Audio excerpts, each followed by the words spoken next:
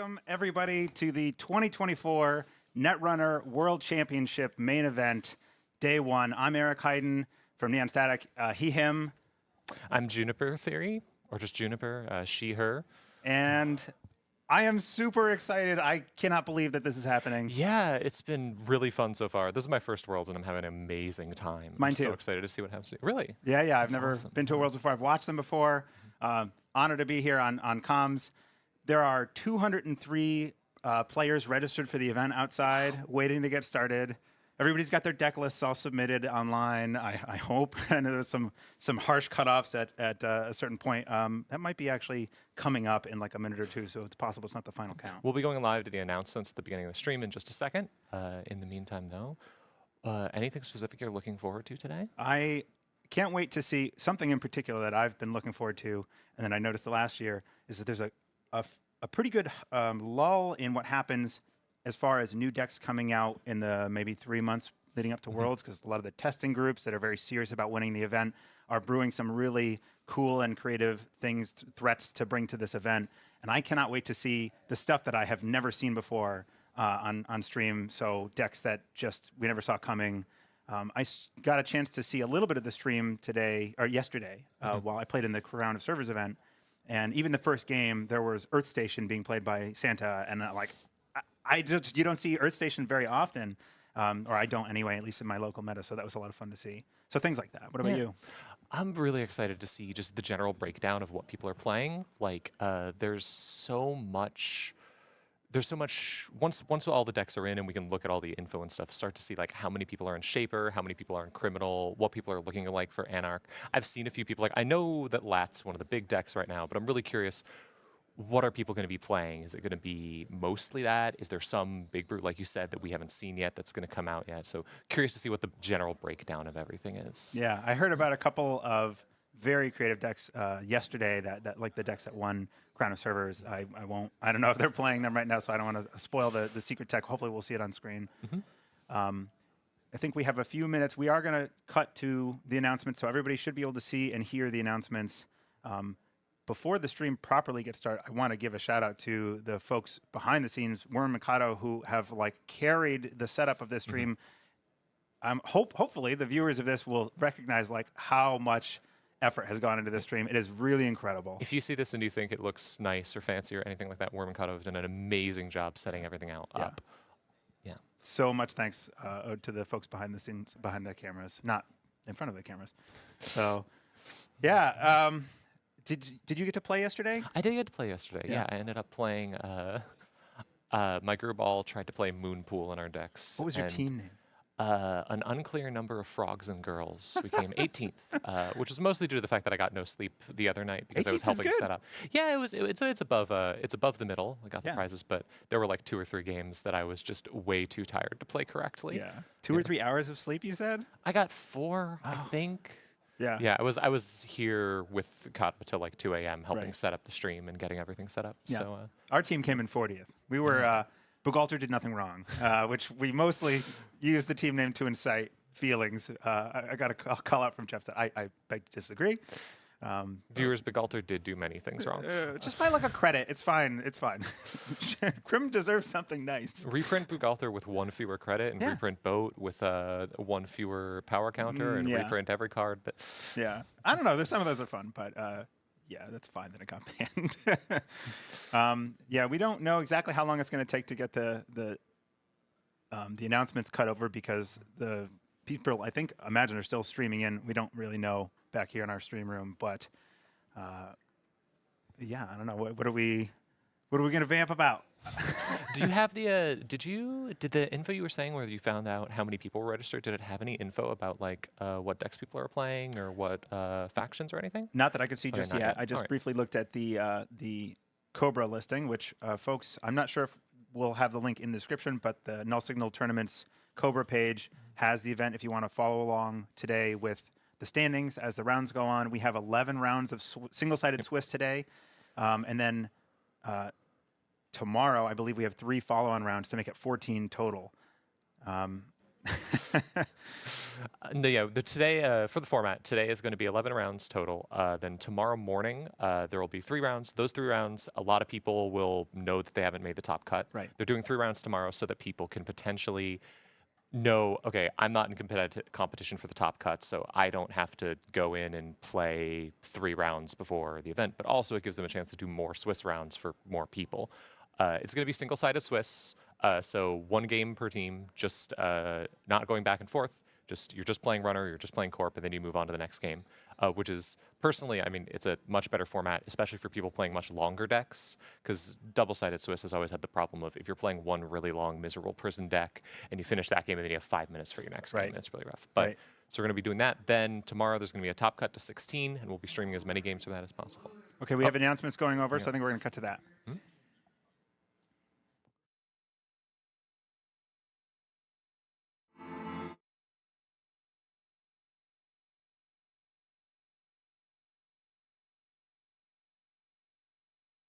Intentional projects for the material and financial gain of colonialist nations.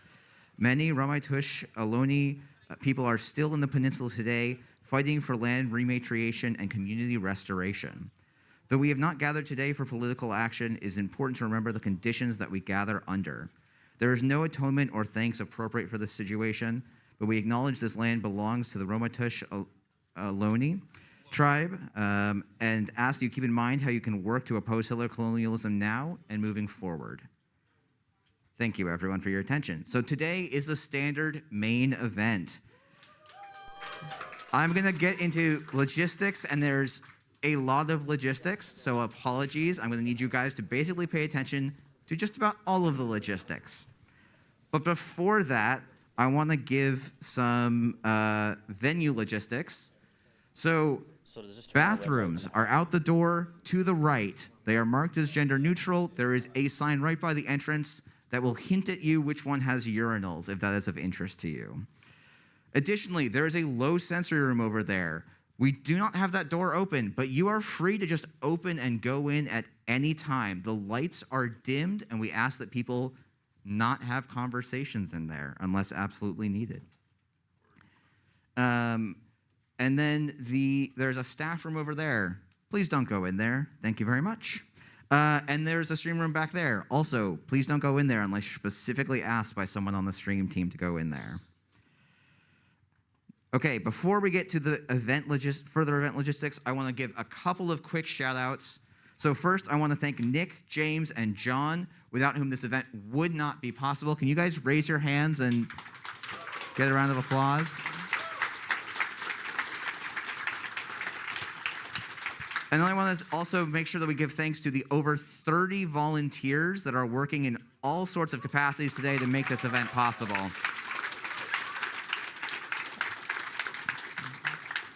I also, while I don't see any hotel staff here, I do want to make sure we thank, and as you see them around today, to thank the hotel staff. They have been incredibly accommodating to us, so please keep them in mind and in thanks as well.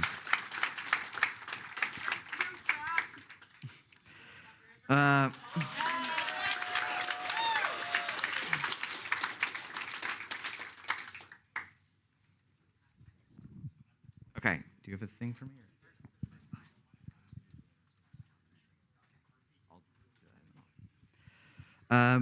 Okay, next up, I want to talk about everyone. We have a responsibility to be good to each other today. We are all human beings here. We are all trying to both do our best as a card game, but I also want us to make sure that we are understanding that there is another human being at the other end of every single interaction today. An important part of that is also respecting people's pronouns. You should not assume people's pronouns. Pronouns are on everyone's badge, and they will also be on Cobra. It is your responsibility and expectation to get these correct, both when you are talking to the person and when you are talking about that person, which is a common area that I've seen people, including myself, mess up with in the past. Okay. On to logistics for this event. I believe when I last refreshed, we have 203 registered players, but let me double check. That might have been a moment ago. Hold on. I should have done this before I walked up here. All right, we have, oh, wonderful. It looks like we have, 204. Even better. Even numbers, much better. All right, we have 204 players today. We are going to be doing tables 1 to a little bit under 100 because we have a couple of fixed seating tables that will be in the 300s. If you are paired to a 300 number table, those are immediately over here to the right of, well, yeah, towards the door that you came in on. I was going to say right and left, and it's terrible, and I'm not a stage person. So anyway, that's where these are. This event is a single-sided Swiss event. This means each round you will be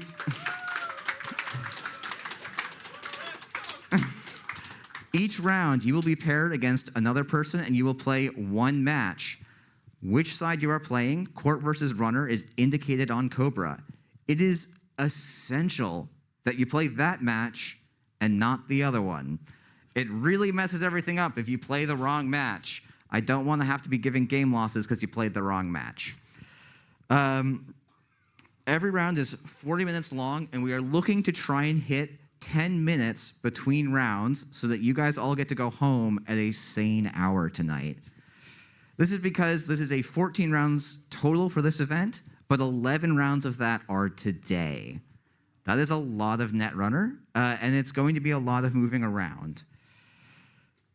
To make this possible, as soon as your match is done, before you clean up any of your stuff, one of the two of you should fill out the match slip and bring it up front.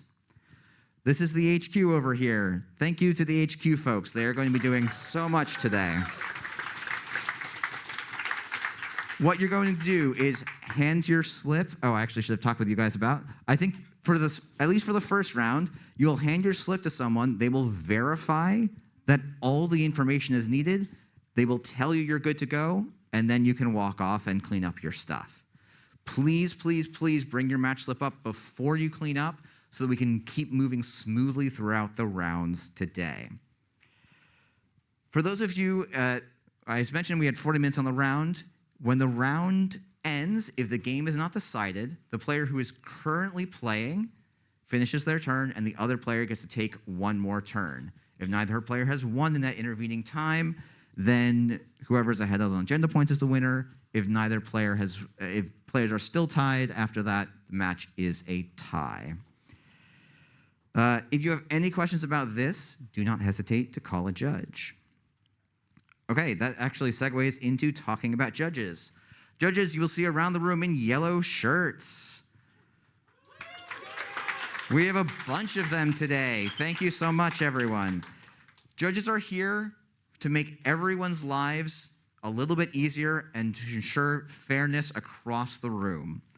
If you have questions about anything related to a board state, you should call a judge. If you have questions about if you're allowed to do something, call a judge. If you have questions about what the text on the card is because you're not sure for any reason, call a judge.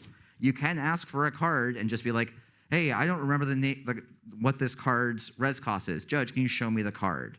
They're here for that as well. Judges can also help and remind you where the bathroom is, where the low sensory room is, where water stations might be. They're also there if you need time extensions because, say, you urgently need to use the restroom, call a judge, or find a judge on your way sprinting to the restroom. That's fine, too. Okay. Second thing, with judges, if you get a ruling you don't understand, you should ask the judge to clarify. If it's still not making sense, you can ask for another judge to come and help clarify the situation. And if you get a ruling that you think isn't right or you would like a second opinion on, you can ask that judge and say, hey, I would like to appeal this ruling, or I would like to get a second opinion. As judges, we've talked about that, and we have a set of policies for figuring out what's going to happen. And I would encourage you to do so if you feel like it is warranted. Okay, third thing related to judges. Alt arts are a topic of conversation among a lot of people.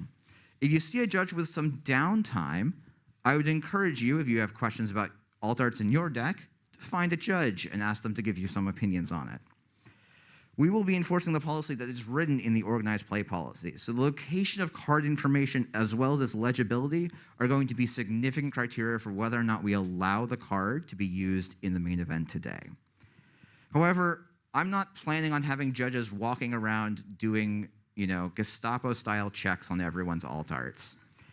It's just not worth our time, and hopefully none of you are trying to be obscure with your cards. If you are trying to be obscure with your cards, please don't. We can print proxies for you. The remediation, if someone says, hey, this alt art my opponent is playing is unclear, we're just going to print off a proxy right away. We're not going to worry about it too much more. Next thing on my notes was, this is 11 rounds of Swiss. It is going to be a long day. Make sure to take breaks when you can. There's water around the room. If water is ever empty, find someone on staff. We will get those waters refilled immediately. Tomorrow, we are going to have 3 additional rounds of Swiss. To play in the standard Swiss tomorrow, you need to achieve 21 points today. I think that is, we have some announcements about the stream. There will be maybe 1 or 2, and then we'll open up for questions. Hey, I'm Juniper. I'm part of the stream team. We're going... So just so you know the protocol for being on stream, there is a table in the back way over there. That is the table that has a camera on it. We're going to come to different tables that we think might look interesting or that we just randomly choose and potentially ask if you can go to that table. It's only people with the lanyard that says they are willing to be on camera. If we do, we'll need to see your decks really quick to look at the alt arts so that we know what alt arts are so that we can pull up the cards on stream. So if you play a weird variation of Amakua, we know what card that is. You'll need to use the playmats and the poker chips that are on that table for the stream. There's tokens and everything over there. And you'll need to, if possible, keep all your cards on the playmat because that's all we have a view of. You'll be on camera, just a single game. If you're not comfortable with any of that, just let us know and we can move on to another team, no problem. We're going to try and do that as soon as pairings happen. A couple of people wearing the blue staff shirts will be out here asking people to be on stream. If you're down to do that, you'll just move to that table in the back. That's all. All right. Anyone else? All right, I remembered a couple of quick things. So we have 2 TVs up. These are going to be the official timers for the round that you can reference. But we know that there are some columns that can make visibility difficult, or they may be a little small. If you want to have your phone out with a timer, make sure it is visible to both you and your opponent so that they can verify that it is a timer and not, say, a cheat sheet on how to play the matchup. Another reminder, notes are legal.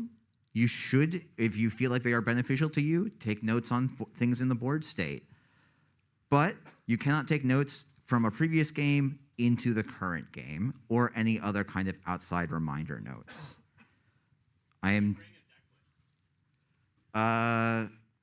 Yes, you can bring your own deck list, but it cannot have any notes on it beyond the cards in the deck list. Okay, I'm trying to remember if there's anything else, or do people have any questions? Can you have numbers on your deck list that aren't the number of cards? No, you cannot have numbers on your deck list that are not anything related. The only thing you can have on your deck list is the name of the card and the quantity of the card and its influence pips. So can I say what the cost of the card is? I can't have that? You cannot have the cost of the card on your deck list. No. Yes. Oh, yes, thank you. My favorite bit. Okay. How do we call a judge? So, first, you raise your hand. I want everyone to raise their hand. And then you shout, judge.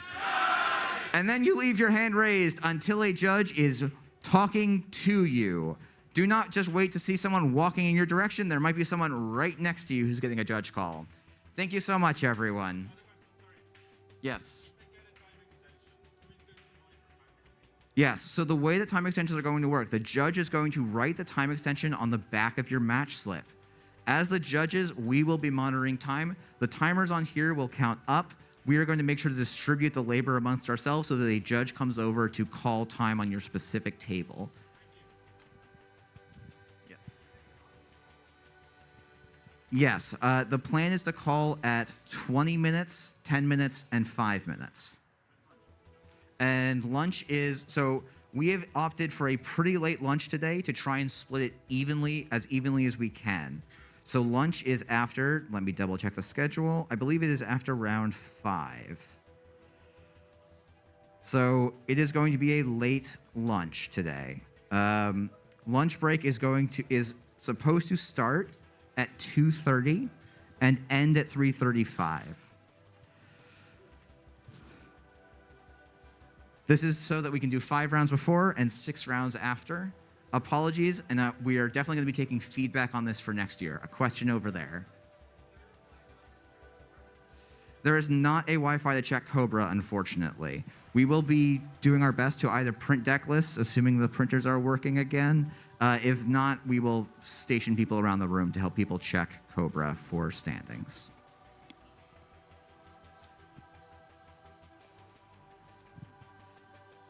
Okay. Yeah, the staff members will have Wi-Fi, but it was going to cost us almost as much as the venue to get Wi-Fi for everyone here. So, okay. I think with that said, we will pair round 1 in like a minute, I think, and then we will get this show on the road.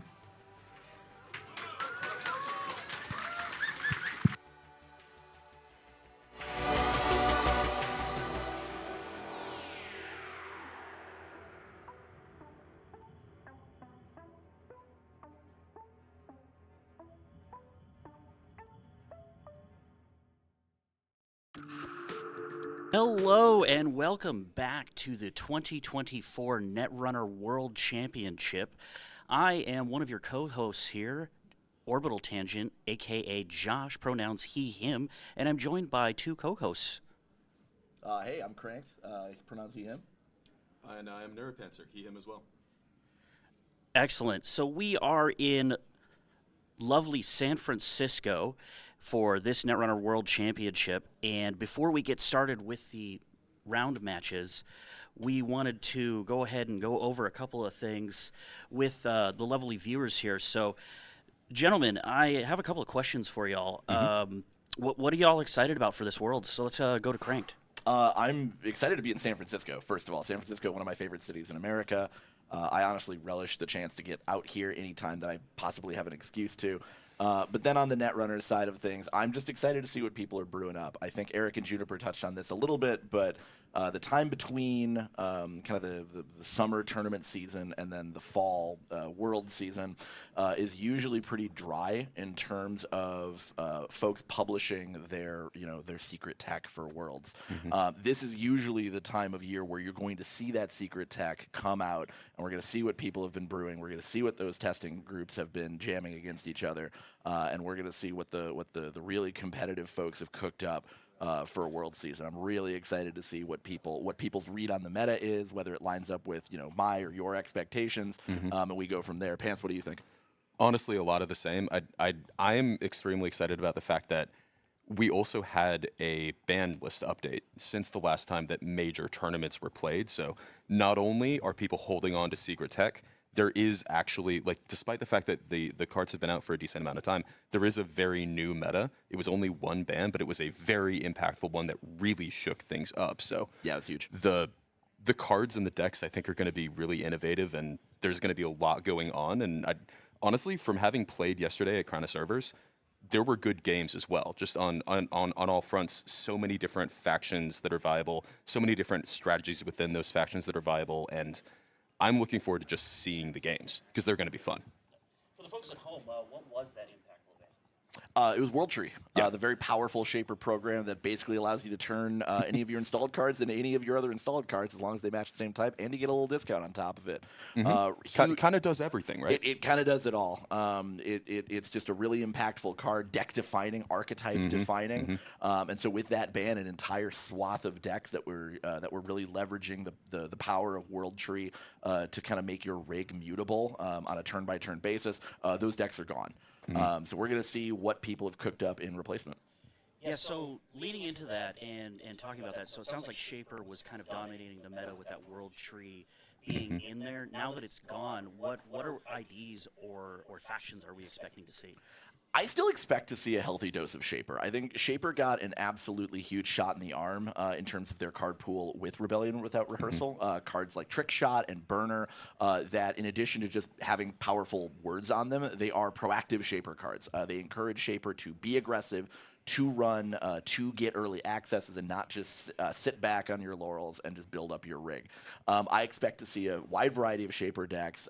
Lat, I think, has been quite strong. We've seen Sokka just absolutely dominate the NAN-PC scene, as well as, I believe, Continentals as well, with his take on Lat, with a very kind of a lean and mean rig, as I would call it. But there's other options as well within Shaper. We've seen a lot of Kit. I think Kit is a very popular runner because the deck kind of builds itself, right? You use cards like Spark of Inspiration to, for lack of a better phrase, cheat out these big expensive breakers, typically Labisamang or Orca. But you also have some kind of off-the-wall IDs that we're seeing play in Shaper as well. Akiko Nisei has seen more play as of late. Yeah, it's sort of a similar style of rig to what the Lat is doing, but the Akiko ability just lets you see more cards. You get to combo with things like Pretty Mary Da Silva to basically build your own Maker side just by winning a side game. That's not to say that other runner factions aren't going to be popular as well. I think all three runner factions are totally viable for this tournament. Yeah, absolutely. And I'm going to put in a word for Anarch specifically. I've been around this game long enough. We've all been around this game long enough, and we've seen enough metas where people say, Absolutely, it's 2012. Shaper is the dominant archetype, or Crim's the dominant faction, and people count out Anarch. America always plays Anarch. We are in America. People are going to show up with their Hoshiko. They're going to show up with their Essa. We're going to see a lot of Anarchs today, I think, as well. Okay, excellent. So, Neuropanther, can you actually expand on what you might think be on the corpse side? On the Corp side, honestly, I think there's a pretty wide range. Corp is pretty good right now, I think, and there are a lot of different strategies that are viable, many of them centering around not scoring 7 points, but killing the runner. I think we've seen kind of on the NEH side, honestly, multiple yellow IDs. R+ is also in that conversation. They all have strong ways to use tools like End of the Line just to flatline the runner from a surprisingly reasonable number of cards that it seems on the runner side. I also expect to see a fair amount of PE and Ag Infusion where they're threatening kind of both to score out and to deal you lethal damage. But I'm also interested to hear what you think, Ranked. Let's not forget about PD. PD That's is a good the point. absolute. That's a good PD is point. the absolute. Just the rock that I think all Corp players can always go back to if they're ever just unsure about what Corp deck to play. It's you can't keep it down. And to make matters more interesting, there's a couple of flavors of PD as well. In addition to the traditional mid-rangey style of PD with things like Border Control and Anoetic Void and defensive upgrades, you also have these kind of new school Shoot the Moon decks that are leveraging really powerful cards like Your Digital Life and just are able to just fill their hand, pay off, get these payoffs by filling their hand, make a lot of money very quickly. They're playing agendas like Midnight 3 Arcology even to further just accelerate themselves. Wayland less of a factor, at least in my estimation, although I think we could still see players show up with a rogue Wayland brew. I think the big 74-card Obelisk may be a consideration for the real sickos. But I really think that all factions are viable as long as maybe with the exception of Nova and Ampere. Sorry to the Nova and Ampere players. If we get one that does well, I'll be very surprised. So, quick kind of question for you. Going into, like, the percentages of decks that are going to be in the field, not to be too esoteric with the stream and people that may be new, so I'm sorry about this, but there was this concept of Panic Pilana before that rotated. Would you say, either one of you, that PD is absolutely, the Panic yeah. Panic PD is the thing now. That's what the P stands for, right? So do we expect to be that a large percentage of the field? I think so. I wouldn't be shocked anyway. A lot of people have been playing PD for a long time, and in an event like this, reps matter. Comfort on your decks matter. And so if you've been grinding PD for a year plus right now, why would you put it away? It's still a perfectly viable deck. It's still doing the same thing it ever was. It's a known factor. But that hasn't stopped the known factor from winning tournaments before. It's not always the rogue list. Sometimes it's just the old standby.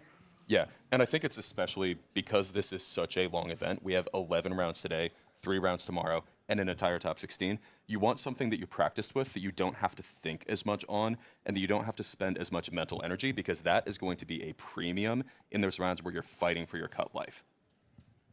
Okay, it looks like we're going to have to wrap it up and toss it to the game here soon. So before Fantastic. we go, gentlemen, can you just tell me one last question? One single card that you think might be a world's defining card. Mindscaping. I'm going all in on Mindscaping this year. I love this card. It's modal. You can do so much with it. You fix your deck. You draw cards. You get money. You can kill people with it. It's the kind of card that high-level card players really tend to like, and I think a lot of people are going to be playing it. And I think for the exact same reasons, I'm going to go with Trick Shot. It's the closest thing we have to Stim Hack right now, and you all know how much I love Stim Hack. I'm going to go with End of the Line, and kind of for the same reasons as Mindscaping. I just think we're going to see it a lot more. So with that, I have to say thank you, everybody, for tuning in to the 2024 Netrunner World Championships here. We are going to cut out for a second here so that we can get to the table, and you will be back with some commentators. Thank you very much, and stay tuned.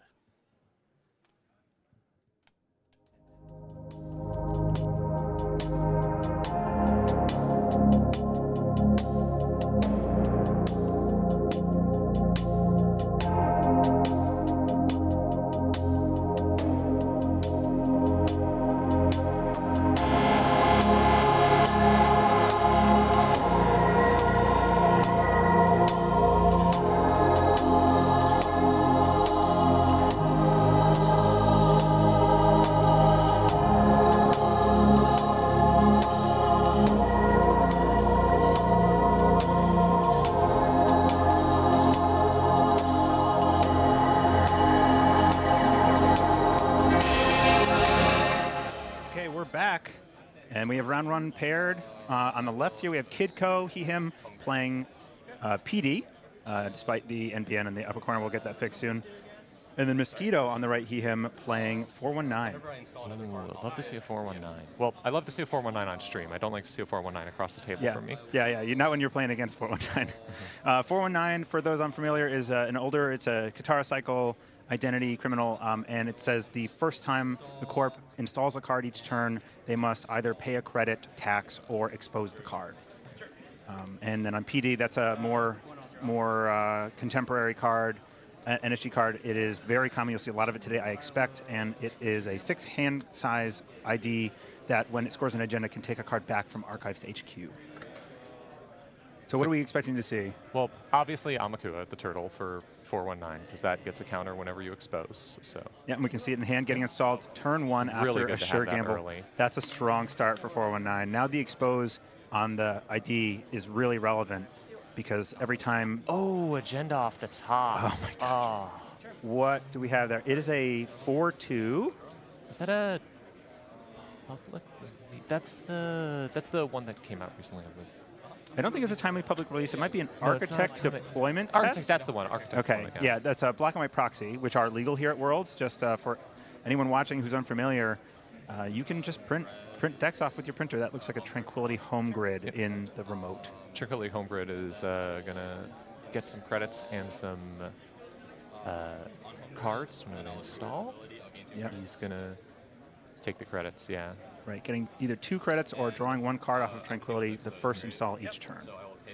And it'll pay the 1, to keep the turtle from getting a counter. Right. And, Tranquility is a nice offset to the 419 tax. It still keeps you, chugging along while you're installing and not just, draining your credits every turn. I always get scared whenever I see something like this. When I lose an agenda off the top, it immediately makes me want to put something in front of R&D just in case. Right. We'll see if he even has anything to put in front of R&D. Yeah, a lot of the 419 I've been seeing lately have been, around my area at least, have been based around Mining Accident, which is pretty popular in the deck at the moment. Is that a security testing? I see a doof getting drawn. Diversion of funds. There's a Mining Accident. It is a Mining Accident 419. That card, once you've made a successful run on a central server, seeing an Anoetic Void off the top, and it gets to stay. The mining accident, if you make a successful run, I believe you pay 1 credit for the card. Two Two- credits. Two credits. And that's right, it was on stream. And then the corp either needs to lose 5 credits or take a bad pub, which is pretty impactful with these 419 decks. I like the low, fly pretty low to the ground. The earlier you can play it, the better, because it's either going to tax them a lot or you're going to have that bad pub for the rest of the game. Right. Did we see a mining accident go off? Yeah, we did. Oh, okay. We just did. And I didn't see the credits get removed, so it looks like the corp took 1 bad pub. Yeah, I think it's getting pulled out. All right. So that was probably the end of the runner turn. I think the corp is deciding what to do. Kidco, what are you trying to do as PD? There's the bad pub. With a Tranquility Home Grid, I'm assuming that this is just a standard Skunkworks Anoetic Void, Yep. put a bunch of stuff in a remote, make it really miserable to run, then score out an agenda that they can't deal with. But it could be some sort of fast advance situation. Right. Obviously. The classic reg PD is 3 seamless, probably 2 anoetic or 1 anoetic, maybe a border control to help control that server, and Managarms, and hoping to gem. Of course, Kidco needs to be worried about losing to central there's access. Seamless. Yep. So early score. I guess you're hoping for an off-world or that looks like a luminal. Luminal. Ooh. Yeah, early luminal is a good sign for Kidco here. The fact that Kitco still hasn't put an ice in front of R&D has me thinking that he might not have any ice in hand. So I'm curious if he'll just try and draw up with the extra clicks from the Luminal. So we'll be on 4 clicks now, borrowing a click from the runner. That's the special power of Luminal, is nerfing the runner. 4 clicks now to set up the next follow-up, which is pretty strong here. And definitely giving Kidco some breathing room back that the mining accident and the Amakua early might be making him worried. Amaku is dangerous because you can just keep running archives over and over again to just keep getting counters on it. Right. So- A lot of these lists will run at least 1 Mavirus, which is going to be very impactful if it comes out. Getting installed is ideal, obviously, but even once it's trashed off the top and gets into archives, it does prevent just running to build up power counters. And then it makes purging, a potential solution to the problem. Also, he did install an ice and pay the 2 to prevent the 419 ability. As a reminder, the 419 ability exposes a card if you don't pay 1, so you'll get to see what it is, which is it's a pretty big benefit, and it taxes the corp. But more than that, what it lets you do is if you have the turtle out, turtle gets 1 counter whenever you expose a card. And then turtle can break anything with a strength lower than its counters, so if you can keep hitting with that ability, you can make turtle really big. Yeah, and we haven't... Sorry. The turtle also gets bigger when you just run on archives over and over again. Oh, Yeah, we can see a That's- Doof with a single... This is a little bit of a risky play, Doof with no... Oh. because if there is anything that ends the run here that is greater than 1 strength, then Kitco is going to be very happy to stop this Doof. Otherwise, if it's going to hit, it's going to be pretty impactful. We see a Mick, an MIC. That is a good res here. It's still leaving Kitco very poor, but that's definitely going to end the run and end the turn for Mosquito. Yeah, that's an awful hit. I guess Mosquito was just going for a Brave, hoping it's like a Drafter or something, which still hurts but Yeah. doesn't kill you. But yeah, running on 7 credits is brave. Yeah, you definitely want to prioritize putting something strong in HQ against a criminal, let alone a 419 criminal, and that is a very good thing to put down. Getting to res it here and still have some credits plus a Tranquility. The other big downside with Mick is that Mick will waste all the rest of the clicks, and that means that Mosquito can't take advantage of... Low credits. Yeah. Yeah, exactly. That's usually the worry. If I spent all my credits, I can't res anything. Now my remote is exposed, but not in this case. So that's the end of Mosquito's turn. Yeah, that was... You see Kidco smiling, pretty happy about that.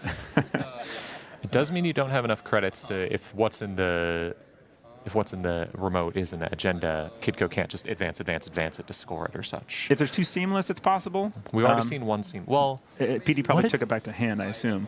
yeah. I probably. missed that. But so if there are 2 seamless, and that's really anything, I think probably an off-world office is ideal, right? And then you get the 7 credits. No, we're clicking for a credit here. PD's ability, for the record, lets you get an asset out of get a card out of archives whenever you score an agenda, which is often used since Seamless is put to advancement counters on a card, lets you advance things really fast. You'll Seamless out a card, score it, and then get the Seamless back so you can do it again for the next one. It is a very fast ability. Greasing the palm, getting played to install a card, that's a lot of tempo forward. That's 2 credits to install a card off of the greasing, plus 2 credits off of the tranquility. So that was a 4 credit and install for a click. That's a lot of value. It's really good. And just exposing the anoetic. Okay. Ooh. Really? So that's interesting. Kidco must really want to have that specific amount of credits. What do we got? 1, 2, 3, 4, 5, 6, 7 credits. Yep. What is the 7 credit breakpoint? Probably wanting to res some ice, I guess? It could be a 4 credit ice and a 3 credit ice. It could be wanting to make sure you have enough credits for the anoetic after the ice. I think Kidco feeling pretty secure here. Last click drawing as a corp behind the mic is probably feeling pretty safe, I guess. Usually, clicking last to draw as a corp is a little risky because you might end up with an agenda you're not expecting to defend, but it's probably more safe in HQ right now than in R&D. Mosquito playing a Hermes makes sense. Hermes bounces an unres card to hand whenever an agenda is scored or stolen, which is just if you're low on tempo and you're worried about what to do, getting a Hermes down is great because it means you can just sit there and let the corp score. And when they do, you'll be able to get some sort of advantage. There's good ways to play around this, and if you're a good corp, you figure that out. But it does give you a little bit of safety when you're on the back foot as the runner. Oh, there's a Seamless. Here, this does, the Hermes does kind of prevent the classic play of just Seamless advance. Oh, we are seeing a Seamless advance. Going to leave something exposed. Scoring another Architect deployment test, I think? Or is that the other one? I can't remember. No, that's Architect deployment test. Can you pull up Architect Deployment Test? I never see that card, so I don't remember what it does. Yes, Architect. Yes, that is Architect. The other one I was thinking of, Remote Enforcement, I think. Yes. When you score this agenda, look at the top 5 cards. They have to stay in order. I was playing this yesterday, actually. And you may install and res one of those cards, ignoring all costs. Now, if it's an agenda, you do need to show that it's an agenda. But otherwise, obviously you can't res an agenda. Looking for a big ice probably here, like a Brawn or something, to offset the Hermes bounce. Or potentially just looking for a Skunk Works, although it would then get bounced to hand from the Hermes. Well, it's resed. It's installed and resed. Oh, okay. Yeah. Right. So like a Brawn, there we go. There's the Brawn. That's pretty good. So that's going to be very hard to deal with. And even though the runner can bounce the ice on that server. So I'm guessing... What do you bounce here? I'm guessing Mosquito just bounces R&D and starts trying to hit R&D. Yeah, and then if you can steal one agenda off the top of R&D, then use the Hermes to kind of pry the corp open like a clam. Or additionally, is there not going to be a... Oh. Are we forgetting the Hermes bounce? We're forgetting the Hermes trigger.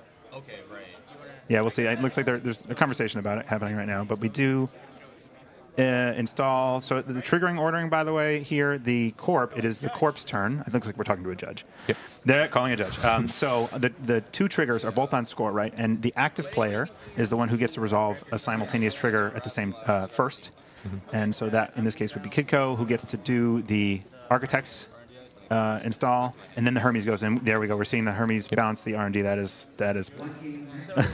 leaving you feeling pretty exposed as the corp here. Yep. But 4 points to 2.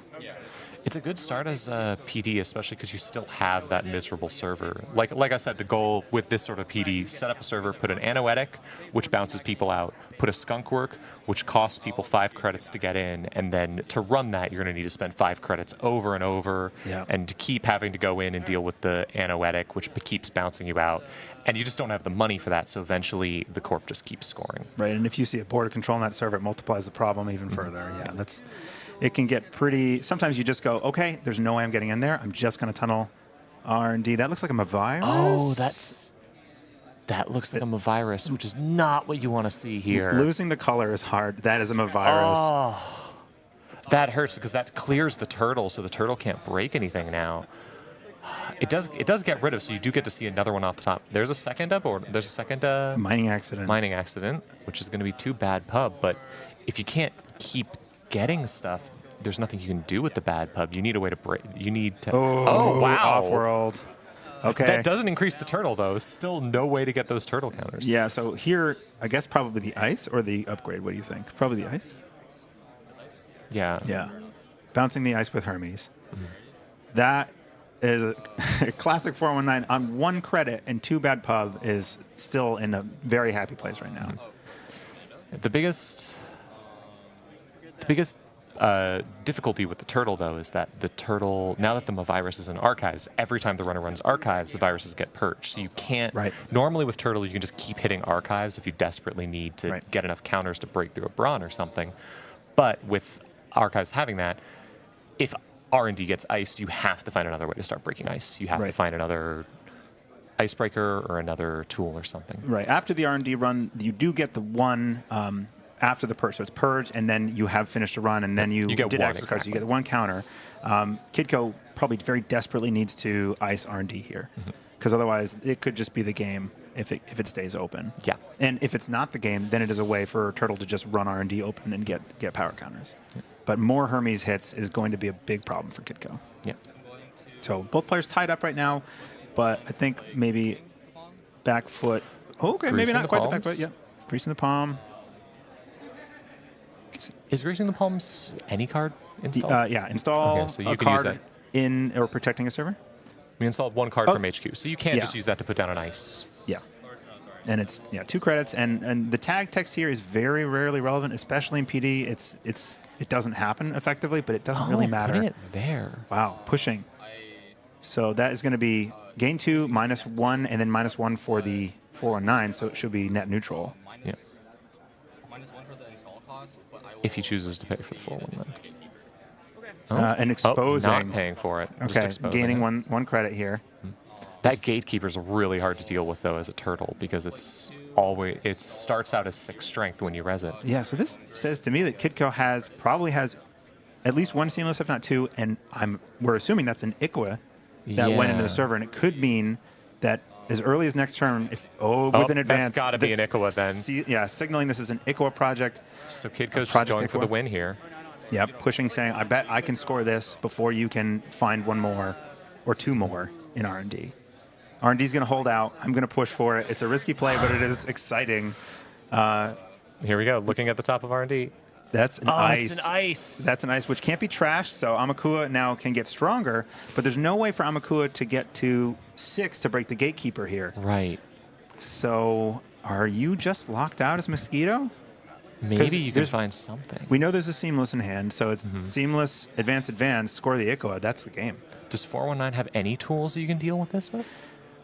You have falsified credentials, which will give you money and a counter, but you can get that by running R&D. So we have 3 clicks left. So just clicking for credits. Oh. Is that it? Advance. That looks like the game advanced, and we're assuming the last click is a seamless launch to score the for the Iqua. win. Yep, there you go. That's what PD wants to do. Classic PD. Yep. Brave move, not doing anything off the top. But yeah, quick first game. It was a good first game, though. Yeah, you can see the sigh of relief. Coach is, whoo, I just had it. Just had the cards that he needed to have to push across. So that was very exciting first game. First win of the day. Yeah. We do have, since we have a fair amount of time in between rounds here. I was going to ask if you wanted to go over, now that we have the list of what decks are being played and what like runners and such are popular, you want to talk about it. Yeah, absolutely. Because now that Cobra's out, we can actually look at that. The breakdown of which IDs are being played, we have access to all that stuff. And I don't think, to anyone who's been playing the game a fair amount, will be terribly surprised what the most popular ID on the runner side is right now. Yeah, by 36 to the nearest one being 29, it is Lat. The top 3 are actually the only ones above 20.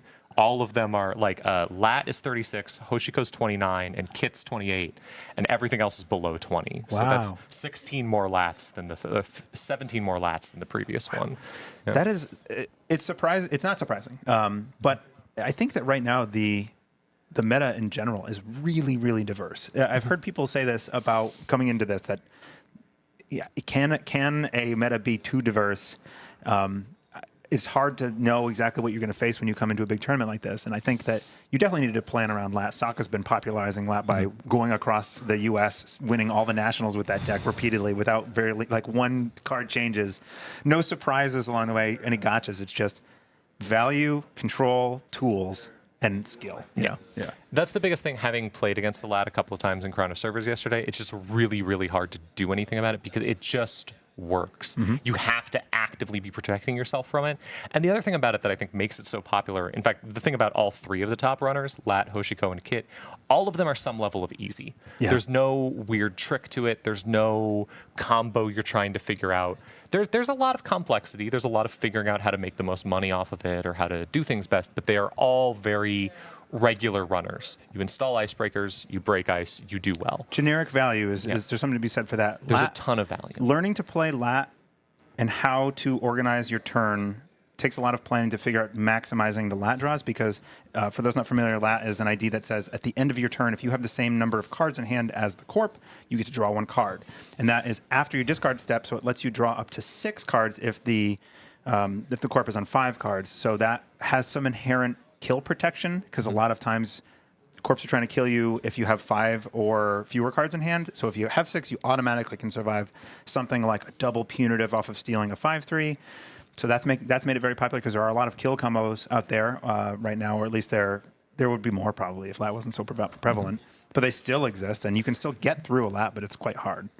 But as a person, I played Lat in Crown of Servers yesterday, and that is knowing when to like say, I don't need the Lat draw right now, I can let this go, and things like that. That's a bit of a skill thing. And also, Hoshiko, like figuring out how to maximize flipping and not flipping. Yeah. It takes some practice. It takes some practice. There's definitely, I think it's a deck with a low skill floor, but a high skill ceiling, which is what you want. It is very easy to start playing it. It's very easy to start seeing the combos. It's very easy to see, I can play Aesops, I can play Muse into Coalescence, and then I can get all the money off of that. Spec working. Spec working. It's easy to see all the tools. Getting good at them is very difficult, but it's easy to see the tools, and then it's easy to pick up the deck, try out the tools, throw them at the table, and find out that they work great.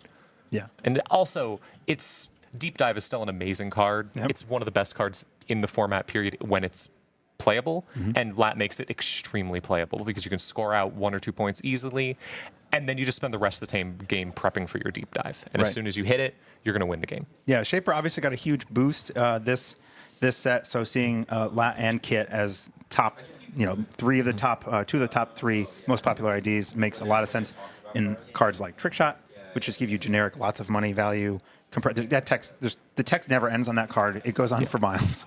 It's really strong. Trick Shot is one of the best cards. I feel about Trick Shot the same way I felt about Stim Hack in old Netrunner, which is that I think this card is overtuned and way too powerful, but I love it and hope it never goes away. Yeah, it is a lot of fun to be able to play, and I think there are definitely things that you can do around it. You see a lot of corps that are playing against the Shaper just start to ice R&D pretty quickly, which is normal play for against the Shaper, but it does a lot to slow them down with that. If you have to, I was in a few games yesterday where I had plenty of trick shots, but I had to go through a couple of pieces of ice before I could then, you break that first ice jack out just to get a couple credits, and it ends up being a 1 or 2 credit card if you can't get into R&D. If you can, getting the extra 2 credits and 2 axes is very impactful. So protecting R&D in that case it feels pretty important. So we've got Lat at the top. We've got Hoshiko next. Hoshiko's Reg Hoshiko. There's so many good Hoshiko decks. Plenty of things you can do there. A lot of Crew Amakua. Yep. Crew Amakua and Devil Charm. Yep. Out of that is a very popular Crew and archetype. Devil Charm with Leech in general lets you destroy ice. Any deck that can destroy ice is going to be really powerful. Right. Then we have Sable, which I've seen a lot of Sable. I think that's the most popular. I don't really know what the Sable's doing. Is it Deep Dive or is it just good Sable stuff? I think a combination. I was going to ask if we could do that. Sable. Sweet. I played against 3 Sables yesterday in a row, and 2 of them were trying to use Jichinho to knife me to death, and they came very close. Some really fun includes a double running hot Sable trying to knife me, got very close with surprise running hots. That was a lot of fun. I'm very excited if we see any Jichinhos today. I it's expect a very fun card. They're definitely out there, right? People love trying to do that as a win con. And then the others are either a value, just denial, crim control, with Amakua and all the resources and twinnings and things like that, or the other one that I've seen is deep dives. Yeah, we've got. Well, let me go through a few more on these. Next up, you have 19 Sables, 19 Aces. Cool. Ace is a staple. It's just always a pretty good deck. Yeah. I don't think there were too many changes to it. 13 Freedoms. 13 freedoms. I think you can basically thank Pailu for that. Yes, Pailu, that one is. Pailu came out with a really cool came second place in East Coast Nationals, and then did very well in Cascadia, I believe, as well. Like the following weekend, basically across the country. And the Freedom deck is, it's a Tag Me Freedom deck. It is playing, what is the breaker? God of War. God of War. Thank you. Which no consumes, which a lot. One consumes. Oh, okay. Yeah, one consume, which is a big influence spend. Lets you, every time you trash a card, you get a virus counter, and then you can click it to get $2 for a virus counter, kind of like a fermenter that you have to manually charge, but it is a lot of money when you need it, usually when you're trying to use counter surveillance to take advantage of all the tags you've taken from the God of War to try and dig for like 10 cards at the end of the game to close it out.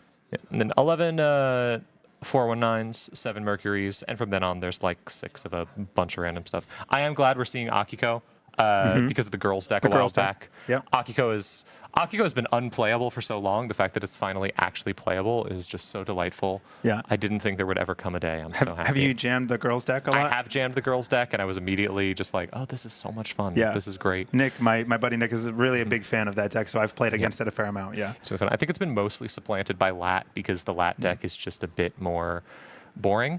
It's consistent. Yeah. But Akiko, I've always for a long time, Akiko was my example of a card that FFG printed that was unplayable, and the fact that now it is great. Yes. On the Corp side, 28 PDs. Yeah. I We played it just saw one, yesterday. yeah. So as boring as PD is, I find that the games that you play when you're playing that ID almost always just are exciting, down to the wire, have these big moments, even though it's like, can I get in? Because everybody knows what the plan is, generally speaking.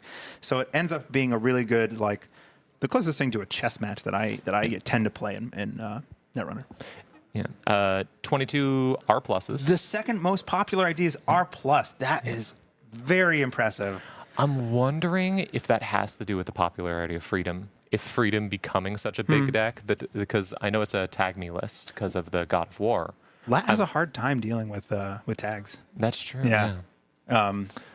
There's very little tech. Like you can put a Hannah in to a Lat deck, but dealing with tags, if you hit a Behold or something, turn one, like you don't have a lot of liquid credits. You have quick credits to run with Lat, but you don't have a lot to just like click to clear tags. Yeah, the Lat deck always wants to be doing something. It always wants to be spending time fiddling with its tools and such. Just wasting time just clearing tags is really miserable for it. 22 Ag Infusions. Do you know what the Ag Infusion deck is doing? So I think that's, again, thanks to Saka. Saka has been playing Ag Infusion and Lat, generally speaking, and winning everything, and it's been a Glacier Ag Infusion. Okay. I think that's probably what that is. It is... it's hard to deal with. It's lots of slow. Step 1, ice up your sensors like crazy. Step 2, build a strong remote, and then put a Lacosta grid in that remote and just let stuff cook and score agendas by having them slow advance. Just they're dripping, and then you maybe push them over the edge when you need to, and then booping people using the ID into a nasty piece of ice over and over again. Ag Infusion's it's a strange identity. I've never been able to make it work, mostly because I'm not very good at Netrunner. I joke, but it is an identity that I see, and I'm like, I get how this works, and I feel like if I was smarter, I'd be able to make all of the tools work and see all the lines. I hear you. But like, I'll stick to playing mediocre, funny decks that are. I find this very hard to pilot. Yeah, it is extremely hard to pilot. Knowing when to trash your ice and in what order to install your ice, you need to be thinking several turns ahead. Yeah. So it's definitely something that will reward a lot of practice and a high skill set. 22 ASA groups. I don't know what that is.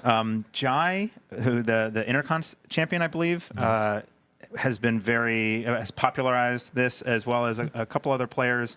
Is it doing anything specific, or is it just? It is definitely running Hollow Man. That is kind of like, you're going to see that. You're probably going to see the powers that be in that deck as a 1 of, or maybe a 2. So the powers that be is a new card as of this last set that lets you, when you score an agenda, you can install a card, I believe, ignoring all costs. I'm not sure, but basically lets you score an agenda using Hollow Man probably, and then immediately jam something onto, one of your strong remotes, and you might see something like Cohort Guidance Program out of Kentucky for that deck, which lets you trash a card from hand the cohort guidance program. Yep. to either give you some gas, draw So very a card. very much an asset spam sort of Yeah, deck. it's sort of shell gamey, Yeah. right? You're putting out lots of things. You're using the ASA trigger. You can ASA trigger to like shore up a server that's really rough by install ice, ASA install ice. Suddenly there's 2 more on that server. It's very flexible. It's what AS has been doing for a very long time, which is just what if I make more servers that are harder to deal with and just put a bunch of really good assets down on the table. Also, if you put your Hollow Man somewhere else, right? It's a shell game. Find the Hollow Man and find the. You have to find 2 things, and if you don't, then you can move the Hollow Man over to wherever the agenda needs to be scored, and there you go. Hollow Man's just incredible. I expect to see a lot of that today. It's very powerful. It allows a lot of creative lines of play, so I like it a lot. Speaking of Dex Pylu made everyone start playing, we have PE. P's scary. P is such a scary deck to see, especially in this setting where you do not know what it is doing. I think a lot of it's going to be from QTM stuff because there's a bunch of decks. I believe at this point, and I think this is I'm part of QTM querying the message. That's my testing group. I don't do as much testing because I'm very bad at Netrunner. I mostly sit there and watch other people make really good decks and go, hey, what if we added this bad card to loud, it? loud, right? Yeah. It's loud, louder, louderer. People just keep adding to the name whenever the deck gets iterated Nice. on. Do you know what that's doing? Oh gosh. A bunch of stuff. Well, the original version way back in the day was called Quiet, and it was Keeling and Prana Condenser and things. But now it's like a really complicated Prana Condenser asset machine. Okay. It's just I've never played against it. it is incredibly hard to pilot, and it is incredibly powerful because you expect just like Grinder or Misery or something, but instead every decision becomes important and everything could kill you at any minute, and you have to constantly be thinking about every possible cost. Yeah. It is very good, but it is really hard to pilot. Right. And then from there, we have those are all above 20. Everything else is below. The next highest is Ob at 12. And from there on, it goes down. I am happy to see 9 Atias. Yeah, 9 Atea is very cool. 12 Ob, I assume, is probably some sort of surprise kill Ob, like combo kill Ob. Think so? Yeah, there's a couple. There's one Ryan Bantwin's list, which is a pure combo building machine where you are trying to. All you're trying to do is have 3 things res on the board at the end of the turn. You have like a biotic. You have a 3-cost asset that you can trash using the Ob ability. And there's a combo where you can basically get a wage workers on the table. You can do a mutually assured destruction and give tags, and then you can double end of the line and push them over into kill. And then other than that, there's a list from Jantuno out of Ob that is a surprise, like more flexible combo Ob that is just out of nowhere. You get Angelique coming in to do meat damage and Azef protocols and Reaper functions and all sorts of things. That's one of the values you can have with an Ob deck like that because you can grab stuff so easily. You can really quickly have a lot of possible ways to kill the runner. If they ever stupidly go down to 1 card, you can immediately find a way to take advantage of that. Yeah, which makes it don't want to dangerous. be left in that situation. The Asmari, just above that, or just below that, is likely mostly Asmari kill combo decks that we've seen out of the UK very prevalently. And that is a re-education combo deck, usually either with a Jupstad grid or a Neurospike. And those are the 2 different flavors or combination thereof that let you score 1 agenda, probably on turn 4 to 6, maybe 7, and then just kill the runner. It could be a lot of things, though, because Asmari is just one of those identities that it's just, do you have an interesting combo? It works in Asmari. I've been trying to popularize Cephalopod Wizards king-making Asmari, which I know at least one deck out there is because someone I know is playing it, and it is a lot of fun where you're trying to score a king-making, you draw cards, you use sudden commandments and a subliminal message to score cards very quickly, and then you get to draw off of the king makings to put the 3/1 superconducting hub to increase your hand size and play YDLs. It's really fun.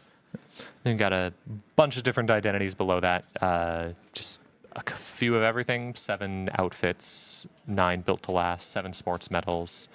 Lots of variation on the lower realms, just a ton of stuff. There's also a few, there's One, at the very bottom Yeah, of what the are the list, weird we get ones? the fun stuff. Saraswati mnemonics. I think I know who that is. Maybe I played against a Saraswati yesterday. That's a lot of fun. Interestingly, there's 9 from the newest set. If we look at just the identities from the newest set, 9 Atiyas, 1 Epiphany, and 1 Nuvum, and no Thunderbolt. Yeah, So no Atiya's Thunderbolt definitely at the most all. popular. Oh, On the no. runner side, you get a 5 Sebastians. You get how many Mercuries? 7 Mercuries, That's- and okay. then how many Arisanas? 6 Arisanas. So all of them solid numbers, Yeah. but yeah, no Yeah. Thunderbolts in this. No Thunder. We have an Ampere. We have 3 Ampere. What about? Oh, we have a exciting. Nova. And 1 Nova. 1 Nova. Interesting that there's more. Yeah, That's I think Ampere fascinating is that there's- definitely more preferred if Yeah. you're going to play one of the neutrals.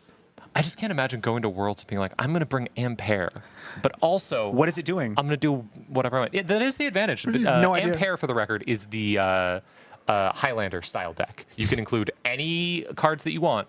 Don't have to worry about influence. However, you can only include one of them. Right.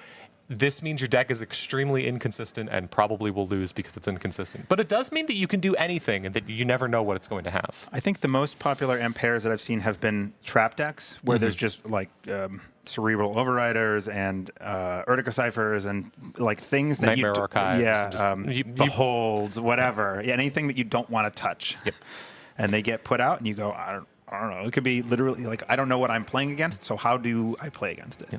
And there was one yesterday at Crown of Surfers. I played Mercury and Nuvum, so I'm glad there was one other person playing Nuvum. It's probably not as interesting as my deck, A but single it's Nuvum. fun. Yeah.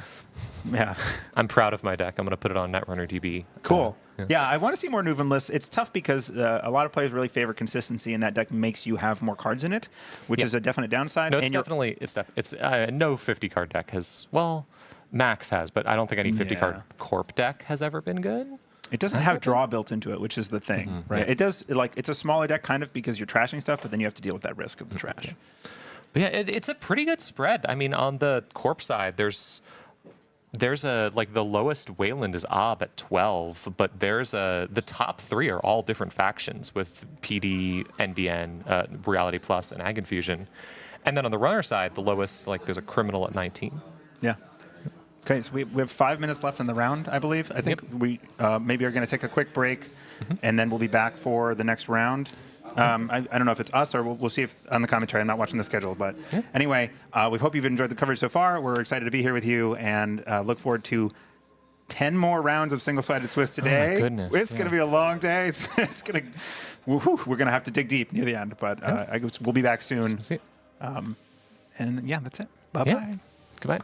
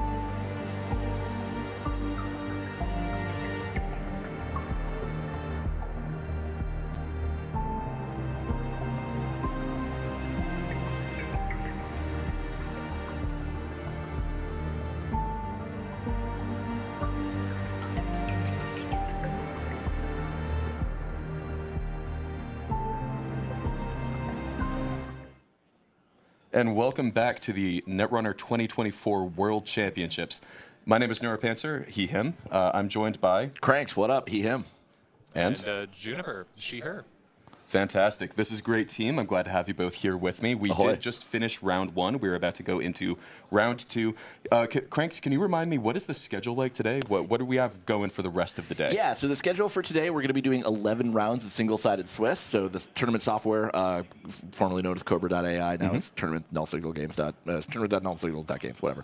11 rounds of single-sided Swiss. The software is going to pick what side you play, so you'll play exactly 1 game per round. The software will try to keep the sides even, so that people aren't playing, 10 games of Corp and 1 game as runner. That won't happen. It should be as even as it possibly should be. As far as there's actually going to be 14 rounds of Swiss total. If you have 21 prestige points at the end of the day today, you will be qualified for day 2, and you will play 3 more rounds of Swiss tomorrow on Sunday, and then before we cut to a top 16. And what are points again? So 21 points is... Yes, that's 7 wins. Win is 3 prestige points. So 7 wins should lock you for day 2. Obviously, you want to get as many points as you can because it just makes your standing even higher and your likelihood of hitting top 16 even greater. But 7 points is the bare minimum, or 7 wins, excuse me, is the bare minimum number of wins you would need to get to those extra 3 rounds of Swiss on Sunday. And that's just for the first today, the 11 rounds. Yes, so 11 getting rounds the top cut is obviously going to be a lot harder. Yes, absolutely. Yeah.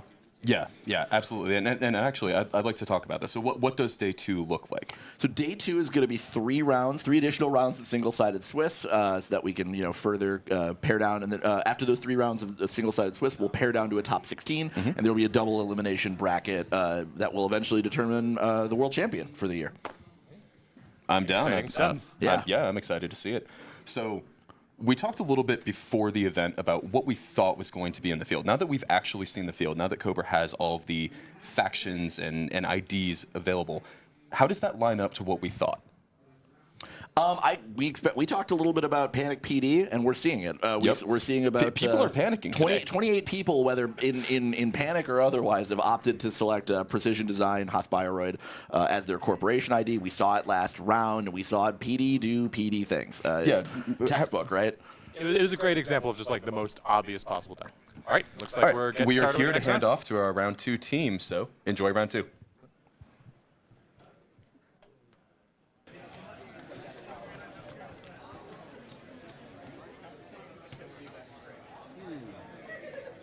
Same matchup I had in round 1. Same what? Same matchup as round 1. Okay, alright, well, I hate that. Thank you.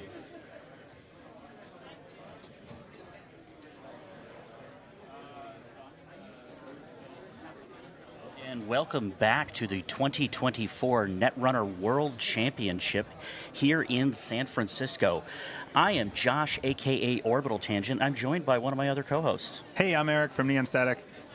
We have 2 very accomplished players sitting at the table here. This is super exciting. We have Analyze Chris, he, him on the left, playing Ag Infusion, and Rotom Appliance, he, him on the right, playing Lat. Rotom Appliance is both these players are renowned for being fantastic at this game. Yeah, absolutely. Rotom Appliance, a noted actual world champion, a former world champion, not the current reigning world champion, that is Sokka, but Rotom Appliance quite accomplished. And Analyze Chris, known for their orthogonal styles, often being called the Architect. The Architect, such an intimidating name. We saw what looks like a keep from Chris. So this, I assume, is going to be a Glacier Ag Infusion deck, probably similar to what we've seen from Sokka this last competitive season. There's going to be a lot of ice. There's going to be things like biovolts and border controls and anything that says end the run. So I think Chris is going to, this makes a lot of sense. Putting 2 ice on that, central servers, and what was the hedge fund? Hedge fund. Okay. Yeah. Hedge fund, classic start. Yeah, classic start, hedge fund, ice, and also going down to 3 cards in hand against Lat. Now, Lat can hit that, but Lat, classically on the first turn, doesn't really want to go super low, kind of wants to draw up. But we may see Rotom try to get that lat draw. It's a very important part of the deck. We saw it. We saw 2 installs, click for 2 credits, and get a lat draw. So SMC and a fermenter cooking very early is going to feel pretty good for Rotom. We'll see if Chris has room in his slots-hungry deck for Mavirus. I know that Ag players often struggle finding slots for even a simple thing as Mavirus, even though it doesn't cost any influence in the faction. Yeah, absolutely. It's a slots-intensive deck because you do have to play more of that ice because you're trashing a lot of it. Yep, you go through ice pretty hungrily if there are a lot of runs happening. Now, Chris might be able to sit back and enjoy some luxury if Rotom does a lot of setting up and less running, and it's hard to face check into any kind of Jinteki deck early for fear of things like Anansi's, which are live now. Anansi's an 8-credit ice to res, and we've got plenty. We have 13 on Chris's side. Saisentan is a really nasty early check.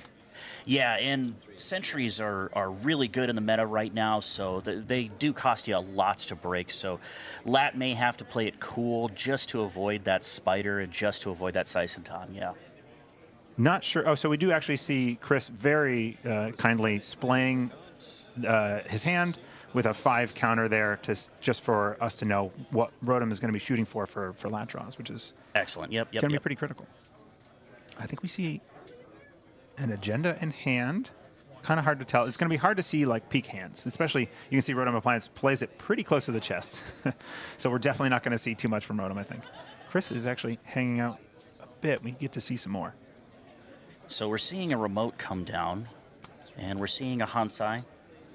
Yep. Usually an ideal pitch here is a subliminal messaging, which this deck often will be running in order to exactly to do this. Hansei Review, it is hard for the runner to be running all the time, and so you'll probably get it back in hand at some point. Absolutely. What do we think is in that remote? Uniced, it's hard to say. Anaerotic Void? It could just be a spin to make you run. A Void unprotected would be a little surprised because it's very cheap to trash. Yeah, very cheap to trash, but you also could duck the lat draw if you were to end the run and eat up potentially 2 clicks. True, yeah. It's tough to say what that is. What are it could be as simple Mavirus, right? If it's a Mavirus, you're happy to have it on the board. Yeah, absolutely. Have the runner waste a click and then also purge their fermenter. Could be a very cheeky Rashida. That would be a surprising push, I think. Draw on 4 here. Yeah, so we're not seeing Rotom Appliance take the bait. It's a spin. Yeah, okay. Yep. Oh, the nice spins from the first CBI. To deny lat draw. To deny your lat draw. Drew up to 6. Yep. That was intelligent play from Chris. Yep. You want to try to deny as many of those draws as possible. They really start to build up over the game, and that drip draw is just crushing for the Corp if you cannot get on top of it. It adds up in a big way, and that specifically, the spin draw gets fired at the end of the runner's turn before the end step where lat gets applied. So absolutely, since you can trigger at any time. So we're seeing a new remote. What are we looking at, Jan, here? A Charlotte? Cooking a Charlotte would be very good. That is a popular include here. Not clicking to install. Also, a Lacosta grid is an upgrade that will most definitely be finding its way into a remote server. Just to cook agendas and add. If you get a Charlotte and Lacosta working together, you're getting passive income that is just going to be really hard to deal with. Yeah, absolutely. You can sort of battle that tempo that Lat is getting with that passive income. I believe we have 1 click remaining on Analyze Chris's side, and we're seeing a double install that remote. Okay. That would make sense to me. This reads Lacosta and a Charlotte because it's not installed. But otherwise, it could just be analytics, like you said, and defensive things. So we're seeing Fermenter click up to 4. Rotom just letting that thing cook. You got a telework contract. Yep, getting all the money down. Nice to be able to get some money without making runs. Rotom hasn't made a run yet in the game. Just doing a lot of setup. Going to be ready to take down whatever needs to be dealt with. Having the SMC on board and Anacam installed is huge. Even more lat draw. Now I think we're going to start seeing the events fly pretty shortly. We just saw a huge setup turn there, though, with Simulchip coming down, Anacam, telework. Trashing Rashida. and drawing 3, gaining 3 credits, and then getting your mandatory draw. That's a lot of forward tempo. It's really good for the Corp to fire off Rashida early. Yeah, absolutely. So probably a defensive upgrade there in the remote would be my prediction, but unknown at this point. There's a number of things that are going to want to get put in there. Yep. We're going double install on the remote again, and then another ice. What are you worried about from the Corp side here? So you probably don't want to be Bernard. Yeah. You probably don't want to be Bernard, especially after you've drawn a lot with Rashida, as you've probably drawn a lot of your key pieces. And Burner is now one of those ways that Shapers are getting those cards out of hand and to the Shadow Realm at the bottom of the deck. Right. Yeah, I haven't seen too many burners in like Sokka's archetypal lat list, and we'll see. Well, this is definitely not Sokka's archetypal lat list because we see a cleaver installed on the board, and that is not a breaker that Sokka's list that he's been making very popular is a lot of disposable breakers like propellers and oilers and things like that, revolver. So this is a little different. We're seeing Rotom just cook here. We're just seeing a lot of building and clicking up of credits. So a fermenter pop. Yeah. With the fermenter pop too, I believe there was also a telework pull there as well. So really building up the money. Classically, in an older Netrunner, back in the far gone days, the wisdom was if the Corp is building, you're building. So you don't really need to run unless they're trying to threaten a score. I wonder if that is the calculus here for Rotom Appliance. Right. You, as Chris, I think, are really interested in trying to score an early Nisei Mark II so that you have access to the power counter on that agenda to let you end runs at will. We saw a run on R&D, Braun getting rezzed. Yep. Great ice to have on R&D here. Yeah, absolutely. So it's a trick shot. If this is successful, then we're going to see an access of 2 cards, and then we will also see Rotom able to run another server. So this is another way to overwhelm the Ag Infusion player, as you can only use that ability once per turn, and you have to be very selective about where you're going to trash that ice. Right, and with the cleaver down and a trick shot, there's, Rotom's getting in here. Absolutely. And we're seeing, and it's all for a turbine. Yep. Okay, so this is like a turbine cleaver, probably a buzzsaw, kind of standard rig, echelon, potentially, instead of the more disposable breakers. Yeah, absolutely. So we got through 2 credits on the trick shot we were waiting for. There you go. And then we see 2. Bacterial. Oh, boy. Yep. That's a big early steal. Now, that is going to allow Analyze Chris to sculpt the top of the deck and the hand, though. So that's not really an agenda that you want to see first. No. Because you're not getting a second agenda here on this dig. Absolutely, you're not. Right. Chris is going to make sure that the next card that gets accessed is something that doesn't really matter. Yeah, absolutely. And then Chris is going to be able to just set up the next couple of draws so that this Glacier can get even bigger. I'm so bad at this. I'm super bad at this. When you, there's a lot of skill involved in planning your next several turns and then remembering everything on here. Note taking is allowed in Netrunner. I wouldn't be shocked if Chris takes notes on what's in order here, but and are we seeing it? Yes, we see a notepad coming out because that is like something that if you don't do, I didn't not write anything down. Oh, no. I don't know, maybe waiting for a pencil or something. But this is hard to remember over the next several turns. So I'll just remember. Yeah, I immediately figured as soon as I put them back down, it's like I never even saw the cards. Nothing goes to hand. I do believe Analyze Chris might be waiting for a writing utensil, although we haven't heard a judge call from either player. Otherwise, oh, no, they went down. Okay. And just access to Hansei review. Okay, yep.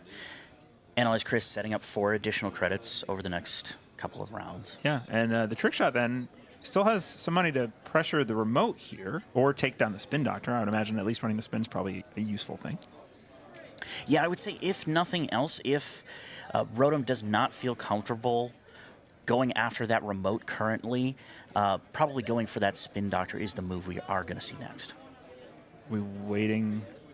I believe, though, on Trick Shot, the additional run is a May. Or is it required? It is May. It ends the run. After that, you may make a run on the remote server. So we did see the run on the remote, and a Tattoo Bola being rezzed is pretty nice for Chris. Going to gain some credits. So that is a risky challenge on the remote. Although you do have the symbol chips, so you can get back your SMCs to go grab a breaker. Although, depending on what breakers you have, you are getting a little bit low on credits here. So if it's something really nasty on the top, you may only be able to break that first ice and then have to jack out. This is very useful for the Ag Infusion player to put whatever they want on this server here and kind of sculpt the board state. It's great early. It stops. It gets you some forward momentum, and then you get to put you. I believe we're seeing an MIC there. Yeah. So MIC allows you to trash it sort of like border control, except it only ends the run when the runner does not have any clicks remaining. Right, but I think we're going to fire this here. Oh, no, we're using a simul chip probably to get another SMC on the board. See, we saw a simul chip pop using the credits off of the trick shot. Yep. I think just verbally said yes to get the SMC, and then we saw the two credits. Yep, there we go. Thank you, Chris. Yep. So Turbine is going to do a lot of work here. There are a lot of high strength ice. Euler. Yep, and Euler also coming down. I believe that breaks 4 free when it comes out. The turn that is with installed. a turbine is quite good because it costs to pump the strength. You know, it's two credits to one for strength, and normally 2 credits to break two code gate subs. But on the term it's installed, it's just 0. So. Yeah, and so with Turbine, this is a base strength 4. Yeah, and Mick is 4 as well, so that just breaks it for free. Yeah. So Lacosta, not a defensive. It's the Lacosta grid. That's cost 4 to trash. That would take Rotom to 0. It would. You don't want to do that. But also having Lacosta grid in the server is rough. Oh, going to 0 credits. That does not feel good as a runner. Yeah, it doesn't feel good, but Rotom does have the telework credits here, so can burst up to 3 at least. Still not quite where you want to be. Right. Yeah, and we haven't seen any creative commissions yet, and there probably are those in the deck. So you telework, you creative commission at the end of your turn, you're back up. And it did disarm this server to some extent. So there were programs trashed this turn. So Rotom is actually cooking a fermenter for free, getting that out of the bin. Using that last simul chip, though, which is a little bit risky, not having the full rig online. Right. We've seen 2, so it's potentially 1 more in the deck, but the easy access ones, it makes sense here to get access to bounce back from this low credit state. Yeah, absolutely. You also have lines of attack here. You know what is rezzed on R&D. You're probably not going to be able to check that for a while because of that bacterial, but you know that you can get through, at least for now. Yep. You install in the remote. We advance it. This looks like a Charlotte to me. Or it could be that then there's a scoring window potentially here, and that is an early Nisei. Yeah, it could be an early Nisei. It could also be a BioVault cooking. So if you can get that BioVault online, then you can try to cook whatever you want because you can open your own scoring windows. BioVault's a funny card that what is it? When you have 2 advancement counters, trash 2 hosted advancement counters and end the run. Thank you. Yep. Notably, you can also end the run on any other server. So it's not just the server that BioVault is in. Yeah, that's pretty flexible and useful. Yeah, a great card in a Lacosta deck. Very, very flexible. You seen clicking for credits? The telework got trashed there. Yep, so clearing out the telework, yep. Yeah, we're seeing another build turn from Rotom. It was the Nisei. That is a great thing for Chris to have in his back pocket. Yeah, absolutely. That's going to make the pushes through that remote server a lot easier. And at that point, Rotom may have to pivot to trying to win off of Centrals. Although, with that bacterial score early, again, Analyze Chris is set up to very, very well control the tempo of the game. It seems like you don't want to lose a 5-3, but getting to sculpt the shape of the game for several turns to come is really powerful. Very powerful. Very powerful. Especially when you can hold it all in your mind, like Chris seems to be able to do. Yeah, absolutely. We're seeing that fermenter tick up to 3. We're seeing Rotom think. Like 2 turns later, and I think Rotom's on 11 credits. That was a very fast bounce back from 0. Absolutely. Really hard to do otherwise. The tools that were available. Oh, we saw Sure Gamble. That's how we got back up so high. Yeah. Yeah, it looks like it was telework, a lot of clicking for credits, and then a Sure Gamble. See a lot of draw. Diesel. So Diesel with an Anacam will draw you 4 cards. I think that the Anacam had already been played, though. And there's an Echelon. Okay. So we do have the full rig. I'm curious to see if the Oiler is the permanent code gate solution, the decoder, or if it is meant to be kind of a stopgap. Yeah, absolutely. And then no free lunch as a tech card. No free lunch. Lat has a hard time dealing with tags. So this makes a lot of sense to see in this deck. I haven't seen it before played, but I haven't seen no free lunch since I've started playing Startup. So that's kind of exciting to see. Yeah, interesting. Although R plus being a lot of the field, it does make a lot of sense. There are so many R plus today. Yep. It's shocking to me. Okay, so we saw Hansei install advance. Yep, so we're seeing another advance here. Basically telling Rotom Appliance, you won't. You won't. And if it's another Nisei, it's miserable for Rotom here. Absolutely. He will, at that point, probably just have to try to win off Centrals. Right. And even then, when it matters, well, HQ, I guess, if there's a likelihood of a impactful steal from HQ, then Chris just gets to say no. Yeah, absolutely. Or if there's a burner that comes out. Okay, trick shot. Yep, so we're seeing that Centrals plan, I think, come to fruition here. All right, get to see 2. We see a Rashida. Yep. Cost 1's to trash. This has to be almost trash. We see a trash, yeah. It's sort of, I guess it depends. And that Thimble Rig is a Thimble Rig. It's Yep. a very cool alternate Thimble Rig. Yeah, that's actually a Worlds promo from way back in the day. I think 2021. Not way back in the day. Yeah. A couple years. We're good. Yeah, and then we're challenging the remote again. Another Brawn. Brawn, Mick. That is a strong setup for ice that you have to run through. It's a gauntlet. Yeah, so what we may see here is waiting for Rotom Appliance to spend all of the credits, and then either a pop of the Nisei or a pop of the MIC if another Nisei can be scored on the back of that.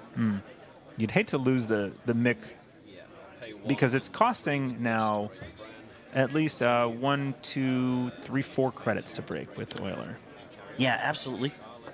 And it's a Charlotte. And just going to pop, that was a pretty good bait. It was one of the lines, but you definitely can't leave. That's the thing about Charlotte. You can't let it sit there. Yeah. Because you get, unlike an NGO front where if you installed and advanced it, it's just 5 credits. You don't need to worry about it. Charlotte's a threat if you leave it there. Oh, yeah, absolutely. That passive income is just as bad for the runner as the lat draw is for the corp.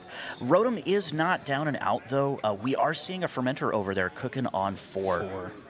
And that will be 5 next turn. Do you think we see a purge? We may see a purge, yeah. Chris is watching Rotom's board state like a hawk. Okay, we see the mandatory draw.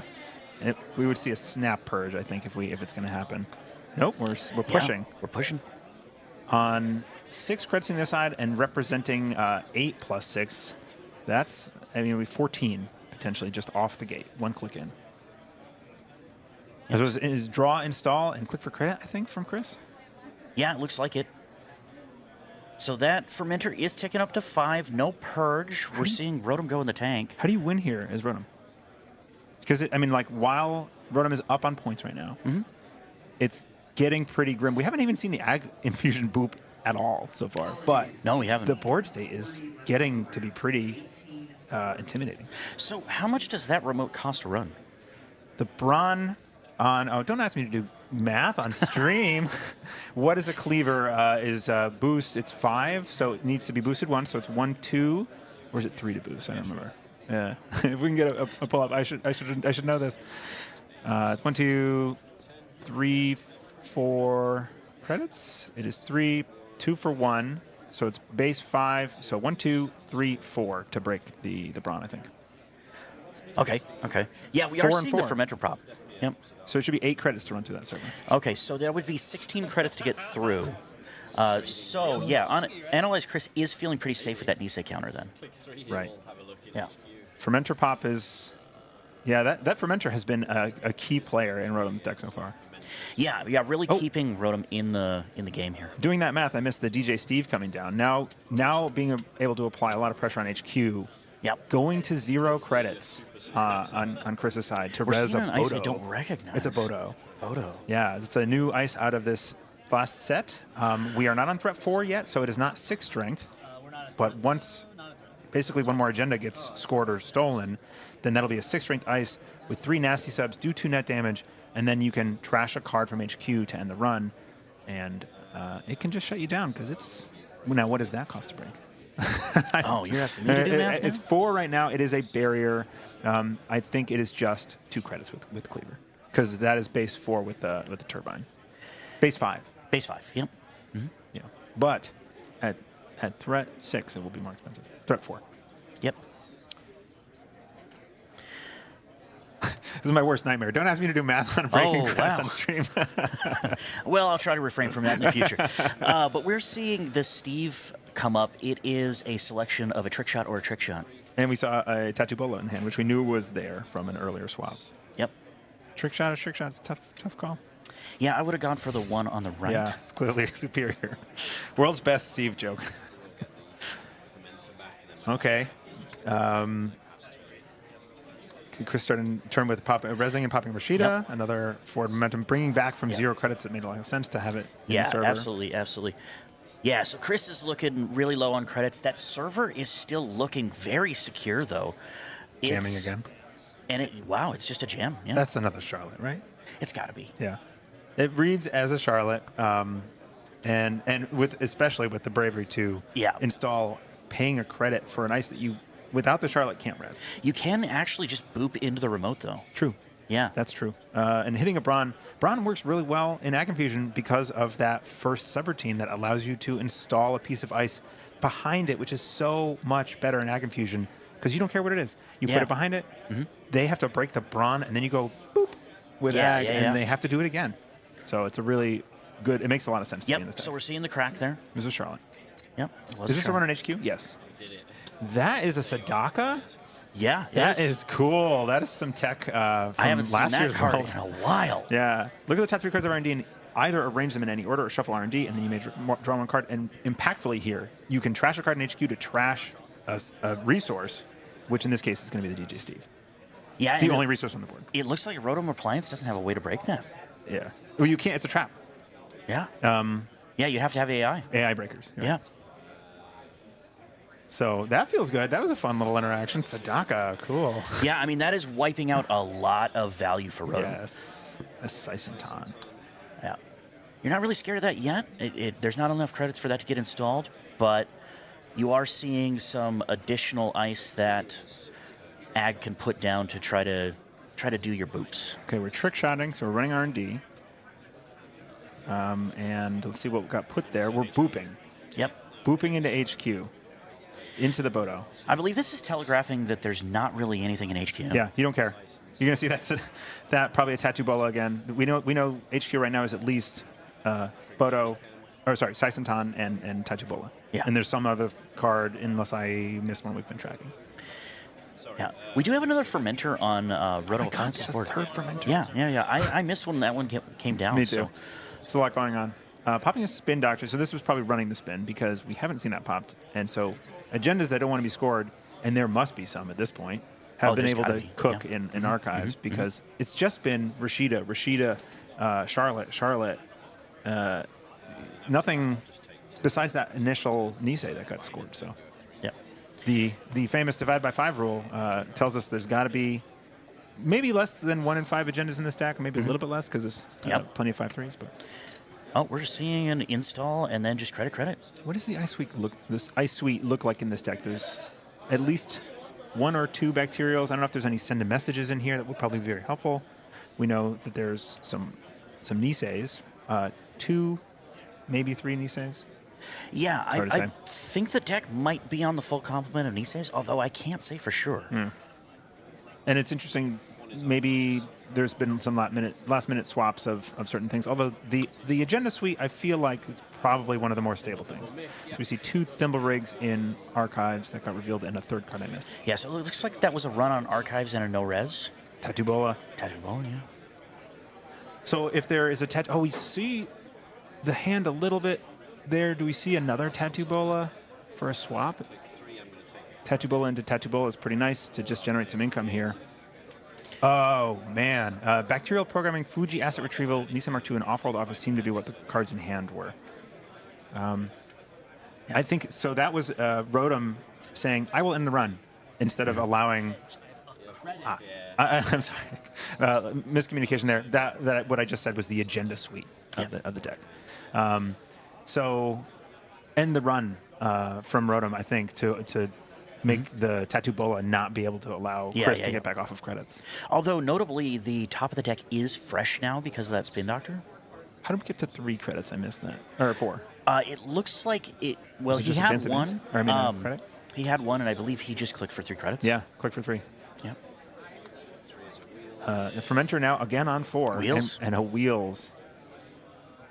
It's going to help with just clicks for running remotes here. Yep. And that remote is not looking secure now with that Fermenter ticking up to 4 and ticking up to 5 the next turn. right. On the turn that a Wheels gets fired to run a remote server, if it's not just used for extra clicks, it is possible to use the Nisei counter to give the runner a tag, which is kind of fun. Yeah, yeah. I imagine... Does this signal that this is a deep dive deck?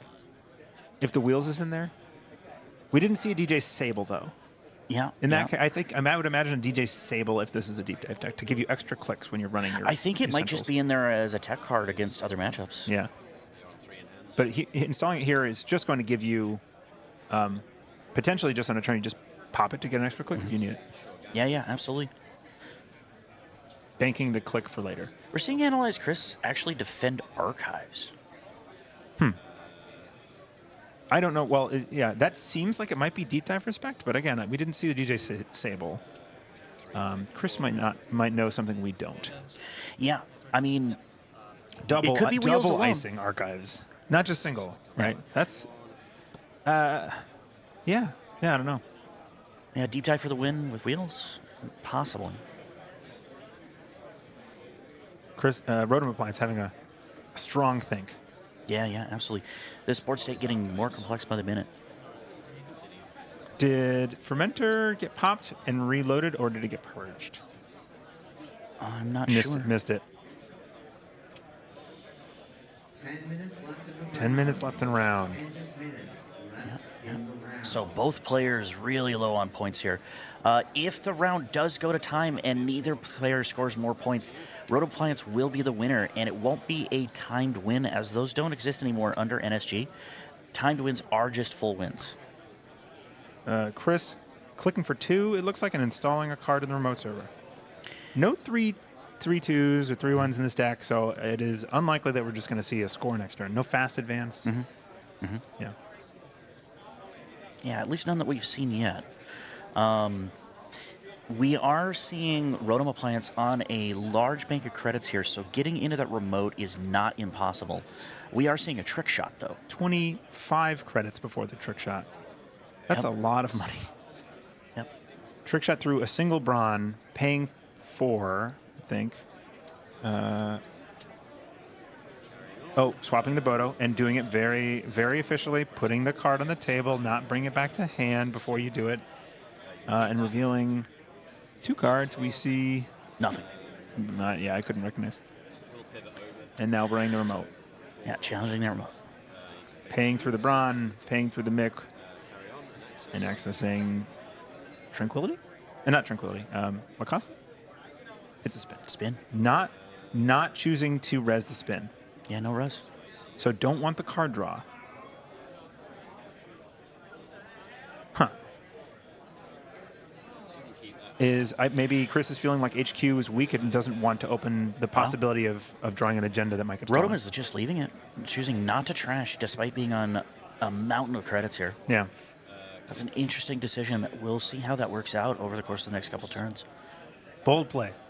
Yeah, absolutely. See how it plays out. Resing and a Nancy and a Tattoo Bola on archives. Yeah, that is not what you want to see as Rotom Appliance. So but it was going to come up at some point anyway. But this seems like a deep dive now, right? Because it was R&D into the remote and then HQ. Or do we see an HQ run? No, we didn't see an HQ run there. Yeah.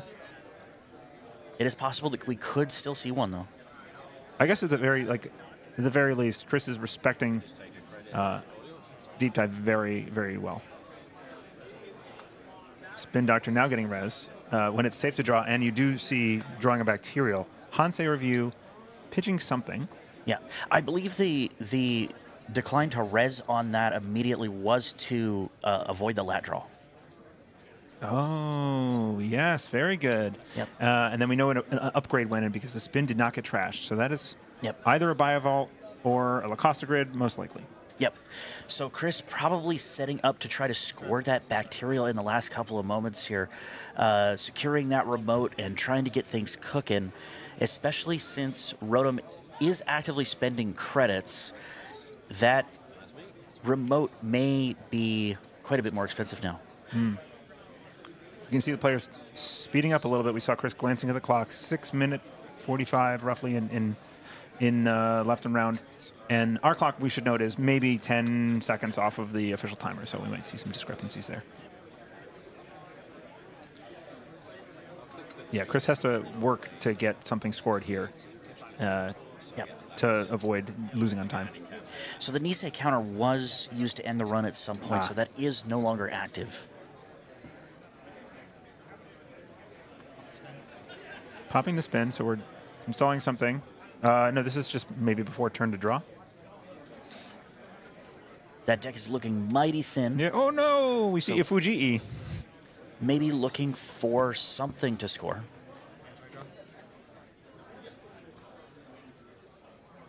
Okay, so I think this might be mandatory. Yeah, that was seeding something in the deck to hope to draw here. Pre-turn install. Another ice, paying 3. Okay, on 9 credits. And we should And just click take for another credit. credit. Yeah. Yeah. It's possible that one of those is Tattoo Bola. It's gotta be, right? Yeah. Because otherwise, how are you staying liquid? Yeah, absolutely. It's probably just like Tattoo Bola into Tattoo Bola. But that is it's a push. That is a mountain of credits, and we are seeing Fermenter on a huge number again. So if this is another Nisei, it gets scored next turn. Because absolutely. that's probably Border control. Lacosta Grid. Oh, Border Control is a good install. Very good here. There's the Tattoo. Bola. Yep. So we're seeing multiple things that could be popped here to try to secure the remote. Possibly running Rotom Appliance out of clicks. Yeah, I don't know what click this is because we're not tracking clicks in this game. We see a Dirty Laundry on HQ. I think just bounced there to deny credits again on the Tattoo Bola. Yeah, absolutely. What do we see? I looked away. Never look away. Oh, yeah, I missed it there too, but it was nothing to be scored. Okay, popping a Fermenter again. Yeah, again. for 10 credits. This is maybe the 4th time that Fermenter has been popped, Yeah, if not the yeah. 5th. Just on a mountain of credits here. Yeah. 42, I think, credits. There's nothing you can't get through besides border controls. We're seeing a third. Install advance. There is the agenda. That's either the agenda or that is the Biovault. Oh, it could be a Biovault, yeah. Yep. So setting up for another turn, so you got to get through a border control, you got to get through a Biovault. You potentially have to get through the MIC, right? You have a lot of ways to turn that run into nopes. Anoetic, right? If And a that's, lot of credits, yep. Yeah. And that Tattoo Bola does have to fire if you want to get through this remote. Yeah. So, it's going to give back some of those credits. Wait, is Chris on 0? It does look like Chris is on 0. Oh, res the Tattoo Bola, temporary. This is a run in Archives. So there's the Tattoo Bola. Running Archives. Going through an Anansi to run Archives. It just screams Deep Dive. So another Tattoo Bola swap. Tattoo Bolas are like the backbone of this deck's economy right now. Absolutely. Have we seen an Ag Boop? No, we really have not. That's a Charlotte. Trashing the Charlotte, saying you may not have any more money. And it's a Biovault. Wow. Yep, just ending the run on HQ, I think, to deny. Yeah, it looks like deep this dive. may be a deep dive, yeah. It was an attempt. It looks like this may be a deep dive deck, yeah. We have the Hannah. Yeah, they were popping the Hannah. Getting the, yep. And we go, this is going to be a deep dive, plain deep dive. Let's see what we get. First access HQ, just to make sure. Yeah, deep dive. Oh, okay. Oh my goodness! Oh, it all looks of like the that's the agendas game. that with. Well, how Do many we have clicks an do we extra left? click? 1 or 2. On 2 minutes left, 2.5. We are going to take. Not the Fujii. I'm sorry, not the bacterial. The Fujii taking some net damage. Only 1 click. So up now on 6 points. How does Chris get above that? Yeah. I don't think you can. No, that deck was all agendas. That deck did not feed Chris agendas at any point during the game. I think this one is lost unless we see something absolutely amazing happen here. The possibility even to just cheeky score a Fujii and somehow kill Flatline Rotom here doesn't really exist because the Stone Chip is on the table. Sprinting here, Chris is desperately trying to find an answer. This is a difficult position to be in. We're seeing a jam in the remote. Playing has to play very fast here to get any points across the table. Still, even if that's a Nisei, it's not enough. Lightning fast turns. It does look pretty grim for Chris, but it's possible that he. Let's see. He would have to score. I mean, he has to score another Nisei and then a 5-3. This might just be a cheeky try to score off of either HQ or R&D. Okay. That deep dive was so juicy. Yeah. Well, that makes sense on why Chris at no point during this game was really pushing anything and just throwing. Just couldn't find him. Kind of garbage in that remote. Yeah.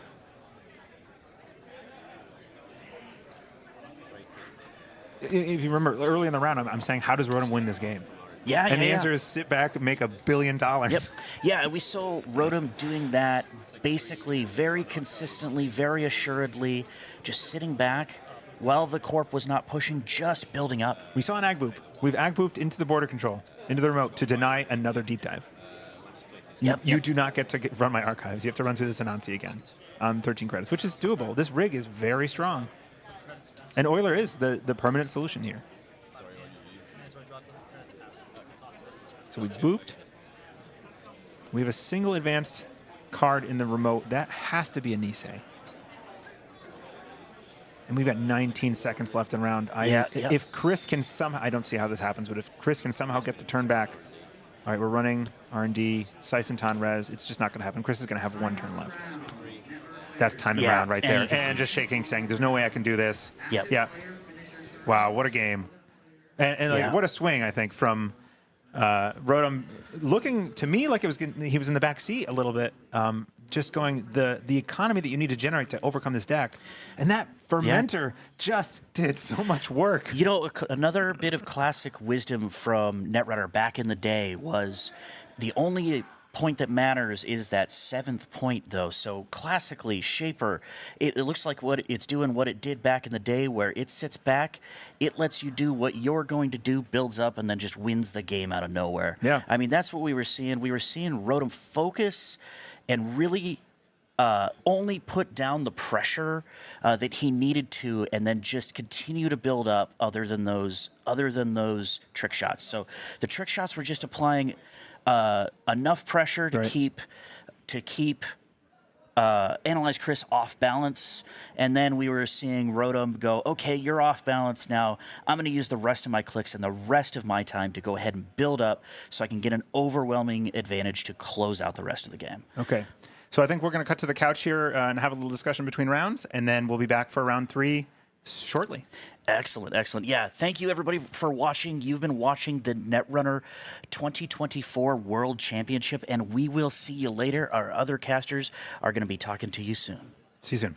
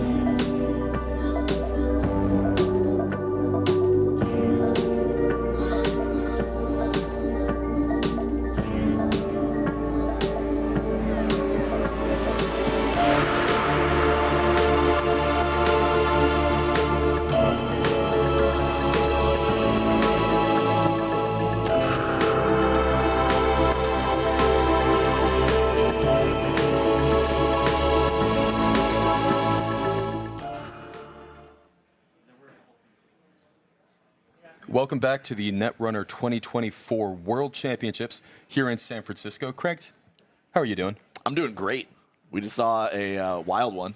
Went right down to the wire. I know Orb said that the only point that mattered sometimes is the 7th one. In that case, not so much. The only point that mattered was that 6th one. That's true. Very true. Got him Fantastic on a game, though. Yeah, fantastic game. Awesome game. Awesome game. Just a perfect example of the kind of just really nail-biting game you'll get at a tournament like Worlds. Absolutely, yeah. When you have absolute top-level play, people giving their all, bringing their best possible deck, putting the most prep in that they do in the entire year. It really does make Worlds special. We'll get back to that in just a second, but just a reminder for people at home, that was the end of round 2 that you just saw. Round 2 is wrapping up. Time is called in the round, so they are getting round 3 paired as we speak, and that will be up here shortly. There are 11 rounds today, and then 3 more rounds of Swiss tomorrow, followed by the top 16. So we are getting into the thick of things. Going to start probably being able to talk about interesting stories of who's at the top, what factions are doing the best so far in another round or two. But before then, Cranks, both you and I have been to a number of World Championships at this point. I just masked it out. This is my 6th one. There we go. Worlds. 6th Worlds, yeah. So I did want to talk about, you brought up, Worlds really is kind of a special event. It has its own real aura, honestly, I would say. Can you think of, like, what do you think is your top Worlds moment that you've seen? There's a lot of them that I could go to. I'll go on a more personal note. 2018. Magnum opus or fake news worlds to some individuals, to the old heads out there. I was part of a testing house for that world. Shout outs to Auntie. And we had just really just busted our chops, just working on decks, trying to figure out what the best decks were. And watching one of my teammates take it home, King Joe, still King Joe to me, watching one of my close teammates who had been working towards a Worlds win for so long, had that on his docket for about as long as he possibly could have. Watching him take that final game over Chris Dyer was awesome. And at the time, it felt so much bigger because NSG was just a kind of a pipe dream at that moment. We didn't know it would turn out to. We didn't think we'd be filling, know, this entire meeting space in, this very fancy hotel in San Francisco.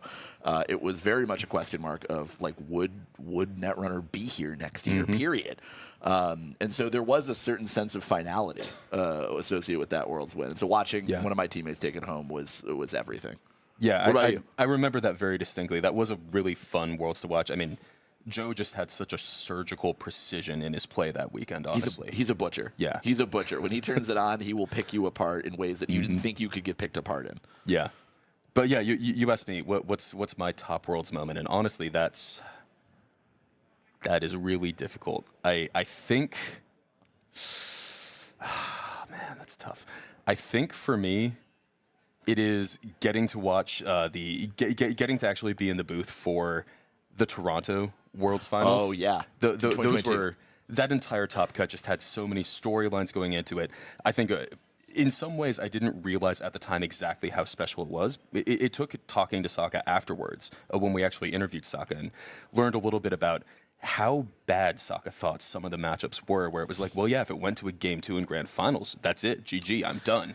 Yeah, that was a fun Worlds. I think that was one of the best examples of the kind of the talk of the quiet terror that was going around. Yeah. The terror of Toronto was that Ag Infusion deck really abusing the interaction between Trieste Bottle Bioroids and Loki. People were. Man. I had heard rumblings of this during Crown of Servers or King of Servers the day before, where it's like, watch out, there's this rogue Ag Infusion deck that's just beating people senseless.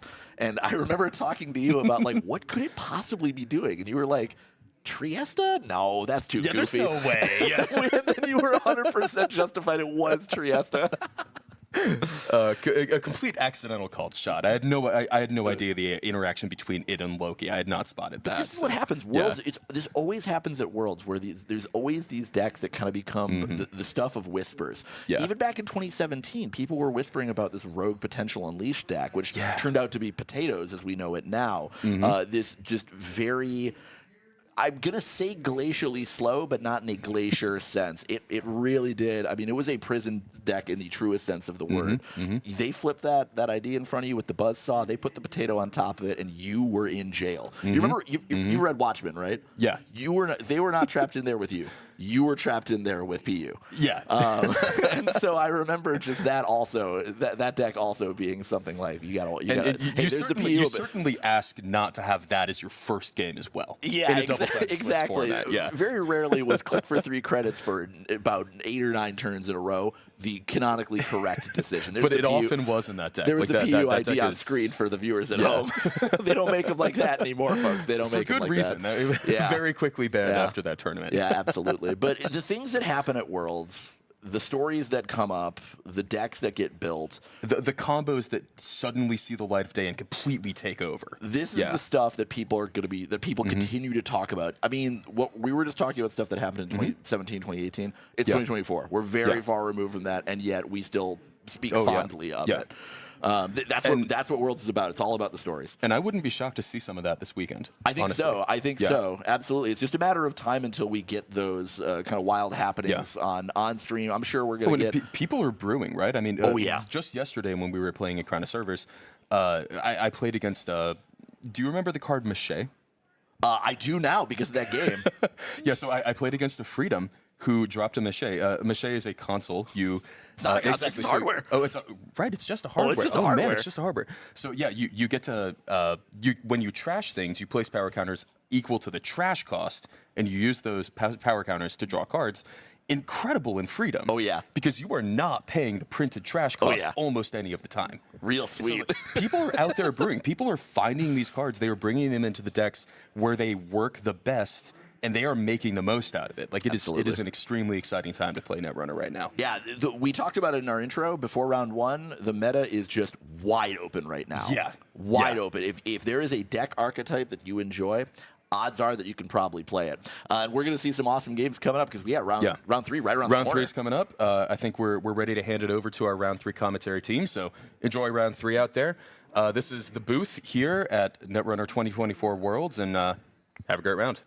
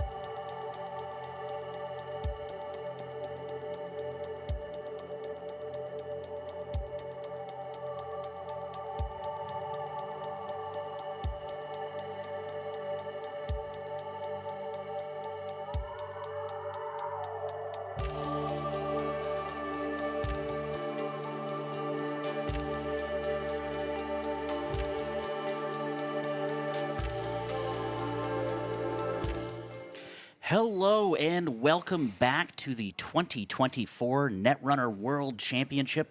I am Josh, aka Orbital Tangent, he, him, and I'm joined by a new co-host. My name is Andre from the Metroball Grid. I go by he, him, and I'm super stoked to be here in San Francisco. We're just about to start round 3, and I cannot be more pumped. Yeah, absolutely. We saw some amazing games already, and we have a lot left to go. So this is going to be quite a few rounds of single-sided Swiss. I believe 11 in total. Just today, even more tomorrow. Yeah, it's going to even be more a tomorrow. grueling tournament, and we're only on round 3. Yeah, absolutely. So over half to go. So we're seeing a lot of interesting decks in the field here. It looks like we're cutting to the table, so I'll cut that short. But we have CTZ and Captain Nice. CTZ on Shaper here and Captain Nice on NBN. We're seeing a LAT versus a Reality Plus. Yeah, these are two of the most represented identities on this field. Now, to see CTZ on the left playing some LAT, I know CTZ actually plays a lot of different identities. LAT is, I believe, the most present runner here, getting that extra hand size, getting things down like Onicom, Stone Ship Chart Room, not dying, not flatlining is a big part of the meta. And understanding what sort of Reality Plus here that Captain Nice is on. Captain Nice, they've been playing exclusively NBN, I think, for just about the last year. Classically known as a bit of a Sunny player. Now, that's not something that might make sense to too many. We're seeing a rip off the top just immediately. Going straight in. That's going to be a false lead. So this is looking like a kill deck there for sure. And a Sarievna. So Oppa Research, false lead. That is an agenda that you can get rid of to remove 2 clicks from the runner if able. So if you're going to get that 4 tag, that big Oppa later on threat 3, that is just going to be some tags.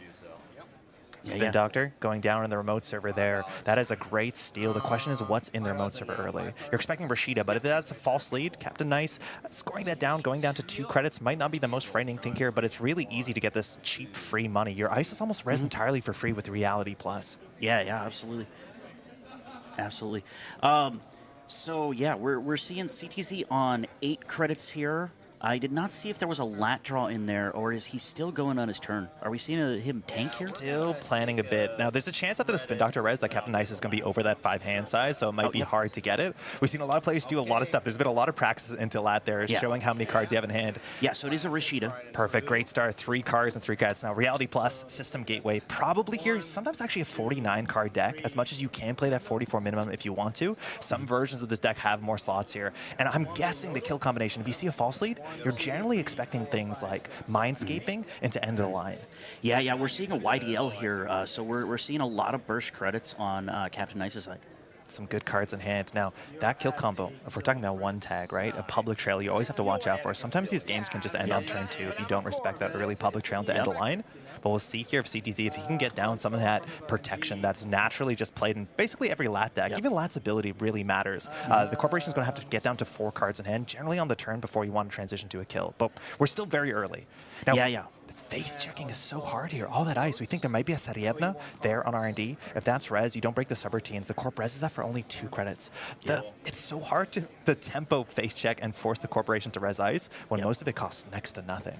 Yeah, absolutely. This corporation relying a lot on getting those huge tempo swings. It doesn't cost me much of anything, and it costs you a lot. And potentially you take a tag at the end. You got to shake that too. Now, Onicom coming down, that is a very big piece of the don't flatline combo package. The first time an event is trashed, and that means after it's played, it does get trashed, but if you take damage, first time per turn also means the corporation's turn. That gives you that extra hand size, which might be all you need. Self-modifying code card in the remote server after Big Rashida. We may have some good options, whether it's just a false lead, or whether we're just getting Rashida into Rashida. Definitely just the never advanced threat here for Reality Plus can be quite frightening. We'll see if Captain Nice, they can push it forward. So it looks like we saw a creative commission to end the turn. We're seeing wait. Yes, you always want to do that check the live players. I've known this. Again, there is a really cool paid ability window after discard before end of turn trigger. And so if you can just res that Spin Doctor to deny that lat draw, you often will, because it is basically a 3 card swing on the Spin Doctor, which is a lot nicer than normally what it says. Yeah, so it looks like we're seeing Captain Nice really dig for stuff here proactively with that Spin Doctor. Also, that Spin Doctor, classically a good way to duck that lat draw. Yeah. Going back in, it looks like a Spin Doctor, and I might have missed the other card, whether it was a face down that's going to go back in there. Now, Nice maybe wanting to ice on their remote server. There's some upgrades also. You want to push, you want to get your agendas out. I think Amaze Amusements shows up in these sort of decks, can be quite frightening. And you also have to be a bit careful when it comes to running central servers. Oracle Think Tank, that 3-1 agenda, which gives a corporation money, and then you have to clear the tag. And things like Behold are very common, even Snare. And have you seen the interaction with Snare and R&D and Reality Plus?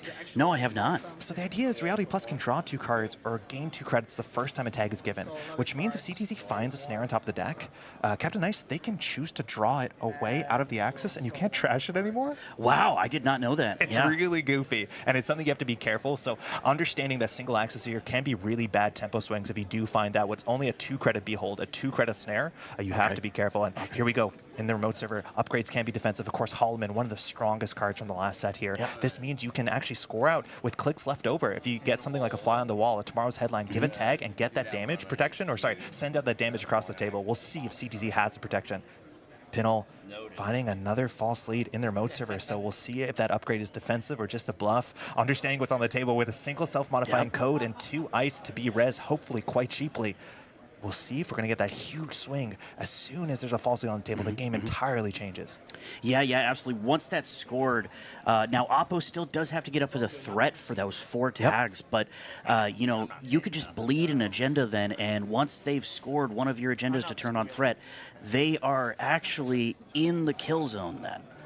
You have to be very careful, mind you. It's lose 2 clicks if able. So if you run click 2 into central server, find a Behold, you have 2 clicks if able, so your turn can end there with 2 tags. And 2 tags with Mindscaping end of line, that is 6 damage. That's mostly lethal through Onicom. Sometimes you have to be lucky, but we're charging here R&D. That's the setting that we said.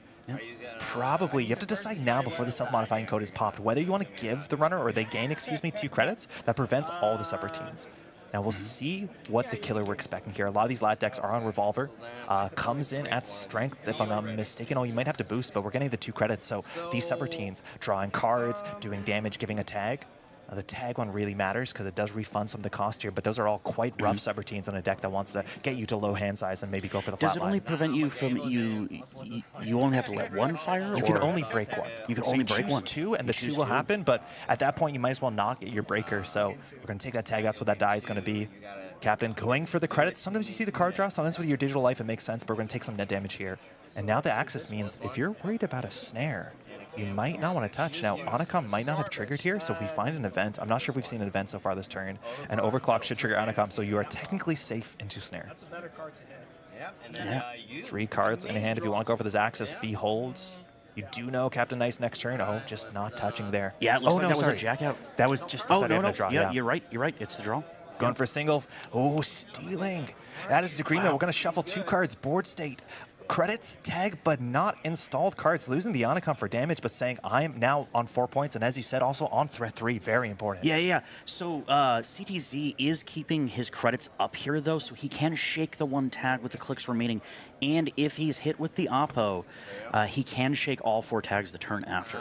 Yeah. We're assuming Captain Ice, they're probably just going to score out that false lead, maybe with no breakers inside, no self-modifying code. You don't have to push it, you can pre-advance it slightly, but there's a chance. It's only a 5-credit Oppo if you go for Reality Plus and get those 2 credits back. But the frightening thing here is that there might just be 2 more degree mills in the deck, and at any point in time, you can just say, I'm sending it 1 trick shot. You find that 3-pointer. You're going to have to install a couple cards first, which is a bit of a road bump. We'll see if we respect there, clearing the tag for sure. Yeah, for sure. The tag has got to come off, but we're going to see what CTZ does with the last click here. I do predict that false lead has got to get scored next turn. Yeah, we'll see. Again, cards in hand. I'm not sure if you're worried too much about the remote server, but as soon, obviously, as you empty that, you can clear it out. We'll see if Captain Ice just wants to push it or wants to ice up R&D and ensure that you don't just get sniped for an easy deep dive. Yeah, absolutely. Thinking here. Yeah, it is. Again, sometimes just keeping something safe, the remote server, both players having a nice laugh. I think this is the first time these 2 players have met in person. They've been playing for a long time, both of them on other sides of the planet. So we can't hear CTZ, but I think he was pointing at the casters here, probably saying something along the lines of, that's the one time scoring a 5-3 doesn't feel good. But Captain Ice is definitely thinking here.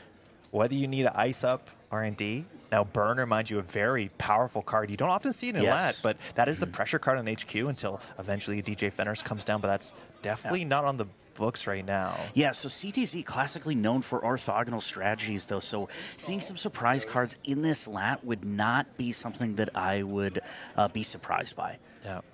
I think maybe the big concern here is actually deep dive. Lat. A lot of the decks are playing 2 as a win condition, just saying trick shot, deep dive can be enough. And that's something Captain Ice has to be a bit wary of. It's hard to ice up all the servers, but just saying 2 cards on the table. Now, I'm not sure what that could be. Amani Sanai doesn't make sense on this exact board state, bouncing cards. Taking one of those back, not going for that score. Yeah. Sometimes B1001 is like a really tricky card to play around. Sometimes they sneak in as a 1-up in these sort of decks, saying, okay, if you fire that Tsarevna, I can remove the tag and end the run. Yeah. We're taking credit. We'll see if we get that Oppo. There you go, Oppo research. We'll see if it's the big or the small. That's either for free or 5 credits, and 5 credits can be a fair bit. But just giving even 2 tags. Full tags. 4 full tags. I would predict with Captain Ice playing it this way, it makes maybe a bit of a safer line in that CTZ has to clear. Otherwise, it's very possible that the false lead is just scored, and then the game is basically over. Clearing 3, down to 3 credits. Thinking Kira. Now that card in the remote server that's not iced up, that was clearly important this turn. Whether that is a B1001 or just a spin doctor to help with maybe what's in archives or what's in HQ, that's fascinating. And we're just going to go down to 1 credit. So tempo swing here, understanding that it's just going to be a matter of time before that false lead enters a score area for the corporation. Yep. Big swing here. Degree Mills, probably 6 more points. They should be safe. Again, you need to install cards. So Oppo research isn't something that you can just fire off, though. So CTZ could be saving himself to do 1 final blowout turn. Yep, just 1 deep dive. That's all you need. Absolutely. There you go, score out for 3 credits. That's going to be 1 point. And it's not so much the 1 point that matters, but that text is very, very game warping. You have to now plan every single click. You have to structure when you're going to run. Running click 2, incredibly risky. Even something like a ping, potentially, can just end up with a tag, and that can matter if you don't have cards in hand. So you want to be running click 1, click 3. Click 4 also can be quite risky, but an upgrade in their remote server. CTZ needs to recover here. Get some cards installed to threaten that deep dive if you want to win off the Degree Mills. It's really hard, too. Like, you can false lead to stop deep dive. A deep dive. It doesn't feel great because you're probably, it's like a don't lose button when you might need a win button off of that. But we might see CTZ start to build up here, maybe try to win in those first 2 clicks on the turn. Looks like we may have lost our picture for a second, but we're back in. Just taking 4. Oh, it's a creative commission that went through there. That is the 1 recovery card, I think, that gets CTZ back in the game financially. Yeah, absolutely. Lat draw. Back to captain again. Remote server with 2 ice, and CTZ's not threatening to get too much through too much of this ice. Now, some of this ice doesn't necessarily end the run, right? Like Funhouse, you can just send it if you want to, but things like Ping, you're expecting a Starlit Knight. We're on threat 4 that has text on the 2nd run back. That's the way it works.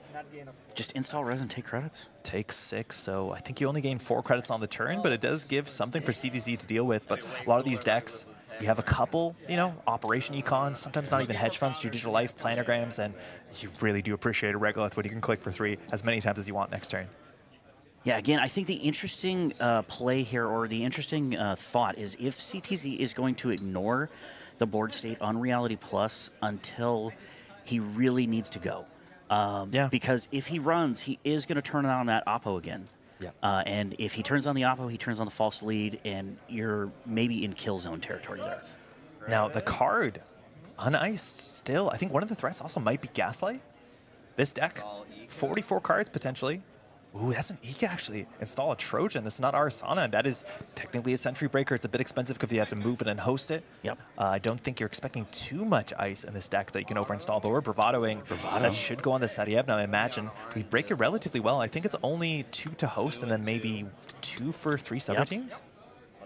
So we're going to touch here. Now this can be risky. I think this might be click 2, so if you find a Behold, you're going to be walking away with some tags at the end of your turn. It looks like just a ping off the top. Gain 7. So we know the ice that's coming up here. We haven't seen any simul chips, whether you want to over-install the Sarievna, understanding that CTZ can just take a crack. Now, the Degree Mills were entirely safe. We only have 1 installed card, so just another Spin Doctor denying here the lat draw, getting hopefully some more cards to put in the remote server. Captain's thinking this through. Lat can be really hard to flatline, but obviously with no cards installed. it can be a fair bit easier. So that could be another thing that CTC is digging for while trying to put pressure on is potentially trying to grab some stone ships. Yeah. And then what are the other things that Lat will classically include to avoid kills? Onicom, Stone Ship, Yep. Lat's ability. Now Yep. that might be, well, that's the third Spin Doctor we've seen, but the second Spin Doctor so far. Like, going to be removed from the game maybe at some point. But Yeah, so we're seeing an attitude adjustment here, actually.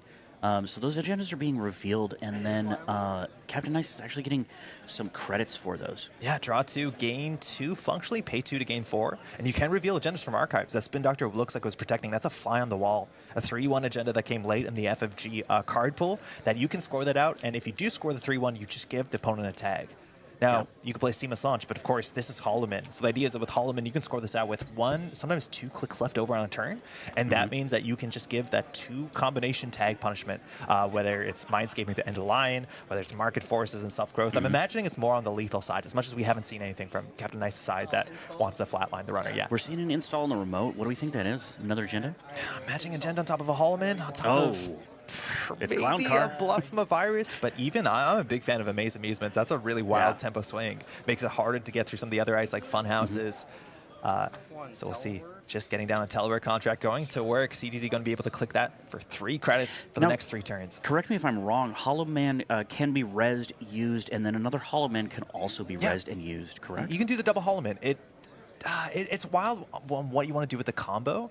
It means that you can... I'm not actually sure what it gets the distance to, but you can do that, yeah. The res will trash the other one. It means that you can put 6 advancements, so if you have a Beal, you can maybe get to 7. That could be relevant. But I'm assuming this deck could be on a bit of Beals for some Holloman fast advance, but otherwise here, you just want to go for that, score out really quickly, deliver the tag punishment. Yeah, so we're seeing CTZ build up a little bit here, installing a couple of cards. There's a Stone Ship. That's huge. Stone Ship. Yep, that's huge. Yep. That's plus 3 hand size of lands, and seeing again 2 Spin Doctors so far, it shouldn't be too hard to match hand size. And taking that 3 and just saying, if you want to send the combo now with Holloman, I should be able to be safe with enough cards in hand. Now, I'm wondering if CTZ is going to hang back here still, even with that 1 Stone Chip on the board, and maybe try to draw into a second one. I don't know how many he may have in deck, but I believe that some of these lats are on multiples, correct? Yes, a lot of the lat players are on all 3 as a nice way to not flatline, but also to be able to, like, if they res a Spin Doctor, you can riposte and then suddenly get the 2 cards, then get the 3rd card. But I think the big thing here, this actually just might be a deep dive turn. We know Attitude Adjustment shuffled back in the Degree Mill. We have 2 installed cards, we have 3 installed cards, and there's only 1 server that's iced up here. So obviously there's a false lead off the top. That's an orbital superiority. We're on 6 points.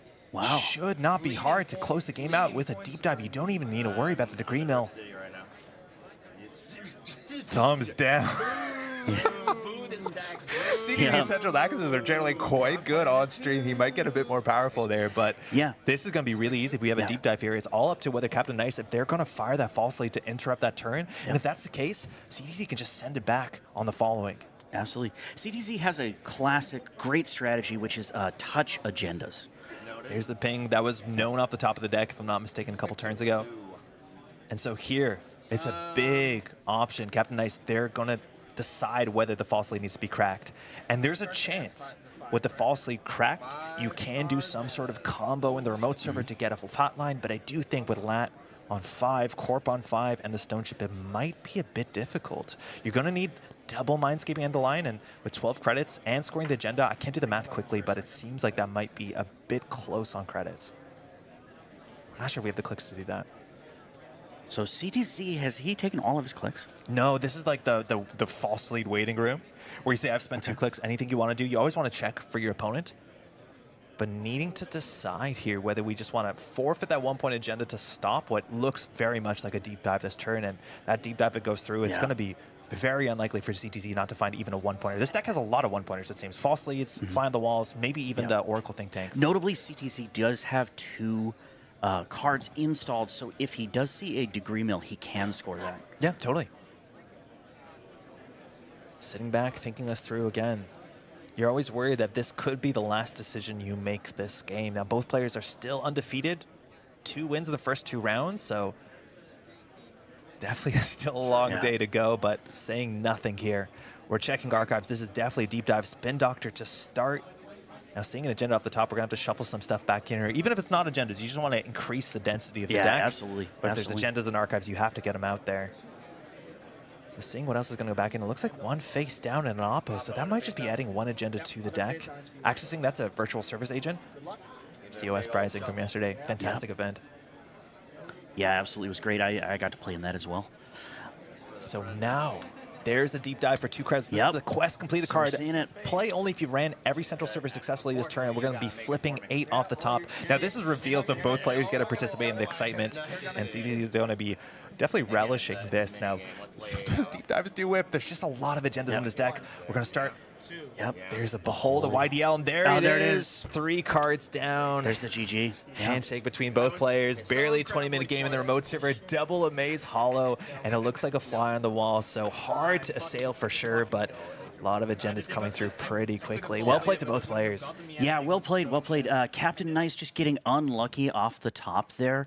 But CTZ also, I think, putting on a clinic of how not to get flustered by this deck and just focusing on the ways that you can just have these little things that prevent them from landing that kill or landing the correct pieces they need at the appropriate times. Just ducking and weaving to get out of that combo territory. Yeah, I really appreciate the pressure, right? Like you see the false lead in the remote server. Okay, I'm just going to send to centrals. And ripping that 3-pointer that early, obviously you're risking threat 3, but understanding I'm so close to a deep dive win is a pretty unfortunate spot for the corporation. Yeah, absolutely. So, I mean, CTZ probably doing something that a lot of players classically wouldn't be loath to do against that R+, which is running aggressively. So, you know, turns out if you run aggressively against that deck, you are forcing them to have all of those combo pieces, forcing them to be set up. And even after that false lead was scored, CTZ just drawing for those right pieces, making sure, okay, if you do this, it's going to suck, but I think that I can duck around this. Yeah. And we're going to be seeing, I think, a fair bit more Reality Plus today. It's like the second most presented deck today, which, like, going into the meta a couple months ago, we lost Bologna. That was banned out, I think, 2 ban lists ago, and NBN kind of seemed just dead on arrival at that point. But people are finding out these sort of tags, these sort of ways to pressure out these, you know, running central servers can be quite difficult. Getting the deep dive out, you find it Behold can change your plans, but if it lines up, it definitely lines up. Well played to both players. Yeah, definitely well played. I got to say, I did not have Deep Dive Lat on my bingo card. I didn't think that these Lats were going to be running Deep Dives, so it's been really interesting to see. Cool. Well, hey, that's round 3. We have so many more rounds today. There's 11 rounds of single-sided Swiss, and then we're back even for tomorrow before the top cut for 3 rounds more. I think this might not be the last we're seeing these 2 fantastic players, but that should be back for round 3. I think we're going to join back in a minute with a section in 4 minutes, I believe. So don't go anywhere. Thanks so much for watching. This is an Null Signal Games 2024 World Championship in San Francisco. 204 players are out here today. It's been a phenomenal weekend so far, and it's just beginning. We'll see you later, chat.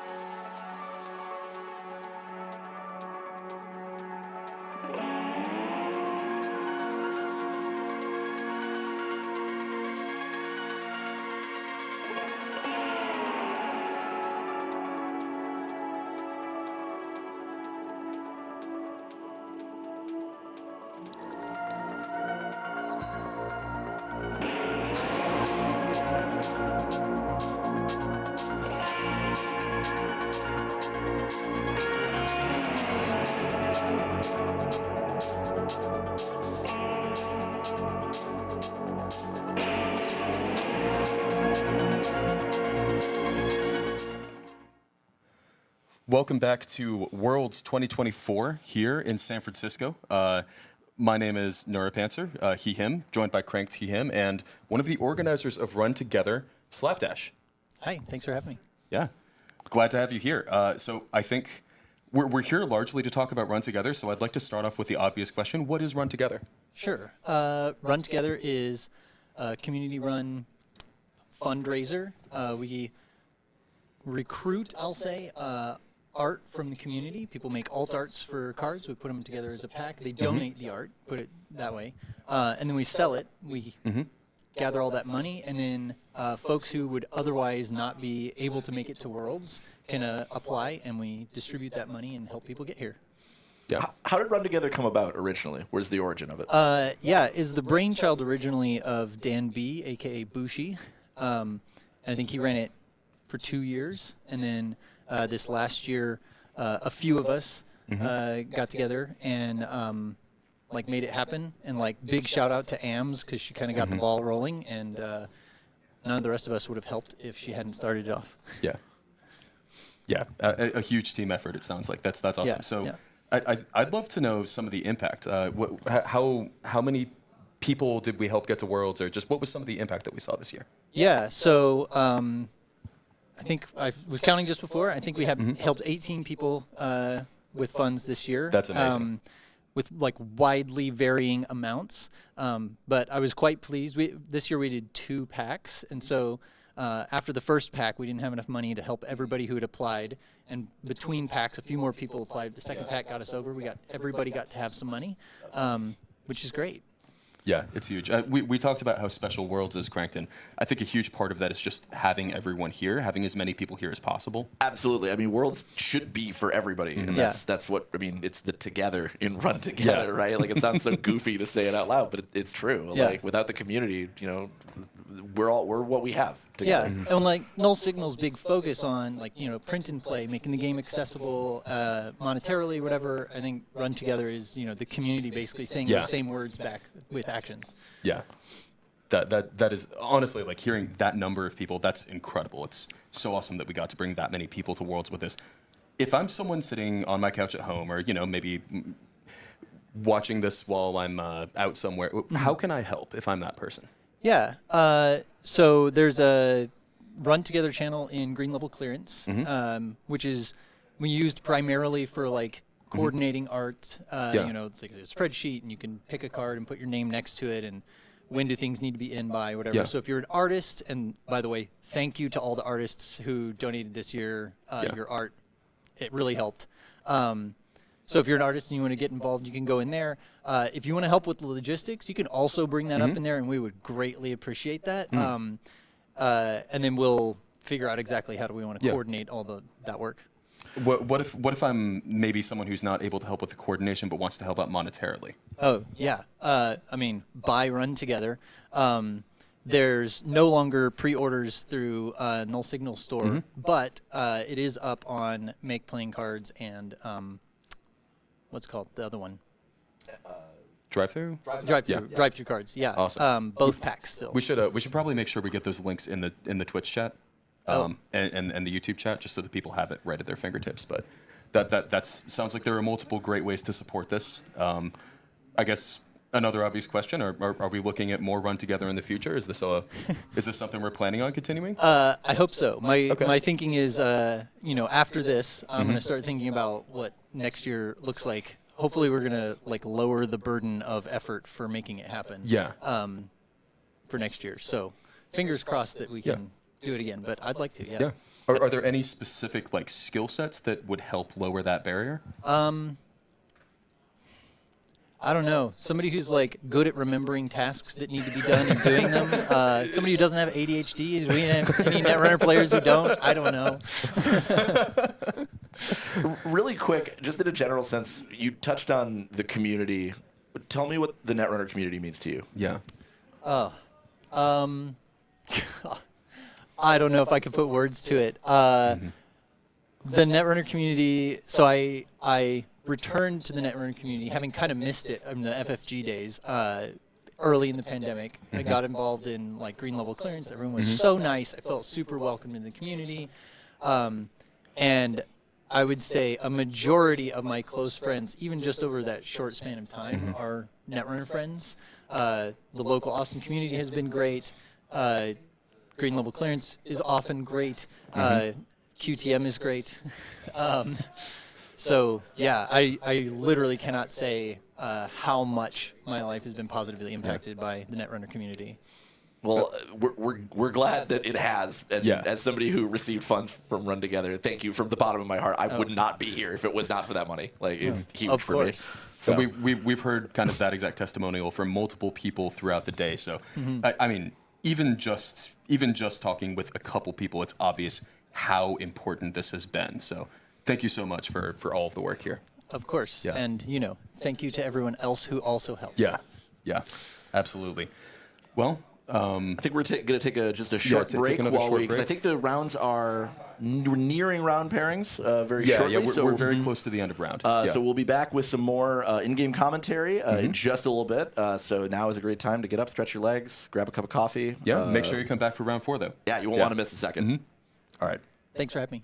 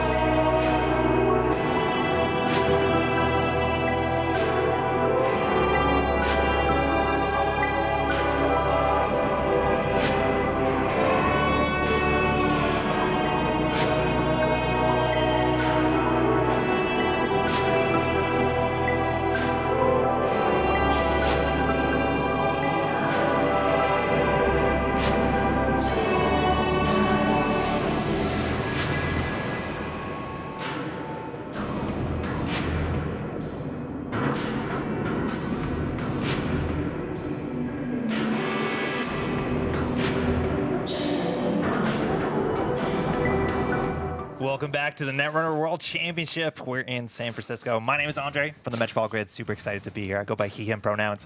I'm joined by Juniper. Juniper, how's it going? It's going great. We've had a bunch of great games today. It's been exciting. We're only 4 rounds in. So just so we reframe here, we have 204 players showing up. This is Saturday. This is day 1.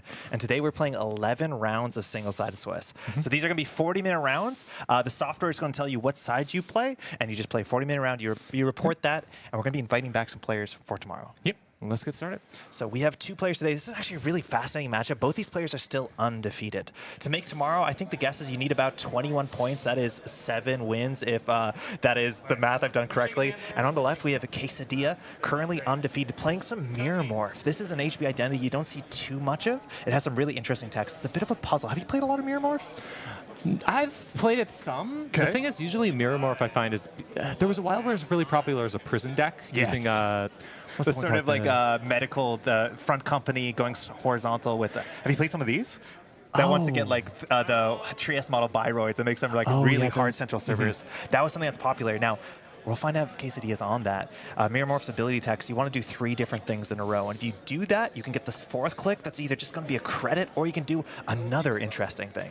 And I think this matchup is going to be fascinating. On the right, that's Cold Lava. Cold Lava is playing Freedom. That's a really cool Freedom alt art. And so this is going to be using virus counters to trash cards. And it doesn't matter if those cards have trash costs. We're just trading those in and being destructive. Those just central accesses now have some real teeth to them.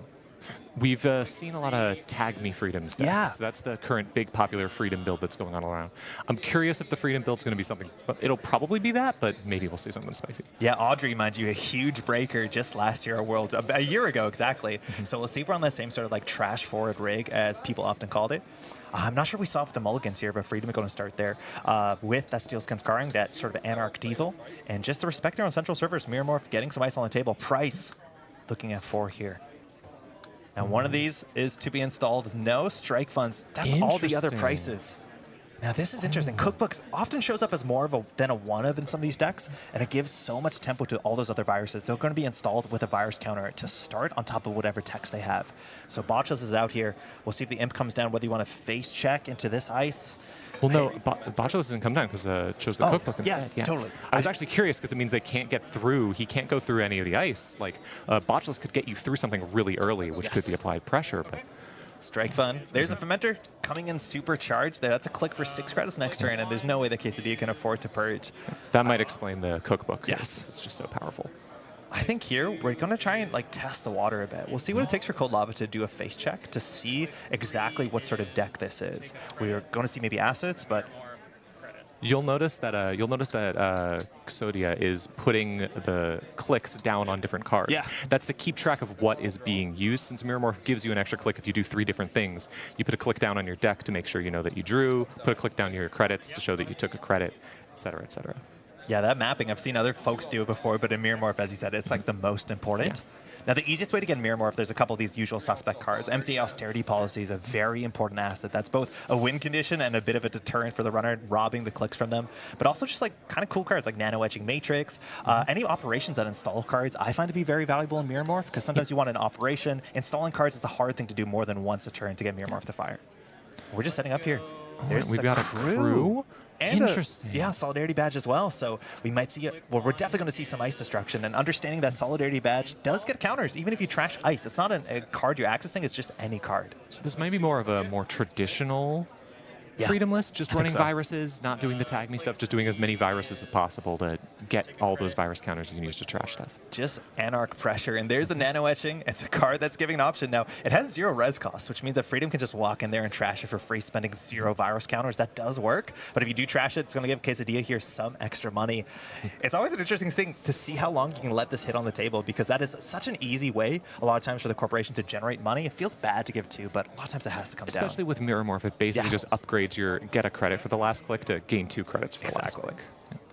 So see, we get a face check here. Still no cards in archives. So if you're worried about things like Drafter, you can just get them in fire. But Turtle, there we go. There's a breaker on the table. So I'm assuming we're going to see Devil Charms. We're going to see Leeches, and they get the sort of like Crew Hoge type build, but with some extra virus teeth. And I'm a big fan of that sort of. That's the sort of deck I know I was playing yesterday. And trashing ice, pushing yourself forward, getting those accesses, that imp-like ability can do a lot of damage to corporations if they can't get that ice rezzed and get that ice to survive.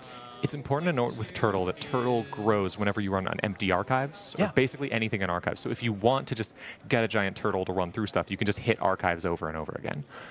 Yeah, which it Amaku's looks text. like he did once. Yes. Yeah, cookbook to start. We'll see here what the breakpoint is. A lot of times 3 is the breakpoint. It doesn't beat Gatekeeper, but it beats Drafter. I don't think Drafter's that bad here. Well, there's also the crew, so that can potentially reduce it if need be.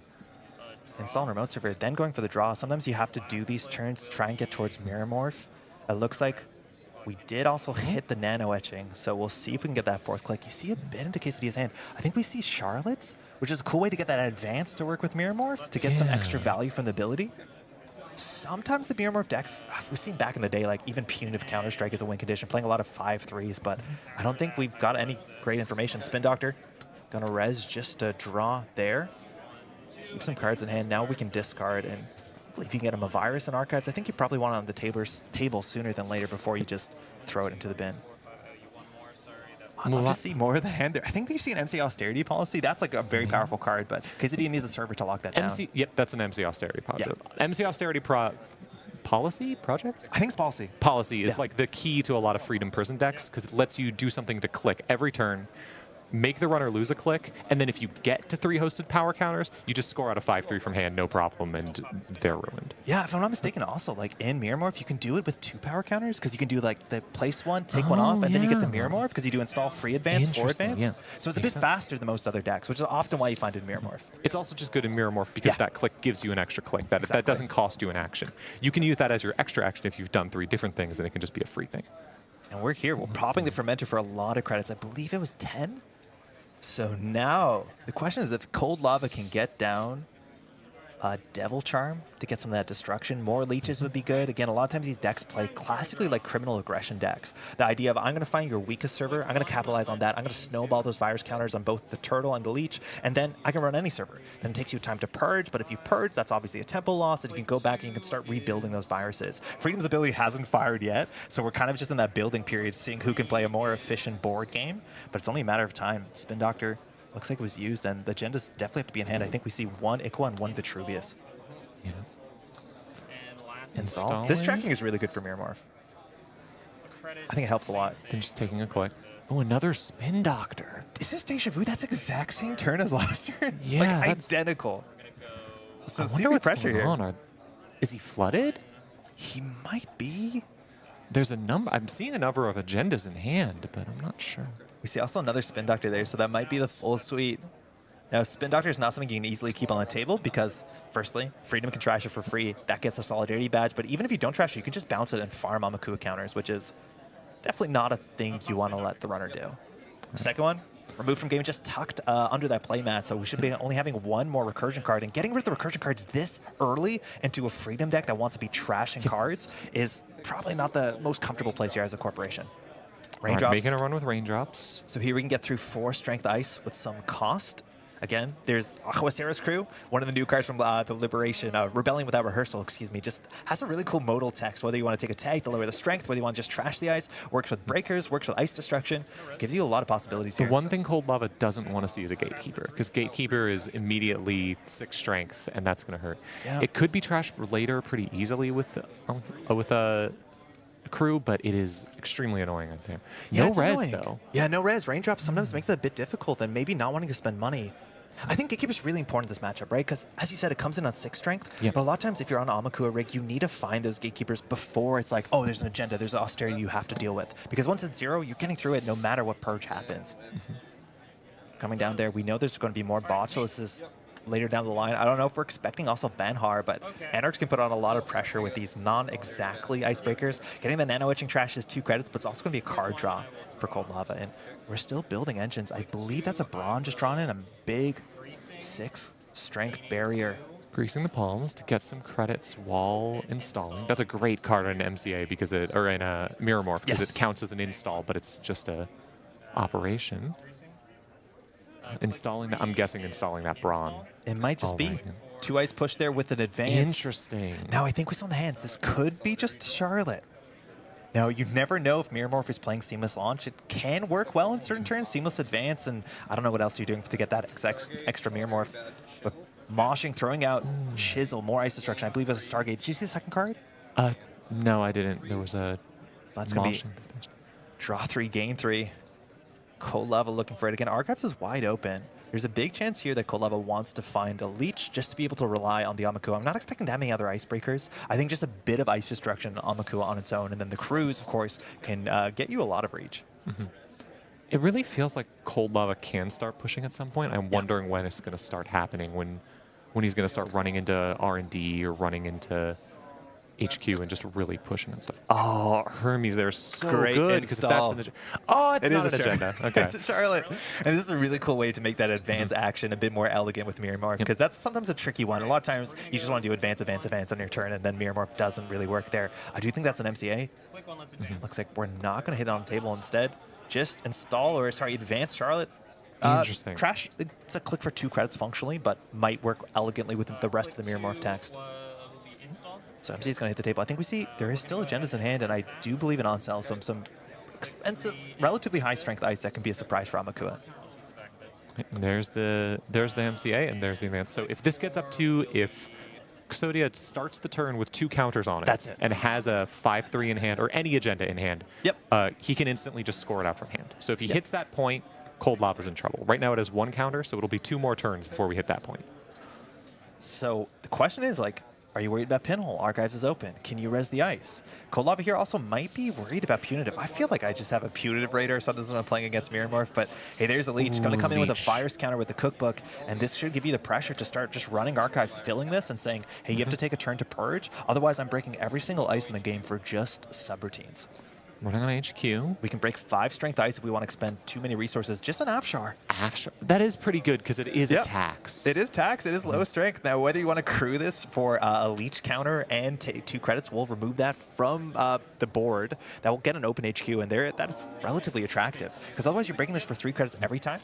So looks like we're going to opt to just break it or break 1 subroutine, lose 2 credits, and we might want to use our crew on something a bit more expensive like a Brawn. I'm assuming waiting for something. What's probably another thing that's probably being considered here is Cold Lava saw the MCA go on the board, and he said, okay, there has to be an agenda in hand to score out with this, so I'm going to look for that. Austerity on 2, Austerity on 1, it almost always attracts pressure onto HQ. Now, you can trash this. Oh it's my a lot gosh, of virus he's using counters. all of his virus counters to trash it. Wow. It's all about ice destruction here. Solidarity Badge, I do think, gets a counter. Amakua will not, so just deciding where to redistribute those virus counters. They can come off any installed cards. It doesn't have to be the same card. So anything that gets virus counters is good game. That is 6 virus counters to destroy an ice just in hand.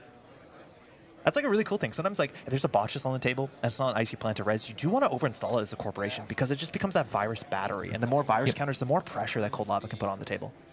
They were going back. So actually deciding to trash that there. Just want to get a free server here and saying, I want to run HQ. I know you have 1 fewer ice in hand, and this, every time I run this, it could be a Leech counter, it could be an Amakua counter. Hermes Bounce can make the board a bit more uncomfortable as well.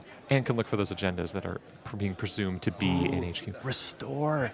That's a 1 coster, and you hate to see that if you're an ice destruction deck because you understand that MC Austerity is a bit of a Sisyphean task to trash it when it just comes back the next turn, but this is only 3 clicks for Cold Lava. Right. Now we have 2 on the MCA. If this gets to 3, that's a score.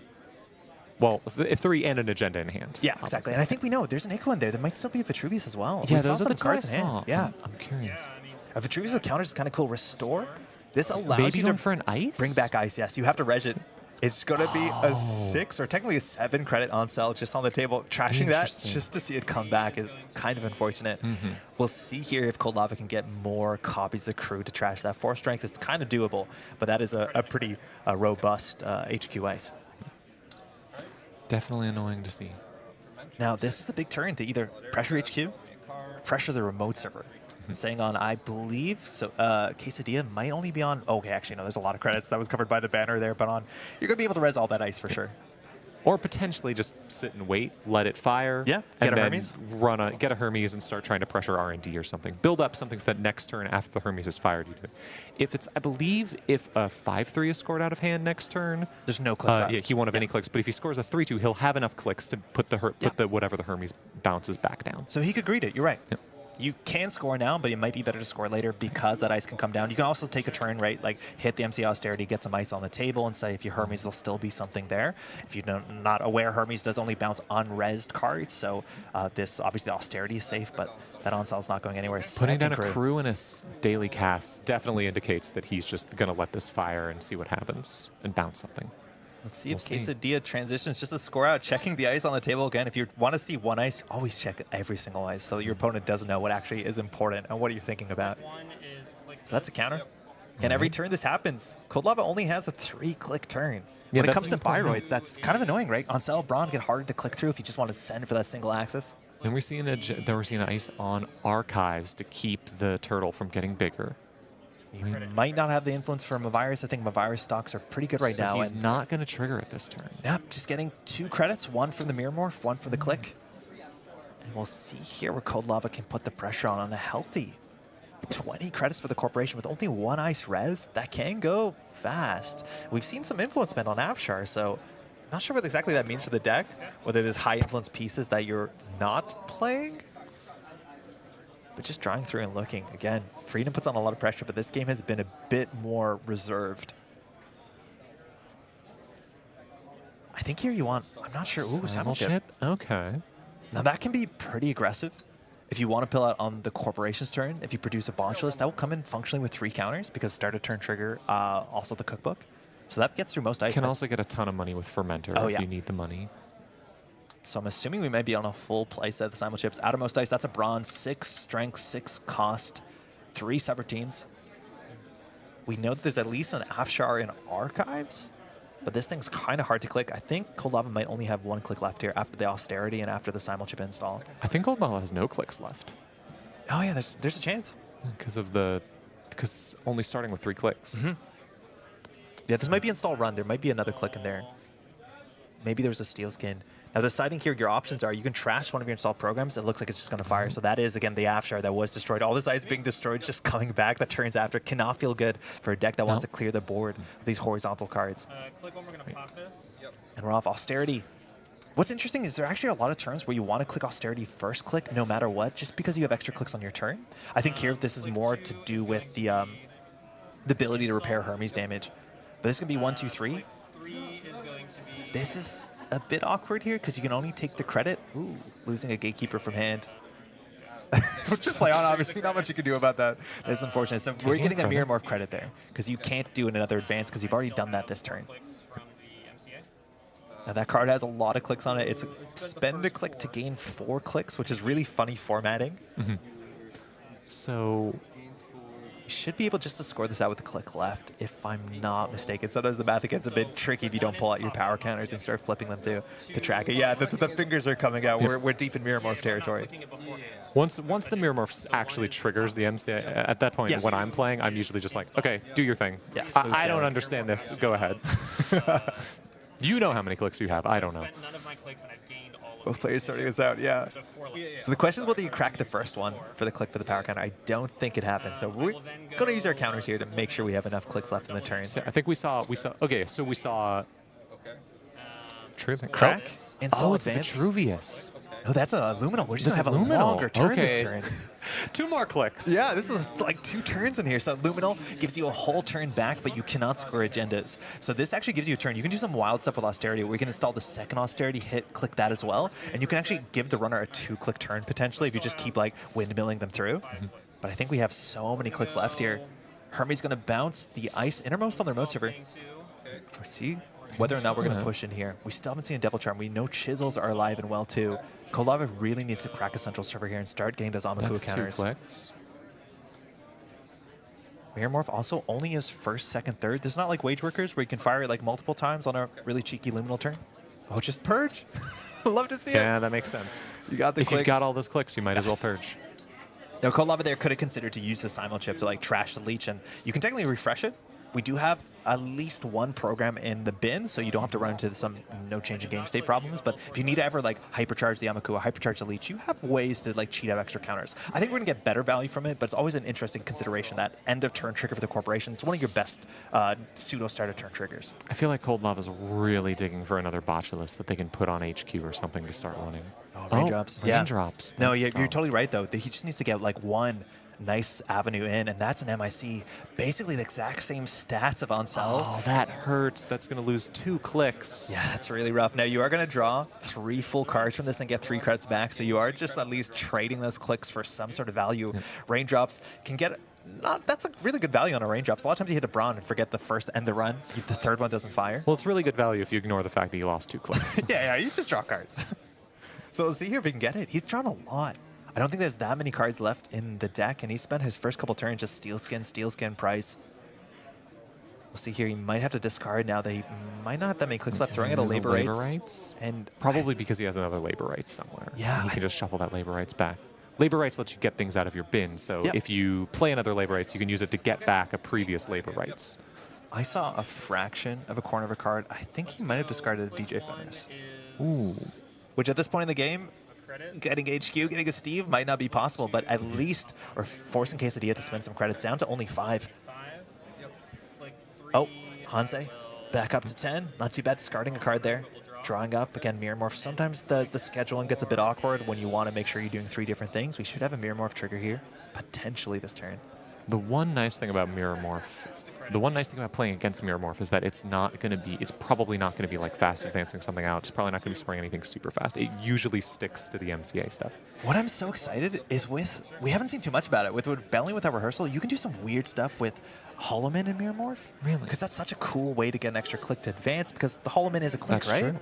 I think there might be, like, Restore Holoman technically works because the card didn't get installed from HQ. I don't know if it's going to be this deck, but there's some really cool stuff that you can do. And Kolava here is trying to figure out how to break through this, like, very good ice into this sort of ice destruction plan. I think we might have seen a Devil Charm by now if Kolava is playing a playset. A Botulus gets, yep, there we go, because that gets 2 counters, so you can go through it now with spending 1 click, which is annoying, but it's very doable. Yeah, not too bad. Especially if you trash a card, you're going to get that click back functionally by getting the Solidarity Badge draw. Kolava here is hosting the program on his side of the table. That's a common trick to make sure you don't go over MU, which is something you definitely want to avoid at all levels of play. So we're just going to mark that with that very nice Botchless token. I believe that is a catch end. Right now we're at 4 MU spent, and Hermes means that we have 5. Yeah, these sort of decks, Knob Curry was banned out earlier this year. That was the virus-based console. And so just seeing where the splash comes in, whether you're going to play something like even a Lily Pad in these sort of Anarch Destruction decks is an option. And Simulchip here, after popping the Fermenter, we'll see what we get down here. Fermenter, maybe? Yeah, honestly, no. Oh, a Stargate. Oh, super aggressive here. And then going to Stargate, because you can't lose the clicks now. All you have to do is break it to do that, because you're not losing any clicks. Because MIC says lose 2 clicks, but if you don't have any clicks to lose, those are empty subroutines. Now, MIC can be trashed to deny the Stargate, which at this point when it's Botchless, you kind of have an incentive to just get rid of it because it is a virus farm. It is tempting, but if you don't have any ice in hand, you could be leaving R&D just open to next turn. Which is not a great spot to be. There is a card in remote server at this point. There I'm we actually go, it's imagining getting trashed. That could be a Rashida, which might give you the card draw you need to repair HQ, but just putting a lot of effort into that turn just to basically trash 1 ice. I think in hand we see us send a message, a Bass, and is that a virus? Oh, it might just actually be an old Eli. It's very fun getting thrown out. I think that might be an alt spin doctor. Oh, that'd be cool too. Because he was using alts for spin doctors. Click 1, it is draw. I do think we just found an ice there. Yep, there we go. That's got to hurt so much to see. You go through all that work to trash that. And, you get and another ice. 2 ice. I think that came off the top 2. So we'll see here, just trying to get some sort of, ability to touch cards, to get those Amakus, to get those leech counters. Doctor, you're going to come down to supply some card draw. That is 6 card draw across what's going to be 3 clicks. Just trying to figure this out. We've seen, what, 2 Botchless so far? I think that's the second. Or no, maybe that was Simulchip back, so there's at least 1. Yeah. And I don't know if we're on a Banhar deck. We might not have the cards to support it, but sometimes you just need to get that 1 break in. I would love to see an alarm clock. There's the double charm, so that can get into anywhere, and it can trash something with a. And there's a second crew. Yep. So this could be used to start hitting R&D HQ a bunch. One thing that could be done here potentially, if you start your run on HQ, you can then hit HQ like 4 times. Yep. Build up a bunch of leech counters, build up a bunch of turtle counters. It's a hedge fund. Force the corp to maybe purge if they're going to try and deal with it. Quesadilla's an tricky spot here, understanding that if you don't get a second ice on HQ, there's no way that's not coming down. There are agendas in hand. One of them being a send a message. Maybe you don't mind if that gets scored, but the remote server just has a card and it's been there for a couple turns. You can't tell what it is. Not a Rashida. It could be a Mavirus. It could just be a If Mavirus. it's a That'd be very well Mavirus, placed. that's very rough because then you spend all that time building up the counters and then you just lose them all so fast. Botcha's coming down. Let's see what we mark. Kolava looks like Okay, so wants maybe to lean on the Stargate. Maybe trying to. Okay, so trying to Stargate instead. Yep. So Now that we've is an got Eli. Okay, so that's an old Eli. school Eli. Those were really hard to get. Quesadilla might have been playing for a quite long time. And this just is good enough numbers. Back in the day, some of the best numbers you could ask for one influence, followed by another MIC. That is some hard ice to deal with. We might just see this get Devil Charmed into to disappearing with the Aquaceres crew for 2 credits and I'm removed from guessing game. this will get Devil Charmed because I don't think Cold Lava wants to think about it being used for its abilities. Since right now it can't be used for its ability since you have 2 clicks. Cold Lava just wants to make sure that can't fire. And now the Eli's pretty easy to deal with. Yeah. All right. Drafter, Restore into Holloman. So we actually might see some There's the Holloman Holloman, shenanigans, but yeah. these are all difficult cards to deal with. Leech counter, and also I think we should have a Solidarity Badge trigger here, but Restore means something is coming back. Holloman's a win condition, but on the top of Drafter, that's going to hit any server that you are pressuring. At least here with the Restore, you force the res. I think you might try and trash the... Oh, going for the Drafter. Interesting. But won't you just get it back with a Restore? I guess it forces you to spend the Restore on that instead of on an MCA or a Hollow Another Man win or condition. something, yeah.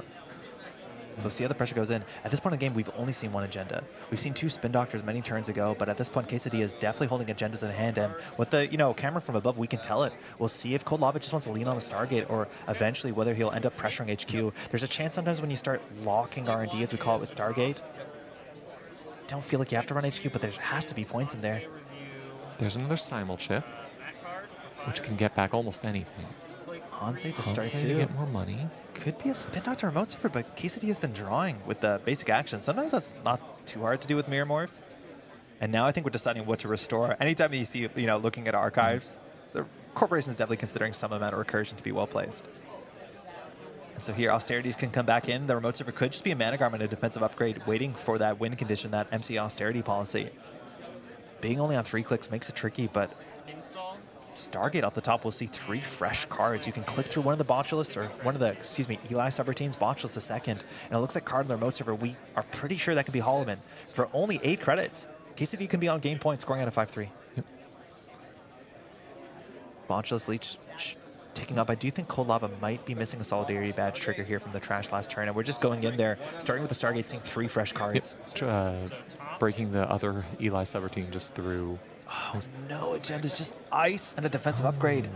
3 cost, 3 strength to both of them. That's a magnet hitting the bin. Back on top, and the order is known. Absolutely need to get rid of the magnet because of the Botulus. You want to keep that. Yeah, that's a rough one. And there's Devil Charm. There's Devil Charm, so you can trash one more thing. I think Cold Lava might just be saying, I'm just going to Stargate you, I'm going to hit HQ, and I'm going to make sure you can't draw the agenda you need to win with Hollow Man. If Corp can get to 5 points, that might be enough, but we are going for the pinhole. Going to... Just getting rid of HQ Ice as well. Oh, getting rid of HQ Ice to pinhole what's in the servers. Interesting. We believe that new card should be the Hollow Man. It is 2 trash costs. That is a brand new alt art and cash hand they put out. Just at Worlds. You can grab that at the art station if you'd like to. That's 2 trash costs. Very important. Again, we can't use Freedom as well. 2 virus counters is technically cheaper. But now we have an open server, so there are some assumptions here. Firstly, is there an agenda in the remote server? We know there's a drafter coming up too. So it shouldn't be too hard for Quesadilla to get an ice on HQ. That is going to force Cold Lava to figure out a creative way to deal with it. We still have a Simul chip. It's interesting how much pressure Cold Lava is constantly applying, because I'm used to when I see a turtle deck or something, it's spending some time building up counters until it has just a wave of counters. But Cold Lava's just been pushing at all times. Yeah. Every single moment, going to trash ice and running on servers, and never just spending a bunch of time hitting servers, but going for Stargates and everything. Yeah, that's the problem with Stargates. You don't get Amaku counters. You do still get the Leech, but you're not touching cards. Is that a card installed on R&D? Must be the Managarm. And Stargating into a Managarm can be pretty tricky because you can't touch the Managarm, which means that you're either paying the 2 clicks or the 5 credits, and the Managarm will stay here. So that was known at the top of the deck. Now, if you want to double click this, you are still going to see 3 cards. Most Spin Doctors out. Vitruvius into a Subliminal into a Spin Doctor. That's a final Spin Doctor. So Vitruvius full art, that's from the World Champ deck from ooh, I can't say exactly what, maybe 2015, 2016, and that's going to hit the bin. That's the first agenda that I think Kolov has seen. I think I have one of those alt arts. I would just pick them up from stores whenever I saw a World Yeah, Champ they're stick. good. If you're ever out at a store and you see a World Champ stick at a store, buy it, Grab 'em. because even if the cards aren't legal, they're really hard to find nowadays, and they're so cool. Hollow Man getting So this is cool. Hollow Man cares about cards being installed for HQ. Restore gets around that. You can score out a 4-2 here. You actually do a lot. There's a chance with Miramore if you can fast advance a 5-3 from this remote 3 server. advance. If that's been a 5-3 this whole time, It might have been. It was just safer waiting. there. I think it might be the send a message. It's much safer in the remote server than an HQ behind a single ice. So okay, so this is tricky because we've done Restore. Operation, we've done Hollow Man. If you do advance, you can't do another advance. You have to do something different. So here, if you have a seamless launch, that won't exactly work. You'll score it, but I guess you can't Miramar. I don't know what the goal here is. I think you do want to get the points. But now I think Quesadilla's that's thinking. I think that's what Quesadilla's thinking about right now is Yeah. that, realizing that he can't score it and trying to figure out how to best protect it. Now best protected behind the Brawn with no Amakuwa counters, no Cruise, no Devil Charms. Seems pretty good. Just last click draw. So that will be scored on next turn. If it's a Vitruvius, you're going to see a lot of counters here. And a Spin Doctor on the table now, making that Stargate just a lot of effort just to see cards and move them into different places. Not your score area, though. I assume you start by running the Spin Doctor. You kind of have to. Yeah. Especially because with Freedom, you get to trash it for free, so they have to remove it from the game. No matter what, yeah, it's going to be popped. You don't want to give Solidarity Badge. Even just bouncing with Amakuwa can be reasonable, but there's a charm. I think we've seen 2 crews so far. Once we get to the bottom of the deck, we'll get to that Labor Right recursion loop, where Labor Rights can just bring back other Labor Rights and then whatever ice destruction you want. But running on an HQ. Forcing the Drafter. There's the Drafter. Now this, we might have to just go ahead and use either the Devil Charm or probably the Simul Chip. Now this ice, we probably should have known what it is, right? I think we're guessing we saw this off the top of the deck. So we're going to be trashing the Leech. And here we can get a Botulus down. It'll come in with 2 virus counters, which is quite nice. I'm curious why you would trash the Leech, because I feel like it could give you some... Because you still have the Turtle out. You could potentially use it to get stuff to Turtle range. There's a chance that Cold Lava just has another in hand and has to do something, because you have to destroy something, right? Chisel. Oh, Chisel, just destroying that immediately. Interesting. Now, you have to do this on approach, if I'm not mistaken. Devil Charm says when you encounter the piece of ice, -6 strength. Turns out that's a really big number. And Devil Charming to kill it. Yep. This is like a reprint of Parasite from old. Doesn't see nearly as much play as Parasite does. And this draws. This means that there's agendas in hand if we're spin doctoring into an open HQ run. Now, we're not getting Leech counters here. If you trash, you're also not getting Amakuwa counters. Notably, there's only 8.5 minutes left in the round. We're only on 2 points. This is a very strange game. Yep. 4 cards in hand after the draw. Oh, almost flipping 2. You never want to do that. That's a subliminal. Subliminal, not what you want to see. You could But trash you that do for get free? Oh, trashing it?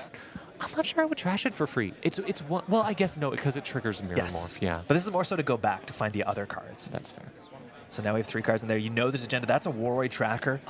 A card with some really absurd numbers. 4 to trash for 4. Trace is going to trash your other cards on the table, but now open HQ. If you want to haul them in, I think we can have a click left here even to button up HQ. Manic Armor remote, Spin Doctor still on the table. Cold Lava doing his best just to put the pressure on, but Quesadilla's had the answers, had the ice, had the There it recursion. is. Just slow rolling this. We'll see it. It is just an Icoa, so send a message I think is still in hand. Hermes. Bouncing that. I think that was just double advance. I don't think it was, yeah, I don't think he had the 4 credits here to be able to haul him in one more time. So Cold Lava finally, for the first time since 8 turns ago, has an open central server. Moshing might find the cards that we need here. I think we need a Leech counter. Amakuwa can get big, and now it's a very difficult game. You have to play perfectly. You have to make sure an agenda never gets in the remote server, because at this point, any 3-2 can be just fast advance with enough money in the remote server if the Hollow Man lands. That's the entire deck drawn. Yeah. We're gonna see. There's the other Leech. Yep. And now I assume just hitting R&D or hitting HQ. And with the Spin Doctor draw, you know there's an agenda in there. There has to be an agenda in HQ. Wait, okay, yeah, running HQ. Going back. We have some counters here.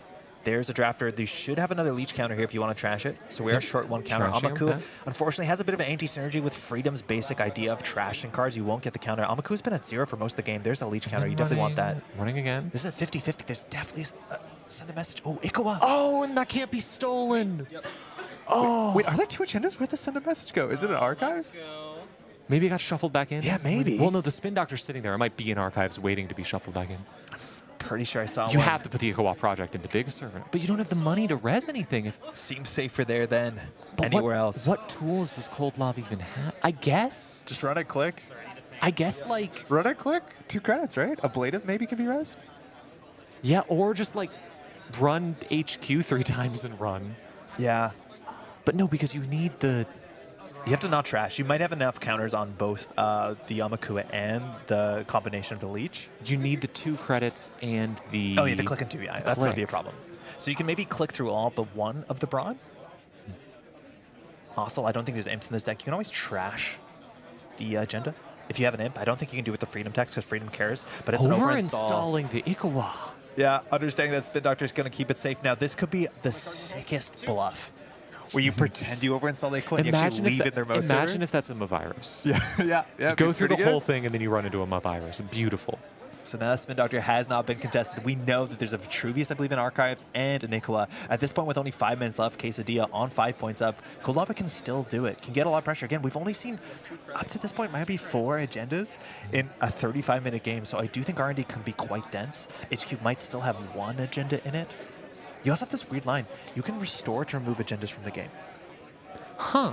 Yes, because Restore says, install a card from Archives, remove any other copies of that same card from Archives from the game, so you actually can remove points from the game. I remember hearing about that because someone was talking about a way to make a deck completely unwinnable. Yep, it's That was cursed. completely. You could make a deck that no one could win the game until you both milled out. It's a really strange interaction because res 1 card, technically you can fail to do that on an agenda, and it looks like we're going to go back for Getting that back last... a pinhole, looking for the pinhole there. Yes. Because if you can pinhole the Hollow Man, you could potentially stop the Ikawa. But if that's a Vitruvius, Credits well, are no, the because problem. the credits. Yeah, Yes, you need to run to deny Subliminal, but credits are the big problem here. DJ Fenris also went back in, which means if you can get that down, it's a bit expensive on these 2 credits, but it means you can get those recursion Draw. loops. We'll see where Cold Lava puts the pressure on. Just getting Amaku counters. Is this Okay. Pinhole, Just gonna and use then the virus you have counters? 2 virus counters to trash the Hollow Man. Checking what the other card is. Now, this is interesting. The Spin Doctor could have been threatened there. You don't have to say what you're touching. You could have just trashed the Spin Doctor, and then Archives would have been stranded. Yeah, but then you you could. But can you get into Archives? Eventually? With 2 leech counters, potentially. It doesn't have to be this turn. But then you don't have a way to deal with the Hollow Man. And if the Hollow Man scores something out, you lose. You might have that's a Sunday time, Message right? or It's something. a money thing, yeah. Yeah. Once the money comes up, the Hollow Man has more teeth for sure. But we'll see the DJ Fenders eventually come down. But that Spin Doctor, I wonder if Quesadilla was scared is going to be attacked, be trashed for no virus counters. We do know there's 5 points in the bin, and I think that might be the second, if not third, Spin Doctor taking up there. Our Bonchulars on 2 virus counters can be very important. Card in the remote server now on 4 credits. This is a big deal because Quesadilla can threaten any 3-2 Okay. in the remote. Killing the Spin Doctor. Going to be removed from game to shuffle cards into R&D. There's a lot of face-down cards there. Now, we know some of them are face-up. Very importantly, there's a Vitruvius in there. Even just Hermes is a big threat. If you want to push the gender remote server, if Hermes can just connect, Cold Lava can basically lock the game and just say, oh, if you want to put a card in the remote server, it's back in your hand, and maybe even run the hand. Managarm doing a lot of work into a Stargate. Checking the table. That's just a Charlotte. 0 trash cost if you do want to just get that card draw. Not that it matters on the Solidarity badge. That deck is all empty. Wait, if he... Yeah, okay, you got the turtle count. Yeah. Yeah, Leech only on central servers. Amakua, as long as you hit that breach step, the access card step, and there is... Did you see an Echo in there? I think I saw an Ikawa there. That's Yep, there it is. Ikawa. Okay, that's a score right there. That's points. all the clicks and credits left, and that's going to return the card to hand. Oh, that doesn't go to your scare area. I give that over to Cold Lava. He's been working so hard. And Quesadilla has 1. Congratulations. 2 minutes left in the round. Cold Lava, if time gets called, the active player finishes their turn. Your opponent gets 1 more turn. That was a Vitruvius. That is a Vitruvius. That is a Vitruvius. So if... 2 minutes. Looks like our judges are reminding the time again. Sometimes the time on the stream is slightly off because they can sometimes start a bit later, so they might have a bit extra time. 2-minute extension, I believe we're being told by production. Thank you. Okay, so they should have about 4 minutes left in the round. 2 minutes left in the round. Okay, thank you. Yeah, perfect. This is accurate. Thank you. Cold Lava having a laugh there, understanding the predicament here. Enough money for the Vitruvius. Archives. Looks like we're just going to go for the It Stargate looks here. like You we're doing still need to run the remote server. Sorry, Archives after if you want to get that bounce. Paying 2 clicks. We're just doing a normal. Oh, that's a virus. It's a oh, no. That can't be a good hit. Purging the board state. Now, if you do trash that, if you don't trash that, you get an Amaku counter. Now, that probably Wait, doesn't and matter. that means he can't trash the That might be game. That's game. Yep, scoring out the Vitruvius for the win. There we go. Oh, Cold Lava looking for it, but so Quesadilla close. just getting that ice up, the recursion, juggling those final agendas on the table to make sure that things are staying well-oiled, but well played to both players. Quesadilla taking it again, will be undefeated. Cold Lava taking the first loss of the day again. That still means both these players are competing for day 2. I believe you can get 7 wins makes it to day 2, so still a lot more Netrunner 7 today. wins is what you need to make it to day 2. Obviously, top cut is a lot harder than that, but just Yes. making it to day 2 is a huge accomplishment. For a lot of people, that's the goal. Just get to day 2. Even top half has some great prize support. But That was a great game, though. I mean, I haven't Exciting gotten game. to see both of those decks in forever. Yeah. Like Freedom, as I said, a lot of it's on the tag me list, and Yes. then Mirror Morph. I love Mirror Morph. I have a custom alt art of Mirror Morph I printed out just for fun. That was super cool. Yeah, it's always like one of the most fun puzzles. Also, see Freedom. This is Freedom's last Worlds, which is kind of exciting. A lot of players make decisions like, hey, this is a card that I'm not going to be able to see next year. Once Dawn comes out, we lose FFG cards, so why not play that? But Mirror well played. Morph, even though in these sorts of decks it gets played for like these really complicated things, just as a new player, it's a great card to like see and go like, oh, I Puzzle. could do fun things with Yeah. this, and it immediately starts your brain working in a fun way. Well played to both players. This is just round 4 again. We have one more round coming up, if I'm not mistaken. After that, we'll have a break, but don't go anywhere because we have more great Netrunner coming up. Thanks so much for watching. This is the World 2024 Championship in San Francisco. We'll be right back. Yeah.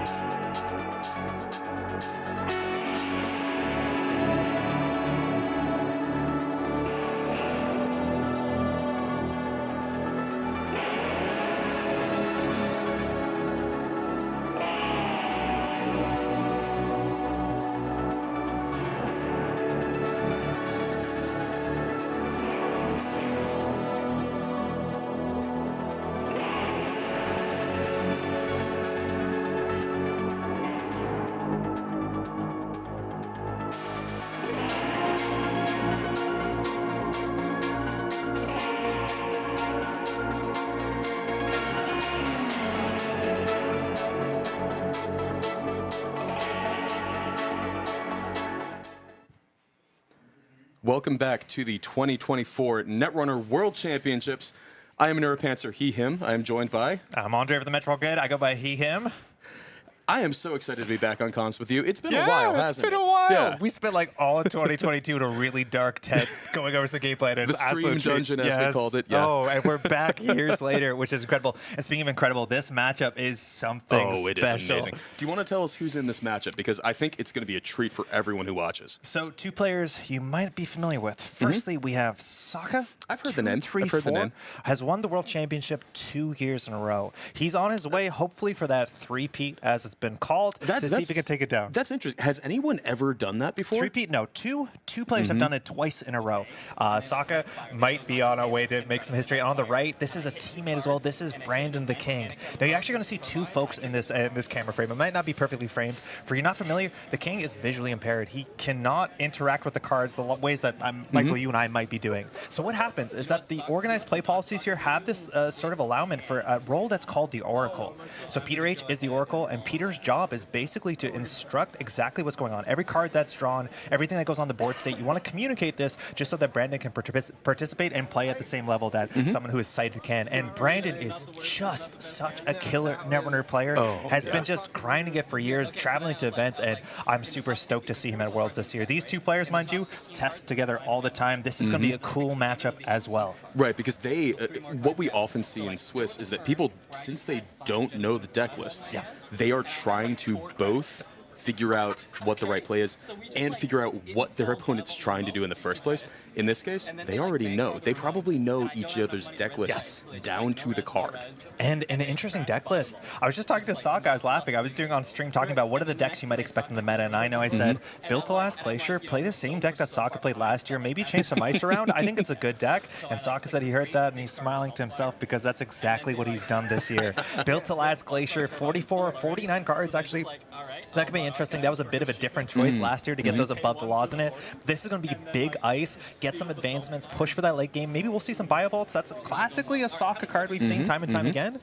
But on the other side of the table, this is actually a really interesting way to respond to this deck. This is what people call Crew Hosh. So this is Ice Destruction, Devil Charm, Aquaceros Crew, some Recursion. This deck wants to find that 6 strength ice and just destroy it. Yeah. If your game plan is get big ice, I think the only thing that might be a real big road bump is 10 strength is a lot if you can get 3 advancements up on that Pharaohs. This is a matchup where the players have to play this very, very cleanly, which is exactly what we're expecting from these 2. Absolutely, yeah. Both incredible players. And we are starting off immediately with an install advance net a credit from Sokka. So what do you think this advanced card is? Now, I would be very surprised if it is the new card that we've been seeing as Charlotte. It's more likely just an NGO front, which is it is an NGO front. Akin to a hedge fund. Again, this is built to last. The first time you advance a card that doesn't have advancements, you gain 2 credits. So it's akin to clicking for a credit and allows you to just advance board state. Mess the chest on the face check. Brandon recoiling, losing 3 credits at the start. Not accessing a card too. Mind you, the NGO front disappeared. A lot of times with Hoshiko, you just want to touch cards. This won't turn. So we'll see if you run R&D. You might not be able to steal the SDS drone deployments we're expecting there, but off the top, that's a Colossus. You don't see that all the time. Yeah. That's a very, very cool ice to see. I mean, if you want to throw advancement counters on ice, why not get some incredibly punishing subs out of it, right? Yeah. You know, lose 3 is great, but I mean, I'm really in it to trash some programs. I'm really in it to give 2 tags. That's what you want. Trashing an installed resource, that is actually... That can be very important. It's both very important and pretty unique for ice. There are very few ice that can actually trash things other than programs or hardware sometimes. Hoshiko's going to get that flip there. That is a Hoshiko. This altar, this is the magical girl side. So you're going to gain 2 credits. Start a turn, you're going to draw a card, but lose a credit. And on that first click, it's basically like a professional context. You get a click and a credit over, you know, technically 2-turn window, sort of. And install advance, just going to repair. Sokka has some really good content up on his YouTube channel where he talks about playing these decks. And it's all about, it's a methodical play. It's about placing your ice well. In this matchup, I'm not actually sure if we're going to have to play around Banhar. So it's not about like getting that rhyme in front of your Pharaohs. It's more going to be about like controlling the tempo of the game. And tempo is a real strange word because this is not a tempo matchup. This is not going to be doing anything pretty quickly. We're going to be scoring out in a 2 to 3 ice server with a Bio Vault maybe 10 turns from now. Yeah, but even in a deck that isn't a quote-unquote tempo deck, controlling the pace of the game and making sure you don't open up scoring windows or open up steal windows for the runner is is incredibly important. And speaking of tempo, speaking of playing this long, protracted game, we see a daily cast here from the King, just starting to get that money drip in turn over turn, so you have resources to do what you need to do. All 3 centrals iced up and advanced up from Sokka. That's a really good start. Yeah, 3 credits for the daily cast, flipping back Hoshiko's side. You talked about the windows. I think the big window here that Brandon needs to capitalize on is opening up one of these central servers. Cards like Leech, cards like Amakua, those are the breakers in this deck alongside Crew and Devil Charm. And if you can open up HQ and just say there's no ice on it, you spend 5 credits, you advance it, it's immediately getting destroyed, but no res. Touching card there, I believe that's a border control if I'm not mistaken. Okay. It looks like Katchen full art with, I think, Chris Dyer's face on it back in the day. I think Alex White as well. Oh yeah, cool, yeah, that makes sense, that makes sense. And so we're going to go here for the Steelskin Scarring. This deck, Steelskin. as a console, if I'm not mistaken, should be on Patchwork. A really fun console. This is the last Worlds to play Patchwork, and while I don't think we have to go into some of the rulings changes, because that probably won't matter, that is a great card to be able to get 2 credits of value at the same time of playing all these great cards like Strike Fund and Steelskin that fire when they're trashed from your hand. Yeah, and I believe that for most cases, unless you're really going outside the norm, basically, Patchwork works like you thought it did. Yeah, it does. It's even better than you thought it would in most cases. There's an Earthrise Hotel. Cards can really matter for a Patchwork deck, and I'm not sure if we got the mulligan here, but you're definitely looking for some bit of ice destruction to open things up. Leeches, really important. Again, some of the ice in this deck can go pretty big. We're pretty sure one of these is, if you want to face check, you can face check safely. And honestly, I think the fact that there was a no res there, it means it's, I don't know, is it likely to be a Colossus? I think so, because right now it has nothing Doesn't to do anything, like, just a the tag. 1 tag is not a huge issue, and there's nothing for it to trash. So I wouldn't be shocked if that R&D is that Colossus, especially since we saw it the turn before, and it is the type of ice you want to. Oh, there's a going back in R&D again. Oh, sorry, that just knocked me right out of whatever I was saying. This is about controlling where the agendas are. Now they are back in R&D. We know where 2 copies of Basalt Spire are. That's the new Wayland agenda. It gives you a bit of recursion if you can get that scored out. Speaking of scoring out too, right? Like, very important to understand. The World Championship last year wasn't a score out. It was a clearinghouse lethal. This deck does have multiple win conditions. It also might be on as many 3-pointers as possible, so it can't actually score to 7 that well. It just wants to build this lock board state. Oh, here does come the Patchwork. Patchwork just coming down for 4. We got that card draw. Oh. So we have some cards in hand there. You see a Copulation too, and another blue card. That blue card might be an alarm clock. Yeah. Yeah. So That's I think very cool. this might be, there is a price trigger. So it was a price. Okay, excuse me. price. It was a price. So that hit the Steelskin that draws 2.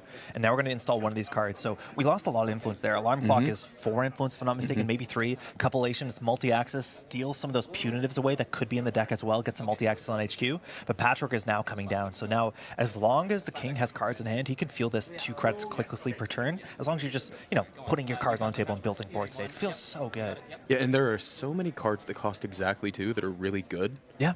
Dirty Laundry, right? Yeah. That costs 2. Wildcat Strike. I don't know if that's in this deck, but it's a lot better if you don't have to pay credits for it, isn't it? It's a fair bit better. You don't mind Yeah. which way the choice goes. Speaking of Dirty Laundry, I think it might just be discarded here to install another card. Can be hard to make a run here.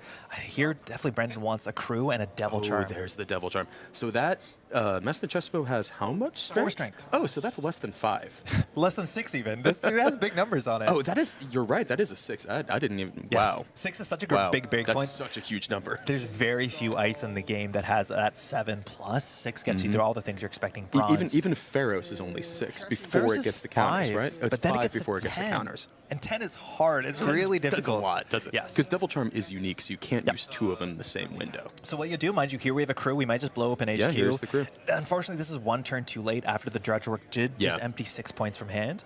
But the big thing here you need to see the interaction is the way that Crew can actually make it 8 strength because you can take a tag, but also you want to get Leeches. Yeah. Leeches, Crews, those are not unique, so you can pile those on. Yes. So let's see what server King punches through. There's actually a big chance R&D, knowing where 6 points are, can be the place you want to run. Now, I think it's important, since we do see the Mesna Chesvo here, obviously it's now iced up. There's an ice in front of it, so it might not be the immediate target, but it is important for future interactions. How does that work with the Crew? How does that work with Devil Charm? It's on encounter. So It's it on will encounter. you will lose the 3 credits. Okay. Yeah, so you have to encounter it. I believe the Texan Officer's Crew says a card you are encountering, so that will happen after the win encounter abilities. Yeah. Did you see that Drudge Work got the 3rd Basalt back? That could have been one of the 2 redrawn, but that was a full Drudge Work in just 2 turns. You don't see that all the time. That's one of the best Drudge Works I've ever seen in my entire life. It's a good Drudge Work. Now Hoshiko, still on the Magical Girl side if I'm not mistaken, so We want to get some pressure and ice on both of the main central servers, archives, still install advance, and getting more ice on the table. This is where if you're not getting the pressure, you can feel locked out. You only have 3 Devil Charms. Very importantly, they remove themselves from the game. They do. So you can't recur them with the labor rights, with the DJ Fenris loops. So you have limited options. It's just the crews that can be recurred. Yeah, crews can be recurred pretty easily with any of those tools. And yeah, Ashen even, you know, the biggest piece of recursion right now, it has no way to get Devil Charm back either. Ice Carver coming down for 1 with the Earthrise Hotel, reducing the cost. Now, this card might not seem that important, but there's a bunch of 1-strength ice you could imagine this list. Border controls, descents. That means Amaku just sails through them. And sometimes if you want to hit some of those odd breakpoints, it can save you a fair bit. You don't have the Devil Charm. You can just get through with a tag to get through 3-strength ice. I do think his ice is going to be like 4+ and maybe some 1, so it probably is going to line up relatively well. Another daily cast as well. We have a lot of money coming in, but not a lot of interaction. I think Hoshiko should be very non-digital and just plotting, advancing, just pushing yourself forward. I think Sokka's talked about this before. This is an identity that gives you value and makes your defenses better without needing cards. So the longer the game goes, if you can control the game, you can just advance very slowly. The numbers go up. There's not that many runner cards like that. If you just stand still, the numbers go up. Yeah, it reminds me a lot of, you know, engineering the future. A lot of those old ideas where you kind of get 1 credit per turn. The more turns you take, the more value you get. So very, very methodical play here from Sokka. Has not had to res much ice yet, which I think... Not yet. Obviously sitting on a fair amount of credits here, but I'm sure that will probably end soon. I imagine the King's probably building up to make some moves here. And this is where you have to start making those difficult decisions. Hey, do you want to res a 6-cost, a 7-cost ice that's going to be immediately destroyed by the crew charm? But you have to do that.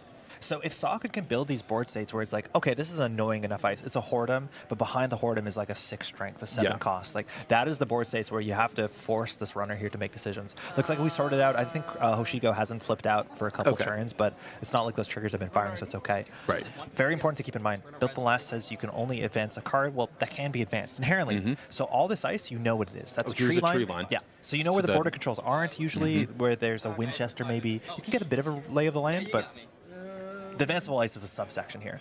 This is a 5-strength tree line. This can be advanced technically out of the range eventually of crew charm. Now it looks like that subroutine is just going to fire return a credit and end the run 1 subroutine. I'm not sure if this list is on Botulas. There is a big chance it's on Boomerang. And just Boomerang, as you say, there we go. Boomerang comes down. So we'll see if we can crack and get into a central server. Another way to kind of get through ice without actually having to pay to install and use your breakers. Yeah, because the only breaker in this deck should be Amaku, if I'm not mistaken. I've basically played this exact deck yesterday at COS and had a very great time. Here off is the top, a wall-to-wall off the top.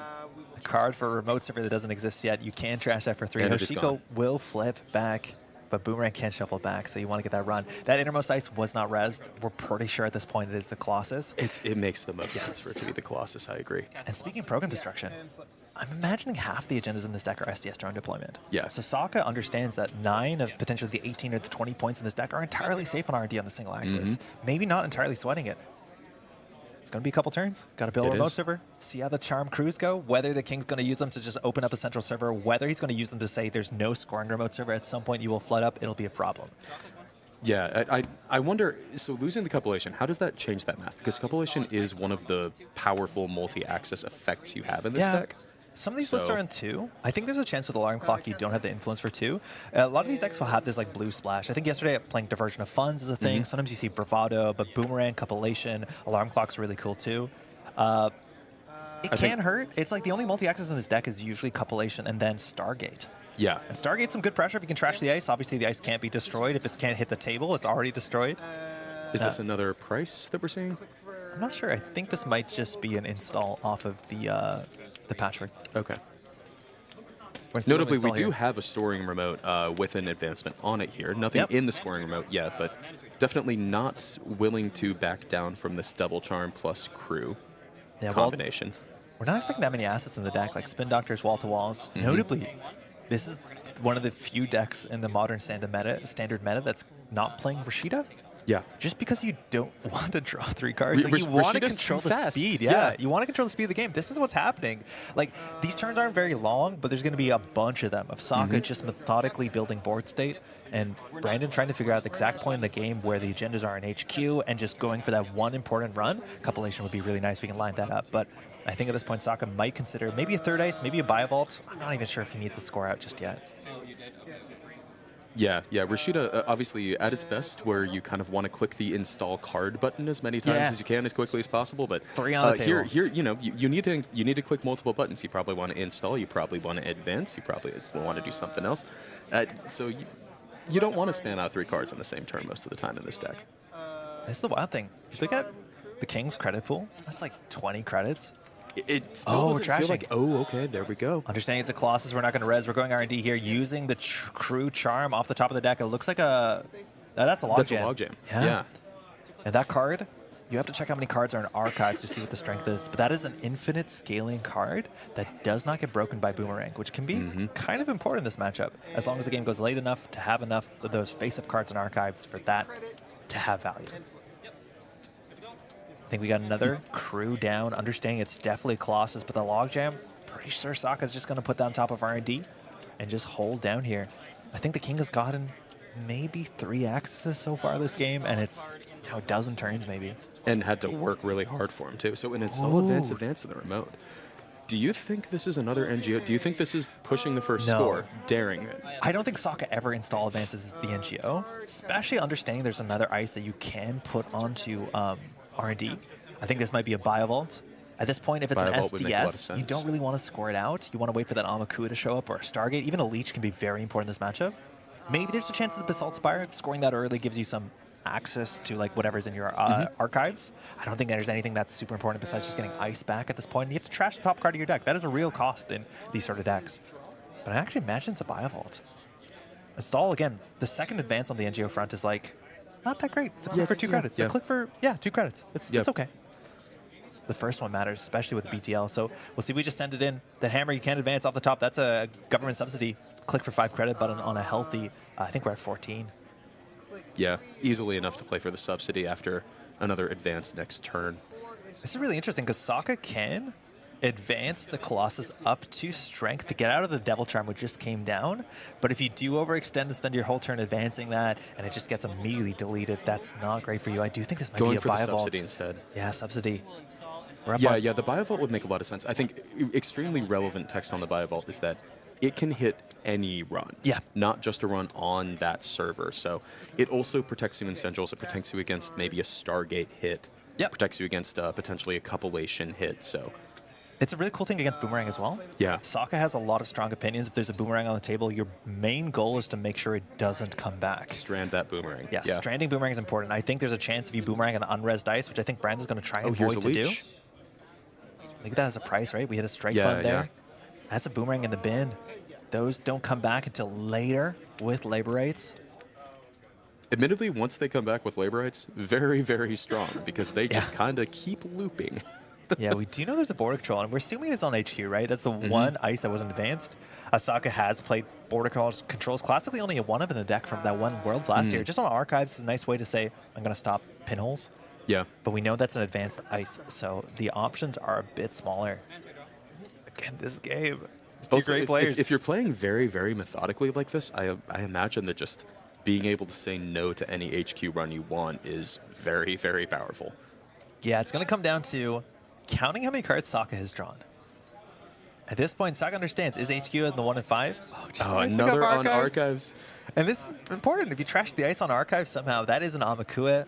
That's a way to get also your leech counters, and that's exactly what you need here. Sokka can take a turn to purge. So that was install credit rather than install advance. Yeah. So probably also a non-advanceable ice on archives there. Yeah. Sadaka does show up in some of these lists. Yeah. Sadaka's really interesting we saw Sadaka earlier, didn't we? I think we did. AIs are kind of out of the meta right now. People are counting on their kits. Some people have Ngolo, but people are just not really set up to break trap ice currently. Yeah, there's not great options. Boomerang's a bit tricky. Amakua is probably the most common thing you see in the meta. But Sadaka classically exists in this meta to trash things like Turning Wheel. Yeah. And while there's still obviously good resources, look at that Cruise over there. DJ Fenders can be pretty important. Yeah. It's Even the Ice Carver, a pretty good hit yeah, here. Ice Carver can be okay. Now that's a labor rates. I think we trashed 3 cards at the top. One of them was a boomerang, so I think 2 are now in the bin. 2 in the bin, you're right. I'm going to shuffle 3 cards back here. And doing that preemptive labor rate, sometimes you wait for the end of the deck. I don't think I saw the cards that shuffled back in. That's going to be really important in this matchup. Apologies.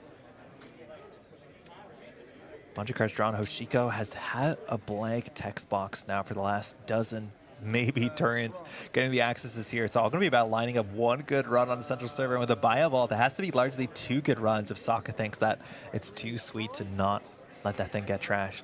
It's a good reminder that money is not everything in Netrunner, because we're here sitting, 20 credits versus almost 30 credits, and it really feels that Sokka's in a good position because the money doesn't actually get the king in currently. That is a Stargate that's hitting the bin to install that alarm clock. Yeah, alarm clock, new card. Must have been shuffled back, right? Yes. Yeah. Probably got shuffled back. I don't think you have the influence for 2. And this says at the beginning of your turn, you can spend this like free click to run HQ. And the first ice you encounter, you can double click through it.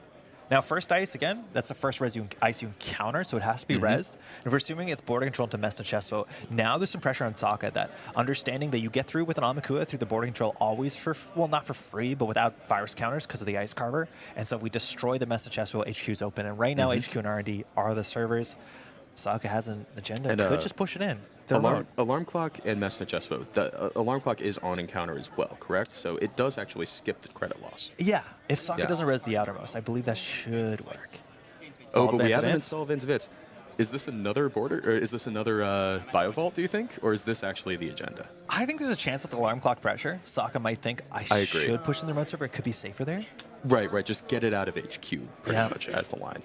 Now, bio vault is another card you do want to get on the table.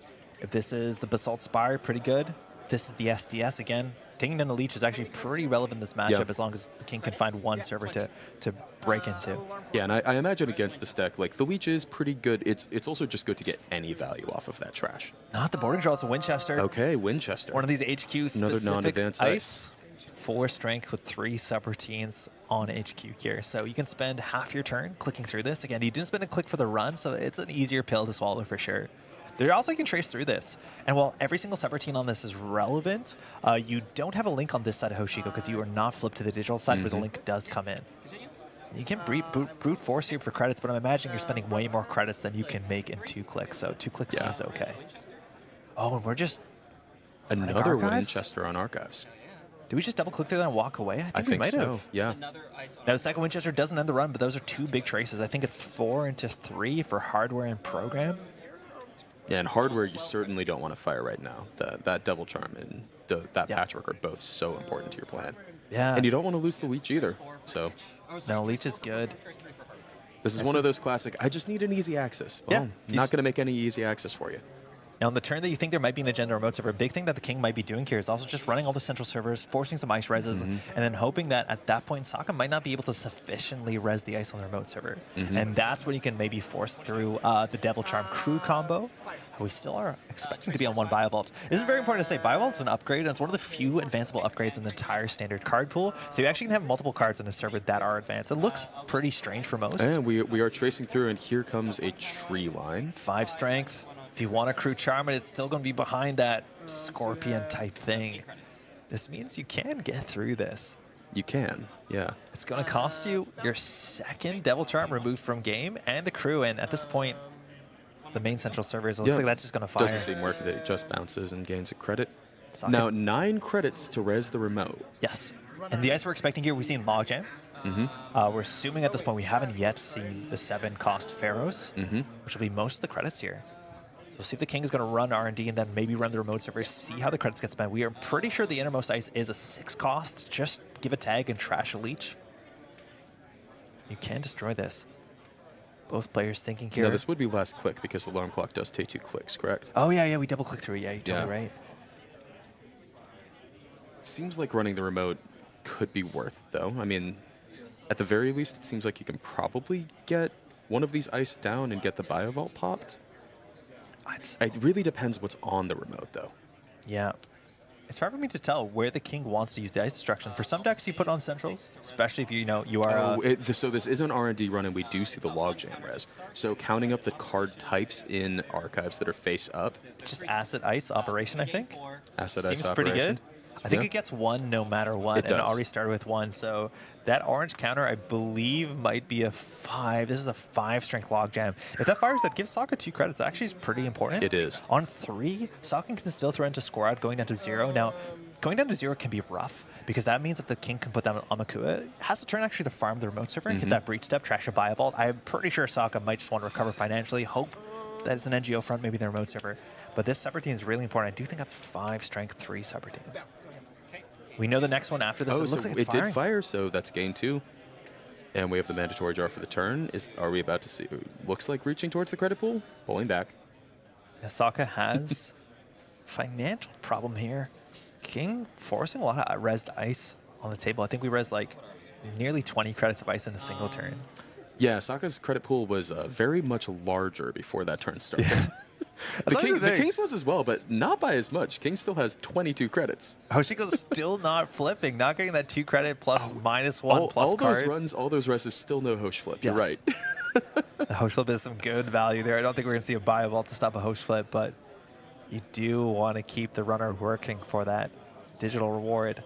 Sokka in the tank here. I understand. This seems like a really pivotal turn to get right. Yeah, he's thinking. Now, a really interesting thing about watching Sokka is very aware of the body gonna language. Take 3. Yeah. Gonna take 3. Just recovering here 3. We're on 8 credits. That should res any ice in the deck. The most expensive we're expecting is a Pharaohs on 7, but a single Pharaohs actually can be destroyed here by just Crew Charm. It will only be 5 strength. It doesn't scale linearly. It scales from 5 to 10 immediately once you hit 3 advancements. So we'll see if King here wants to run the remote server. He knows that there's a bio vault for sure. Also knows there's no border control on the remote server. That's not the most frightening ice, but specifically, just make 1 run. Yeah. We haven't seen Amakua yet. I don't know if the King is just holding 1 in hand. Understanding the sooner you play the Amakua, the more scared you are of the Surveyor, which we are pretty sure is the ice there. Okay, so this is an alarm clock run. Spending the 2 credits to get through Winchester. We're cracking HQ, double clicking. Going to lose 3 here. The only thing that this makes sense is if we're going to Devil Charm it. Gonna Devil Charm, it looks like. Probably. Yeah. Yep, for there's the pay crew, 2. there is the Devil Charm. And so now there is 1 open server here. Leech will get a counter, get 1 good random access. That's a clearinghouse. Clearinghouse, that's a really good one to hit early. Yeah. You don't want to get Worlds Finals 2023 with it. Nobody guessed under how's World's going to end final. It was a meat damage flatline, but that means in the remote server, right? Is it another clearinghouse? I think at this point... Clearinghouse is 0 to res. It is cheap.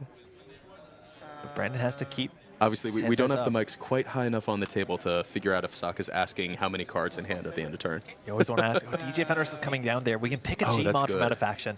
All the options right now in the standard card pool, if you're playing Anarch, are criminal. So we're assuming here it's a Steve Cambridge. The other options are Los, if I'm not mistaken, and Sable. Probably Sable, Sable, yeah. yeah.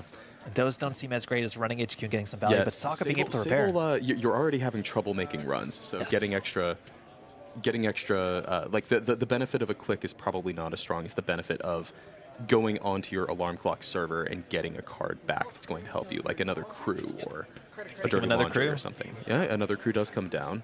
And dirty laundry is being played. It looks like no, discarded. Trashed for the patchwork. So that's a free crew here.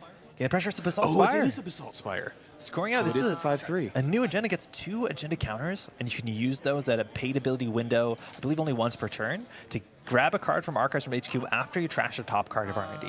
So you can always just like save the card that you trashed. Technically, it's a card draw, but you can use it just to bring back money, bring back buy vaults, and really put the runner in a rough spot. Looks like we're going to start here with a double click to get through HQ if you want to get through that Winchester.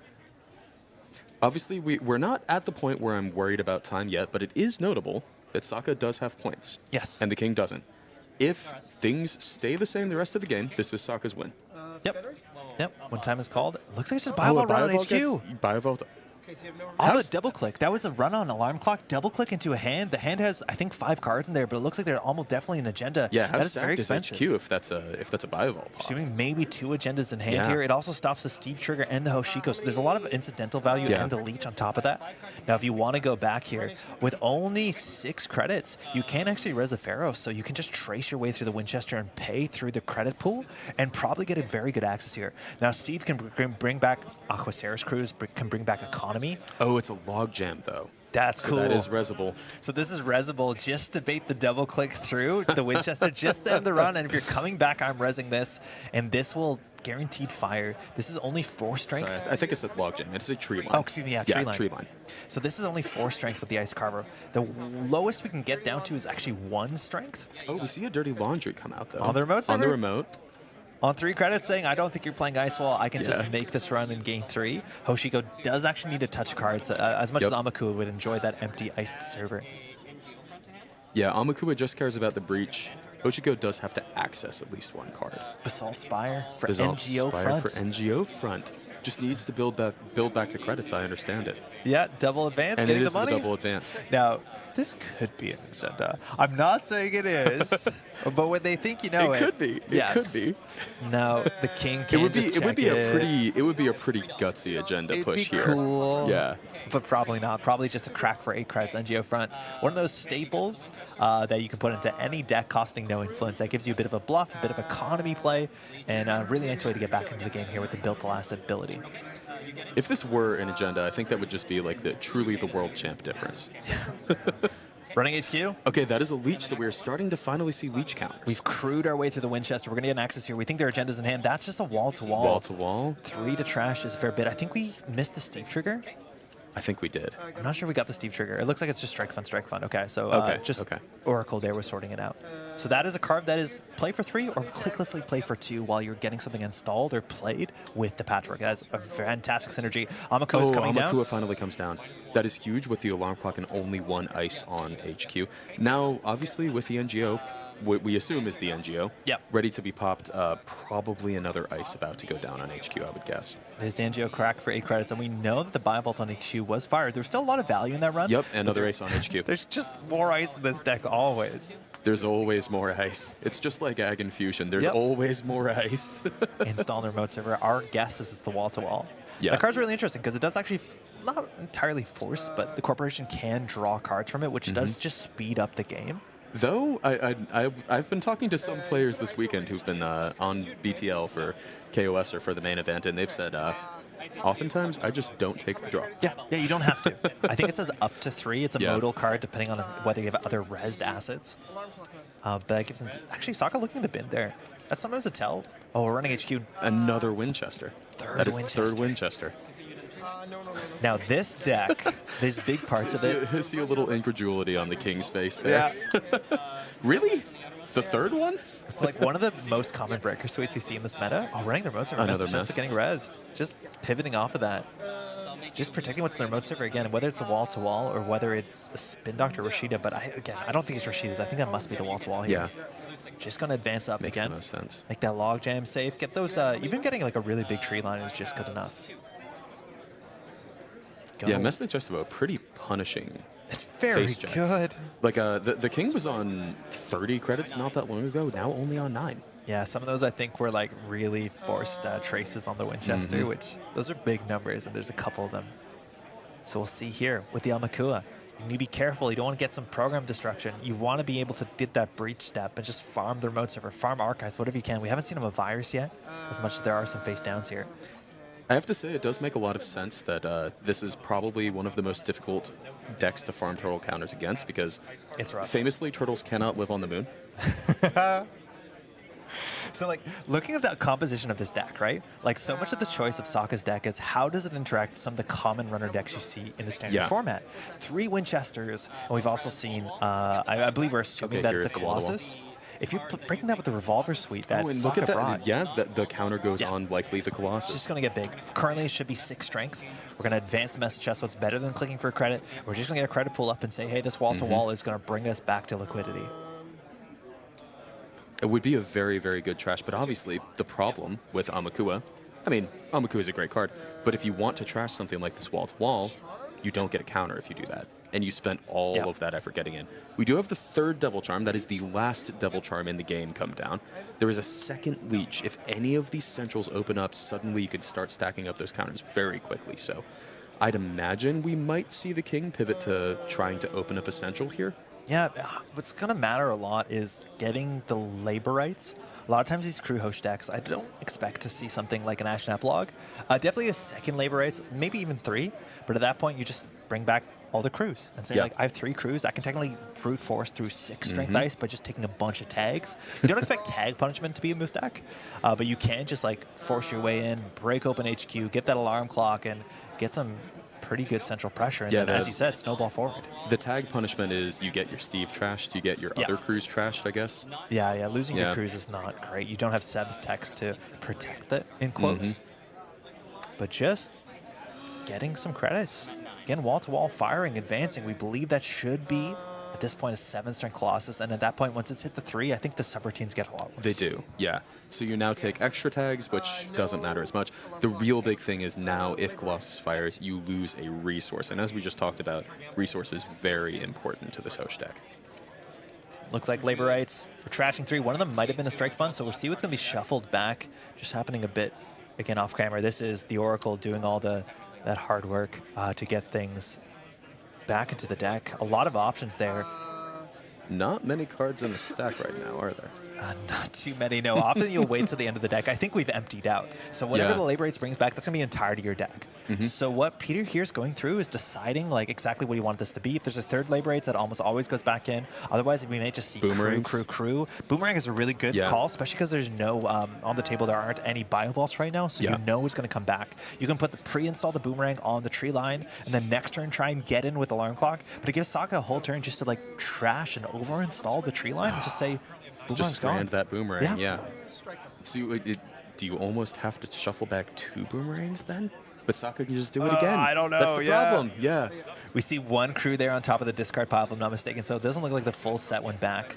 So unfortunately, off camera, what's coming back in? Labor Rights does draw a card there. This is not on a buffer drive version 2. It doesn't look like. I think the influence is going to more blue cards. That, at this point in the game, is a bit tricky to use. Not happy with what that Labor Rights draw was drawing for a second. Trying to get the pressure on that wall-to-wall. We have about 10 minutes left in the round here, and Sokka just up on 3 points is enough. Okay, another crew. So at least 1 went back. This is also the point in the game where like you run out of cards, so you run out of patchwork triggers. That is the idea of buffer drive, that you can just like play the same, and by play I mean patchwork the same steel skins. Yeah, so normally, obviously, against the normal deck where you actually are able to ever run HQ successfully, you're getting back a lot of these, a lot of cards, so you have a lot more patchwork triggers because of Steve. But against Built to Last, you were just slowly getting choked out. Advancing the ice outermost. So we're assuming that's an infinite scaling. We haven't seen a Pharaohs yet, so Logjam's still pretty good. Logjam still makes sense. Tree line's great, and that third ice. Oh, a third ice on HQ. That's understanding where the pressure's coming in. I don't know. Do we see the border control? I feel like we did see the border control, but maybe we're mistaken. Maybe it was a tree line. Yeah, because we would have seen it by now. Not great into, mind you, Ice Carver Amakua, but very important on a run. That might be why we haven't seen it. Maybe just waiting for a run where you really need the trash ability. Here's a Boomerang. It's going on what Boomerang we is believe going on probably the Colossus. To be Colossus. Now 5 strength there. We can get through that with either the Devil Charm if you want to trash it. Seems like a good time to do that. And might get an R&D access. There still should be a fair few agendas left in R&D. Looks like we're going to destroy that. Remove from game the last Devil Charm. Pay 2 credits to trash the ice. 5 goes straight to -1. We have officially paid the devil his due.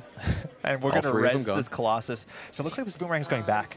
Going to get 2 Leech counters. Maybe an Amakua, but stealing 2 if it's an SDS. That's a Bio Vault. That is a Bio Vault. That's a good trash out of R&D. You don't want to have to see that later. Not great in their most ever. Trash for 2 is the choice here now. Denies you an Amakua counter, but an Ice Carver the counter is such a huge thing. Yeah, it's tricky. And also only being on 9 credits, like it is a really good trash, but it is also a really good no trash because of the Amakua. Brandon is considering it. Understanding how many buy vaults in the list, maybe 3, I think 2 might make sense. Also, we do see the trash, so Turtle will not get a counter this run. I think I saw Trojan Horse in Sokka's hand. That was a one of in the list last year. And if that comes across, even to trash a Leech, if you have credit advantage, has a huge swing on the game, because those are some of the most important cards alongside Amakua. Now the credit differentials, plus Hosh Flip and Tag. Hosh Flip. Yeah. Amazing. 2. Get some Link as well, but... and there is a card left to draw, so just in time for Hosh. Perfect value. Sokka thinking this through. 7 minutes left on the round. Wall to Wall has a really cool text line that you can return it to hand. Now, very importantly, you have to do the start a turn trigger before you mandatory draw. So if you've drawn an agenda or draw something you think is better suited to the remote server, you have to make the decision kind of guessing what's happening. Yeah. Looks like just click 3, discard. Okay. Is that what that is? Card hit the bin. Yeah, I think so. No, Sokka didn't take money, though. Maybe he did. Yeah, he did. He did. Yeah. Boomerangs. Boomerang comes down. Where's Boomerang going? Always come back. It's going to go on R&D. 2 R&D. subroutines. Getting through the Colossus. Seeing a piece of ice there. Message Chestfo, yeah. That's the 3rd we've seen so far. That should be 6 influence well spent on Built to Last. You're allowed to shuffle a card back into a deck of no cards? Yeah. Okay. Shuffle it well. Shuffle it. So that's... Make sure you randomize the order. Yeah. Sufficiently randomized. Now, this gets an Amaku counter. This gets a Leech counters as well. I think that term was a purge, excuse me. That was just a straight purge. That's why Sokka didn't get credits. So it was just purge and discard. And with the wall-to-wall ticking along, you can feel that's a much easier thing to do because your board state is getting better. You're pushing the runner back, and Sokka here needs to just wait to top deck an ice. That ice is going to go in front of R&D. We know it's a There we go. And now... And here's the advance. Yes. Now it comes down to the cards. We have a couple minutes left in round, about 6 here. Yes. Sokka turtling up, despite not being the person with Amakua. It is worth noting that... So it's worth noting that I believe, Brandon here, because of the oracling process, often gets about a 5-minute extension is allowed because it is inherently not as efficient as not having an oracle, I suppose. But Sokka looking through the bin there to see the options. Again, the remove from game pile. Steve Cambridge hasn't fired for a bit, but it's just counting where the crews are. Chesso? Yeah, it is funny that Steve has only accounted for about half of that remove from game pile. Half of it is Devil Charms. Yeah, labor rights leaving on their own too. And labor rights, right. So you can run R&D here if I'm not mistaken. You can. Amakua plus Leech plus Archcarver does get you once through a 4-cost ice. You're still going to have to boomerang the Colossus and go for a single. One of the things you can do here... Now, those do come back from that run, so it is actually pretty good. Somewhat sustainable. Yeah. Now, if you do find a 3-pointer... but this is an HQ run, and that is a logjam. This should be at least a 6 strength, I think, since the one was... Okay, it's a 7 plateaus, because I had 2 already, right? 7, oh god. Because you generally get the +3 because there's usually not agendas. Like, it does have a limit, but 7 strength is going to be frustrating for sure. Yeah, no Devil Charms to solve that problem for you, so this is most likely just going to stick unless a lot of Leech counters happen. But Sokka's down to 1 credit. Depends if the subroutine fires. It looks like it's going to, but that could bring Sokka up to 3 credits. On 3 credits, Sokka can't res the Mesta Chesso, which means this Boomerang is going to come back. Now, these axes are so important because the Leech counters off the top. That is a Hordem. That's original printing. That is another Amakua counter. 2 more Leeches as well. Counters. So this might just be another purge for Sokka. But if you purge, actually, the Boomerang still gets back in. It only gets 3 counters on viruses. Brandon needs to steal 1 3-pointer. 1 3-pointer. Because with 4 minutes left in the round, it might be hard for Sokka to score 1 more agenda. We don't think this deck is on a hostile takeover. It's probably only on 3-pointers, maybe 1 above the law. Yeah. And if that's the case, both of these players might just get to a tie. And that was a purge. It was a purge, yeah. Now, a tie in single-sided Swiss is only worth 1 point. A win is worth 3. A loss is unfortunately worth no points. But getting 1 point each for both of these players that maybe at some point in some tournaments would intentionally draw if they could early rounds. We've seen that before between teammates. It forces them to win an extra late game, but often would be in a position where they're looking to take a draw late anyway. Looks like we still get some cards out of hand. That is another going Boomerang to be coming back. A sure gamble into the Boomerang. Understanding the Animus, we need an agenda here. We haven't seen anything off the top of the NGO front. NGO. Now, this gives Sokka credits, but if you trash this, Amaku doesn't get the counter. You get 2 Leeches, but those counters are so important. Because if you get the Amaku counter, you can actually break Mesta Chessful next turn because you can get the 4 strength with the Ice Carver. This is such a tough decision. But Sokka needs the money to stabilize to threaten to score the next point. It's such a tough decision. 3 minutes left in the round. I think you need the counter. Trashing it. Amaku It's now going such to counter. a tough decision. So we're currently at 3 strength maximum between the Ice Carvers and the Double Leech. Sokka, I think, saying, I wanted that? I Is what wanted it came that. through? Yep, that's. I'm sure you did, Sokka. Boomerang coming back, but this also means Sokka's drawing an unknown card. And all these turns, you can break lock with the wall-to-wall, but Brandon's seen a lot of cards, and none of them have points on them. Yeah. Upgrade. Upgrade. What the heck is an upgrade in this deck? Isaac? Liberdade? I don't know what sees play here. Chrysium? Chrysium makes a lot of sense. Now that stops the Amakua counter, sorry, the Leech counters. Leech counters. Yes. Yeah. Yeah, that could be quite that's actually powerful. really good. And Chrysium would be a 3 res if it is the Chrysium. Yeah. So. Yeah, this stops runs from being considered successful. That is just silly sounding text, but almost all the cards in this game say if successful, do something. It doesn't stop you from accessing, Yeah. but can be very important. Again, trick shot, deep dive, shaper cards. It is also criminal so cards. funny to see. We have DJ Steve in the game, and we don't have the Chrysium on HQ. Yeah. How often do you see that? Buttoned up pretty tightly there. Thinking if we can make it through on 5 credits, Sokka can res this. Mess Nachesvo. That will bottom out Sokka's credits. It will have an impact. King is going to lose 3, going from 7 to 4, so both players kind of in the muck. Trying to get that 1-axis Boomerang, costs 2 to install. But you can force the Mess Nachesvo here.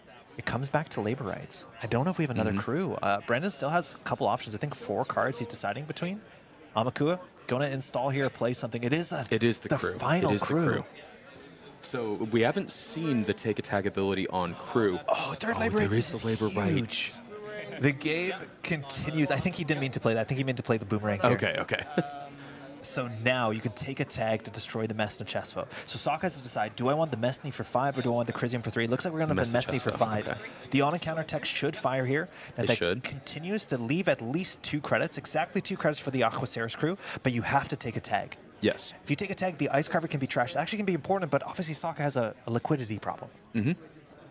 Now you have to get the Boomerang through. I don't know if Sokka's going to overinstall that Colossus, but if that Boomerang is lost, the King doesn't have that many great ways to deal with the table anymore. Yeah, also 30 seconds left, we believe, until the time extension. So King the needs King to get an really, access really here. needs to hit an agenda. Taking Really? the tag Okay, here. so here this it is is. huge. If the King hits an agenda here, it looks like both players are going to draw. 22 seconds left of the round. Sokka can't score points from nothing on 0 so credits. there is going to be no rest. Single we do see the access. counters.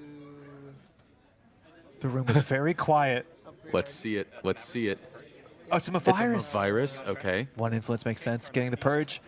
Government subsidy. Not nothing. an agenda. The King has touched so many cards. None of them worth points. Time has been called. This might just be a handshake. 3 points, 40 minutes just to get 3 points. That's a bad is points so per minute tough. ratio. But for Sokka, that is just going to close the game out. That's how you draw it up, though. If you're built to last, you choke the runner out. It's built too fast. Built to last is just you break them upon the rocks of your Do you ice. see his hand? It's SDSs for days. It's just SDS. 9 points in hand from a deck that could be only playing 18 potentially. And just was able to get those Devil Charms out early and deny the leech counter. So just that logjam was never going away, ever on HQ. Alarm clock going And for that the is a handshake. That's Congratulations it. Between to these Sokka. 2 players, the teammates showing the hand. There is 12 points in hand, not finding them off R&D, just seeing those. Wow. Money in cards, money in eyes. So Sokka. Sokka moves to 5-0. That's a very, very good start from Great. the 2-time world champ. The King will move to 4-1. Still great. plenty of chance to make day 2. Still you doing- only need 7 wins to make it to day 2. So Yes, and this is just the end of round 5. There's 6 more rounds There today. are. It is wild. This is the longest day, I think, of Netrunner play I've ever participated in. We're going to have a lunch break coming up in a minute, but we might actually have a cool I think thing we are coming going up. to let's I think we're going to go to a quick break, but probably we'll be back in a couple minutes. Yeah, production is nodding, by the way. Huge shout out to production. Okay. They've been killing it. But They have been absolutely fantastic job. we have something really cool that's going to be happening kind of exclusively here on the stream in just a couple minutes. Is that correct? Oh, we're getting a nod. Okay. All right. That was the end of round 5, but don't go anywhere. We're going to be back with something quite special for y'all. See you in a bit.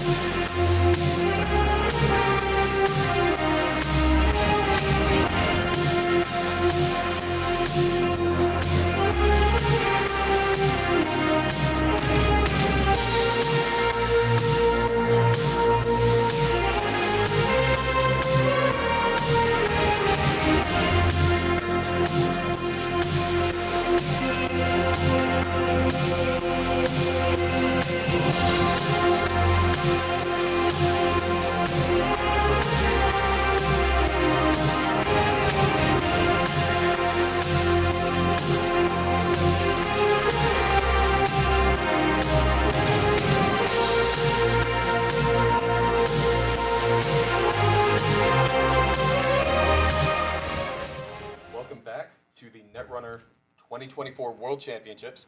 I am Neuropanther, he, him, joined by... I'm Andre for the Metropolitan Grid, he, him. And I'm Sokka, he, him. Just saw Sokka on stream. Congratulations on the win. Thank you. Fantastic game. Well Thank played. you. We are here for a special announcement. So, what are we here to announce? So I have a couple cards that I've won for designing, and my first design is about to come out in Dawn. And I'm excited to share that with everybody today. There's also a very special Worlds 2024 promo of that card that I have in front of me that we're here to hand out to our participants. So what you're saying is people are not just here to watch the World Championships, they're also here for scoops. Yeah. There's a card that I've been giving up to my opponents. Should I read it out? Yeah. Absolutely. Do we want to throw the image up as well? Yeah. There we go. So this is the card. The World's promo version. It's called Key Performance Indicators. It is a one-cost Wayland operation, and it is a transaction. It's 2 influence, and it says resolve 2 of the following in any order, which was a that was a required bit of text because back-to-back world champions need to be consistent. And there are 4 options. Option 1 is draw a card, shuffle 1 card from HQ into R&D. Option 2 is install 1 piece of ice from HQ, ignoring all costs. Option 3 is place 1 advancement counter on an installed card you can advance. And option 4 is gain 2 credits. Cool. This is okay. So Deuce is Wild, the modal card we've seen That's before. right. It's a very cool, very commonly splashed card. Now this is Wayland. It costs influence. I'm assuming this is a combo enabler. What were you thinking when you were putting this together? I wanted to make a utility card. Yeah. So I wanted lots of different utility applications, and I wanted it to be unclear whether it's the best of time to play it now or if it's going to be better later. So really, that's really the second option, which is install a piece of ice from HQ, ignoring all costs. Is like that. That's like the part that scales on value. And like, am I going to get more value later? Should I play this now? I like that bit of tension. And there's a couple key things that it just enables that are usually things that you can't do. So for example, let's say that you have a 5/3 in your hand and your runner has just spent a bunch of money and they clearly can't contest anything, but you don't have a remote. So what you can do is you can play this card, which essentially click compresses the advancement counter and also the ice install. Yeah, super cool. Awesome. And then the other thing that this can click compress is you can, if you have, let's say, an Atlas or like some kind of 3/2 on the board, or maybe you have a 5/3 that's double advanced and you were planning to triple advance and score, you can do that with this card if you start the turn on 1 credit. Whoa, yeah, advance, get the money. Yeah, so you can Seems play nice. this card, gain 2, and then place the advancement token, and you can advance, and you can score as well. And then finally, like the 4th option, drawing a card and then shuffle a card from HQ into R&D. Like it's not ideal that all the factions need to kind of play Spin Doctor. Yeah. This is kind of like my little shot at like maybe we can help Wayland not have to play Spin Doctor. Was Wayland a choice? Yeah, that was my question. Was it always going to be Wayland? Were you thinking of any other factions? This was always going to be a Wayland card. Like it does seem like just like installing ice and advancing stuff seems like Wayland's thing, especially advancing stuff. Like having a card that says advance something is kind of like a Wayland thing, especially if we're stacking a lot of ice. And obviously, when I won Worlds last year in 2023, I was playing Built to Last, and this would be an excellent card in Built to Last. And that's also part of the reason why there's a couple attributions that I could have chosen to put on here. 2023 Worlds is not the first one. But I chose to put that one on this card because it makes sense. Yeah, it's just on theme with the BTL, and it's coming out in 2024 Worlds, and I'm also playing BTL again. Hey, would you play that today if you could in the deck? Definitely. The thing is, like, I put a lot of thought into the balance of this card, and it was interesting because I submitted this card with like this text, except for the shuffle a card from HQ into R&D part. And then there was like a couple times where like the testing kind of like shifted the numbers, shifted things, and I was like, I don't know about that. But I was so happy that we ended up here. But I think like as a very baseline bit of value is you spend a click, you pay 1, you gain 2, and then let's say you place an advancement token on an installed card, which is worth 2 clicks. Yeah. So you've essentially spent a click to gain 3 clicks worth of value, which is generally below curve. Right, like you easy mark and beanstalk royalties essentially, right? So you really want to like get that to scale a little bit more. So like we really made it so that like gaining 2 is probably not the thing you want to do, And you probably want to like get a piece of ice installed, save on the install cost, and like that's the thing huge. that scales. And also the shuffle card from HQ into R&D is like that's like a key moment that you can't really just evaluate based off credits and clicks. The utility of like modal cards like this for things like Atea or Mirror Morph, like it actually opens a lot of stuff. Sarswati works with this, or not Sarswati, excuse me, Iswak. Like there's some weird interactions if I'm not mistaken. Yeah. That's really, really cool. If I'm not mistaken, you have put together a video? Yes, there is a video that's live on my YouTube. I just put it up. It went public about 5 minutes ago.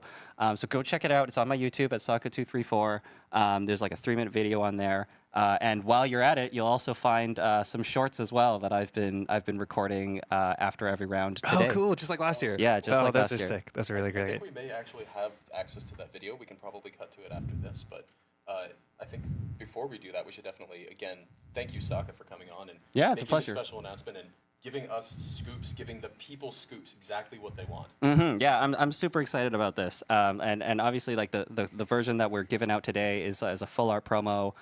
With my digital signature on it, and I'm super stoked that this is a thing. That's great. This is a card coming out on Dawn, mind you, which should be Q1 of next year, if I'm not mistaken, which is a very exciting release for Null Signal Games. It's going to be a great year next year. But Saga, thanks so much for joining us. We're just about to hit the lunch break, so we might throw the video up. Excuse me. We'll find out if that's the case. I think we are going to be. So don't go anywhere. We have a video. Otherwise, after that, we'll be back in about an hour for round 6 of the 2024 World Championship.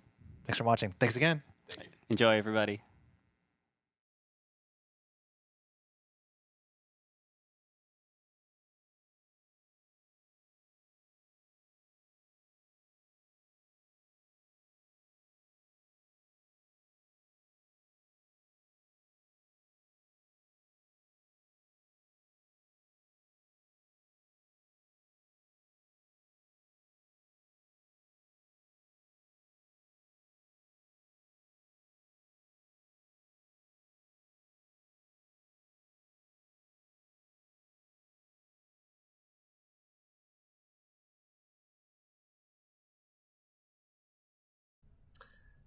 The card is called Key Performance Indicators.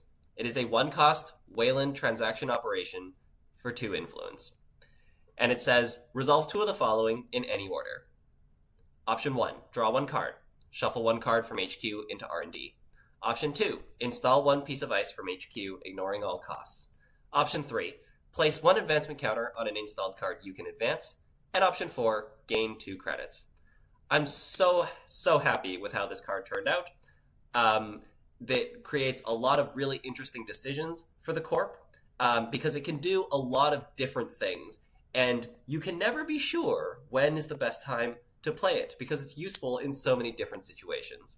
Shuffling a card from HQ into R&D, it kind of replaces Spin Doctor, maybe. So maybe we can use this instead of Spin Doctor in our Wayland decks. Being able to advance a card and install an ice means that you can take advantage of quick scoring opportunities. Being able to gain 2 credits and advance a card means that you can triple advance an agenda with a starting credit total of 1. And of course, installing a piece of ice from HQ, ignoring all costs, allows you to stack ice, ignoring the costs, and that value only goes up the longer you hold onto this card. A couple things that I did want to touch on in this video. It does say designed by 2023 World Champion. I do have championship cards from previous events, but we wanted to write 2023 World Champion on here because Dawn is going to be a lasting product, lasting for a while at least, and also because it's kind of a nod to the Built to Last deck that I played at the 2023 World Championships, where this card would have been great in that deck. I do believe that this is not the final version of the card. On the bottom right, it does say 23 on there. I think it's supposed to say 24, so this might not be the final version, but it'll look something pretty similar to this. Of course, you will find a normal format version of this card in your sets in Dawn in the next upcoming Netrunner expansion. And I'm so excited to see what Dawn has to offer.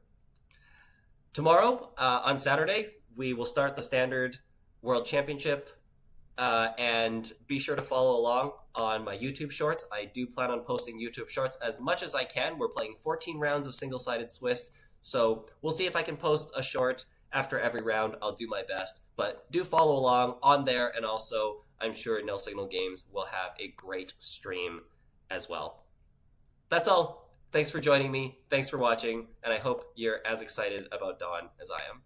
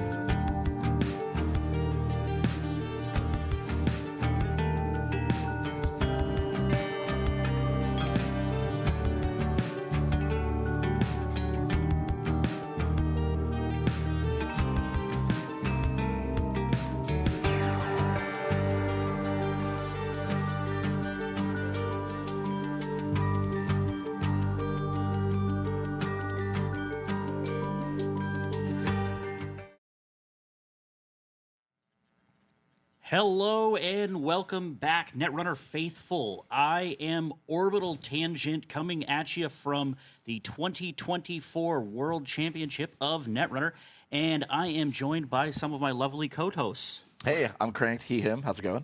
I'm Juniper, she, her, and I'm glad to be here. Excellent. I also forgot to mention I am he, him as well. So, everybody, we are going to be going over the standings as they currently are for the tournament. We're going to go over kind of what is going on with the tournament and how that stacks up with our predictions earlier in the day. We are about halfway through of the 11 rounds of single-sided Swiss that are going to happen today. We are going to have 3 more that are going to happen tomorrow before the top cut. So, let's go ahead and get started. Juniper, you want to talk about who is in contention, who's basically undefeated at this point? Well, we only have, I believe, 6 people who are undefeated right now. Those are, oh God, I don't know. Rotom Appliance, Sokka, Zinschling, Perfect. Jai, Saf, and CTZ. All of whom are incredible. Like, we watched a CTZ game and a Sokka game, and both of those were incredible to watch. Amazing to watch those decks go off. Absolutely, yeah. Just world-class players all around. And I think if I might, I'd like to zero in on the one connecting through line. That connects all these players together, and that's their choice of runner ID. All of them are not just representing Shaper, but they're representing the exact same Shaper ID. They're all on Lat. Just the absolute just stranglehold that this ethical freelancer has over the current metagame is just something to behold. What are your thoughts on that, folks? Well, it's there's only been 5 games played, and that's so 2 players are corp favored, the other 4 are runner favored. So that means with 5 games, everybody getting 2 games. So 6 times 2, that's 12, and then 4 more runner games. That's 16 undefeated lat games amongst the 6 of them, which is disgusting. Yeah, that is incredible. That is incredible. You could also almost call it unethical. Yeah. If you could call it unethical. No, it's a testament to just how strong 3 very simple words are when printed on an ID effect. Those 3 words are draw 1 card. Yep. It just gives you so much insurance. It just accelerates you. You put all these cards into your deck for a reason when you show up to an event like this, right? You want to draw them. You don't want to click to draw them. You want the game to give them to you for free. Sure, you have to play the goofy little lat mini game occasionally to make sure that you line up on the same number of cards. It's not as hard as it sounds. But just, Lat just absolutely running rampant over a variety of corp IDs. And speaking of a variety of corp IDs, that's also not something we're necessarily seeing at the undefeated tables right now. There's a lot of purple represented up there. We have 3 different Asas. I wonder if they're playing the same deck, like if that's people working together. Like, I don't know the specific testing groups for different people. You might know that. Like, if people might have coordinated to figure out what decks they want to play. I'm not sure either. I don't think we've seen any of these ASO lists on stream. I'm hoping that we get the opportunity to. Didn't we? Well, we've done one ASO list, Have we? but I don't think Okay. it was one of these. Was that one of the ASO lists here? I don't believe so. I don't recall. We saw Mirror Morph on stream. That was right. We saw Mirror Morph. Yeah, we saw Quesadilla and Mirror Morph. And he's sitting just below in 9th place, sitting at 12 prestige. So a really awesome record of 4-1 as well. But we haven't seen an ASO list. ASO generally considered a little bit more of a fair ID in the current metagame. We'll have to see once we've seen the list, we'll have to see if that's still true. That's true. Maybe I shouldn't be speaking on that quite yet. Maybe they're doing some absolutely unfair stuff that we just haven't seen yet. There's also Sokka on Built to Last and CTZ on Reality Plus. And one person on PD, I believe. Yeah, well, Rotom Appliance on PD. But aside from that, 3 Asses. Yeah, the PD player as well. Rotom. Classically, Rotom has won a world championship. The seed 2 and 3, Rotom and Sokka, have both won world championships. Of course, Sokka winning 2 of them. Yes. But Rotom famously doing it on Precision Design. Yeah, absolutely. And Sokka doing it on Built to Last. Not only that, doing it last year. He's going for the run back on Built to Last because this Built to Last, based on the game we just saw on stream last round, looks awfully similar, at least in concept, to the deck that carried him all the way through last year. There's definitely a lot of new stuff in it. Like, Definitely. seeing Logjam and stuff. Yeah, but, It does look really similar. I wonder if Charlotte Casador is in there. That seems to be a natural fit in a deck like BTL if Startup is any in consideration. But yeah, the core conceit of the deck anyway is quite similar to what did so well for him last year. So it will be really interesting to see how he does with that run back attempt. I wonder if that gives you an advantage, sticking to a deck that you already know so well and just modifying it in small ways instead of seeing like a big new card and being like, I'm going to change everything about my deck. I think you're onto something. Generally, at least in my view, it's always better to go with a deck that you have reps on, even if it isn't necessarily the top threat in the metagame. The benefit of having reps and having that level of comfortability on a deck, it just can't be understated. Yeah, if there is one thing I'd say Sokka's really, really good at. He's maybe the best player of Netrunner I've ever seen. Just in terms of sheer looking at a deck and making it work, he's so good at that. Absolutely. I know people who are like great at building decks and great at theorizing about what's work, but in terms of sheer skill at playing the game, he's absolutely stunning. Definitely. Absolutely would agree with that. There's one thing I do want to note on what you were talking about with reps. Sokka's wins in Worlds were back-to-back, so they were last year and the year previous. Yep. And in the year previous, he was on a lat deck as well. So he's had reps on versions of both of these decks that he's playing, so he's intimately familiar with how both IDs operate. Now, granted, the run he made in 2022 in Toronto, a bit of a different lat deck. That was the time when Apocalypse was legal.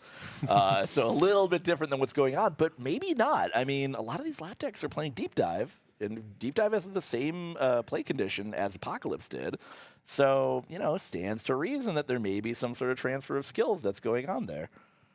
But yeah, and then let's take a look at what's been sitting at that 4-1 tier, where folks are definitely still in consideration. Just a few highlights as they come here. Mr. Credit Clicker himself, Timmy Wong, sitting in 7th place, the top of the 4-1 bracket, representing Agate Fusion, a deck that I personally expected to see a lot of this weekend. But I want to zero in on that runner. Yes, it's green, but your eyes do not deceive you. Isla, BIOS, Raheem, Simulant Specialist. Let's talk about it.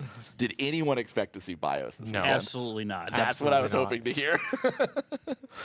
I love her so much, though. I do She's too. so much fun. Such a wild idea. The ability to set aside to look at the top 6 cards of your deck before you even draw your opening hand. You get to just tuck 4 of those cards away, tuck those away for later. Whether you want to tuck away your tech cards that are going to bail you out in the matchup, or tuck away useless tech cards that don't help you in the particular matchup, then you get to go look at your starting hand. Oh, and then you get to mulligan if you want. Now, I have a question on this. Is why go with the Ayla, and what do you think that it's doing? Because we have not seen this deck on stream yet. We haven't. I would love to see it on stream, because so for some of the older players in the audience who remember a little deck called Cold Ones, some alarm bells tend to go off in our heads when we look at Isla. We see Isla as this combo deck, right? Where we're tucking cards away under the ID that are just combo pieces. I would hazard a guess and say that that's probably not what's happening. Now, I haven't seen the deck personally. It would appear to me that this is just a way to add consistency. You're filtering out 4 cards. So you're effectively drawing from a 41-card deck, but you get to sort of choose what cards you may or may not see. You can guarantee that you see the cards that you tuck under the ID, or you're guaranteeing that you don't see them. You don't ever have to click to draw those cards if you want to. You can just leave them there forever if you want, I suppose. I think Isla is a really difficult identity to play, because I think she tempts a lot of people to... You see those cards under your ID and you're like, oh, well, I can just grab these whenever I want. And you don't realize how much of a tempo hit that can be to go, I'm going to go get a Sure Gamble from my identity. And you're wasting an entire click to do that, when drawing with a Diesel or drawing with a Nuka or something would be so much better. And I think a lot of people don't realize how to make a good Isla deck. Yes. So I'd be really curious to see what this one looks like. Yeah, me too. Any thoughts, Juniper, on what that might be doing, that Isla deck? Any thoughts? I mean, the obvious answer is like using Isla to get the deep dive or such, but I really don't know. I'd have to see it. Right now, we see a lot of deep dive. There's all the tools that Shaper got in the most recent set with all of the Muse and then Coalescence to get tons of money with Aesops and all that. There's all the Trojans now. I'm not sure exactly what you would go for. There's a few different shells you could do. You could do budget kit and try and put out a Lobosomon, but I don't think it's doing that. Maybe that's a benefit of Isla as well. You flip down Isla in front of the table, your opponent may not have any clue what could possibly come out of that identity. The surprise factor is very real with an identity like that. Hear me out. Spark, but you use Isla to just put some programs under it so you always know what you're going to get with your Spark. I love it. I'm in. I'll buy 10. Okay, I want to turn to something else. Yes, let's like, do it. I really have to direct us to what is directly under Timmy Wong. Oh, yeah. And on the runner side, because this is another ID I did not expect to see and did not expect to see this high. So we have the only Ken Express Tenma. I need to talk about this. Who wants to start? I love Ken so much. Ken is fun. Real throwback identity, all the way back in Honor and Profit. I gotta think that this is an excuse to splash Trickshot. Ken, I mean, it's a run event. It's everything Ken wants to be doing, right? Ken wants free money. Ken wants extra accesses. Ken's gonna play it for free because it's a run event. It gets you. It compresses 2 runs into one action. So it's just it's granted it's 3 influence, but you look at that number in the corner, 17. Ken's got extra influence. Also, might as well. Most importantly, you get to play as Ken. You get to play as Sonic the Hedgehog. Of course. I love him. Yeah, absolutely. And then bonus points if you're running Swift, my favorite console. Now, are you running something like Carpe Diem over, like, say, a Sure Gamble in Ken? I mean, you might run both. You do run Carpe Diem if you're running Swift, especially. Because then it just becomes play this, get click back. But Yes. I'm not sure. I mean, you want a lot of money. I'd really like to see what sort of Ice Suite is doing if it continues to do well. If the 4 wins aren't just 3 Corp wins and 1 Ken win, and then we'll see. But hopefully the Ken is performing as well as I can possibly imagine as the world's biggest Ken win. That's how that's how originally the deck I got Pailu to start playing Netrunner with, was just making a quick Ken deck and being like, Deep Dive just came out. Ken Deep Dive, come to the tournament, you can win it. And then I won with it. So and now we have horrible PE monstrosities because of it. That was my next question, is what is the likelihood that it is a Deep Dive Ken deck? It's a possibility. I actually wouldn't expect it, personally. I could maybe see 1 Deep Dive if you're playing that, but I don't think so. Like, I would guess it's more of just a value Ken, because I think that's better with Trick Shot nowadays. I think splashing 3 Trick Shots is better than splashing 2 Deep Dives. In Ken, I would agree. Now, if we're talking about Sable, I think then that's a different conversation. Sable, a different conversation. A lot of other decks, different conversations. Absolutely. That Ken player, by the way, Comrade Coheed, sitting in 8th place currently, representing Near Earth Hub on the runner, or on the Corp side rather. Thoughts on Near Earth Hub? What would we expect to see out of any NEH deck? I have no idea what to expect from Near Earth Hub, because it's my favorite identity ever, and every time I build with it, I make the worst asset spam garbage, and it makes me very happy. But it means whenever I look at anyone else's list, they're like, I'm doing cool kill things, or I'm managing to do things that are actually impressive. And I'm like, this isn't trying to vegan advance a 4-2 that you threw on the table 5 turns ago? Yeah. What are you doing? I have no idea. I wouldn't expect NEH to be playing something like Better Citizen Program or something goofy That's like what that. I guess it's maybe a kill deck. We've seen a lot of kill decks today. Just standard tag and bag, actually, which is pretty surprising. Kill would be my expectation with NEH. It's very, very difficult for NBN to score out currently in this meta, and Near Earth Hub, just especially with the ID ability, incentivizing lots of remote play, that horizontal play style, that just lends itself so naturally to a kill strategy with things like Reaper functions and Beholds and Check Scions. You all are also notably seeing that these lat decks, especially the ones that we see near the top, have expected kill, and they have tech against it. There's a lot of these decks that are running that Stone Ship to fight against a lot of those kill combos. Yeah, Stone Ship is very hard for some of these decks to fight through depending on the draw. The other card that I think bears mentioning as an excellent tech card against the acid kill style of play is Cupulation. If you happen to access a kill piece and put it on the Cupulation, it will be there forever. You just never cash the Cupulation in. The corporation has no way of removing that and potentially getting your kill piece back. And many of these lists only run a single copy of Mindscaping or End of the Line.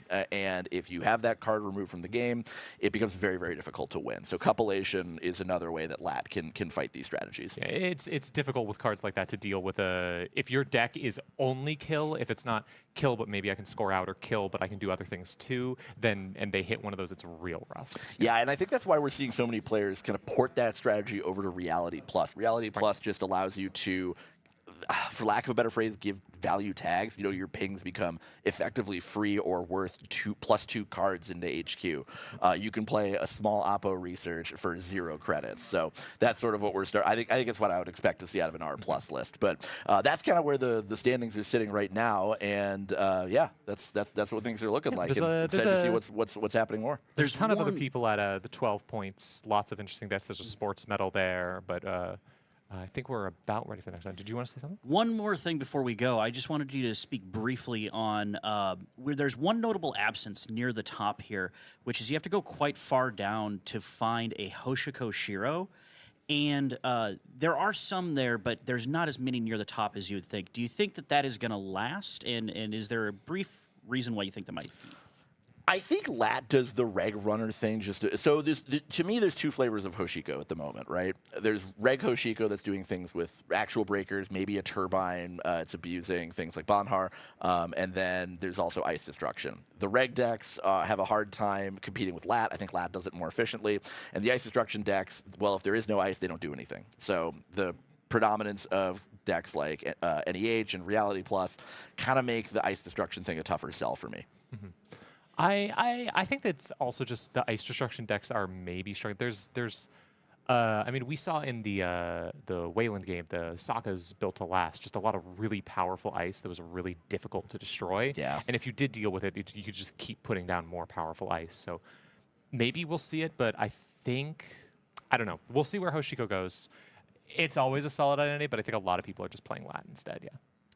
Okay, excellent. That is some insight from the desk here at the 2024 World Championship of Netrunner. If you want to check out the standings yourself, you can go to tournaments, I believe. Yes, or is tournaments, plural.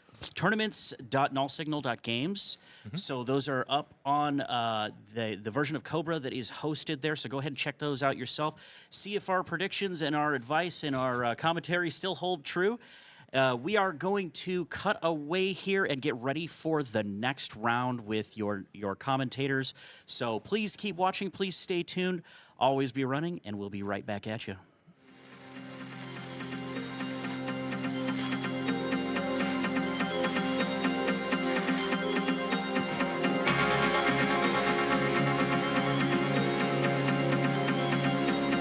And now, broadcasting live from our near-Earth hub studio, we bring you this NBN special report.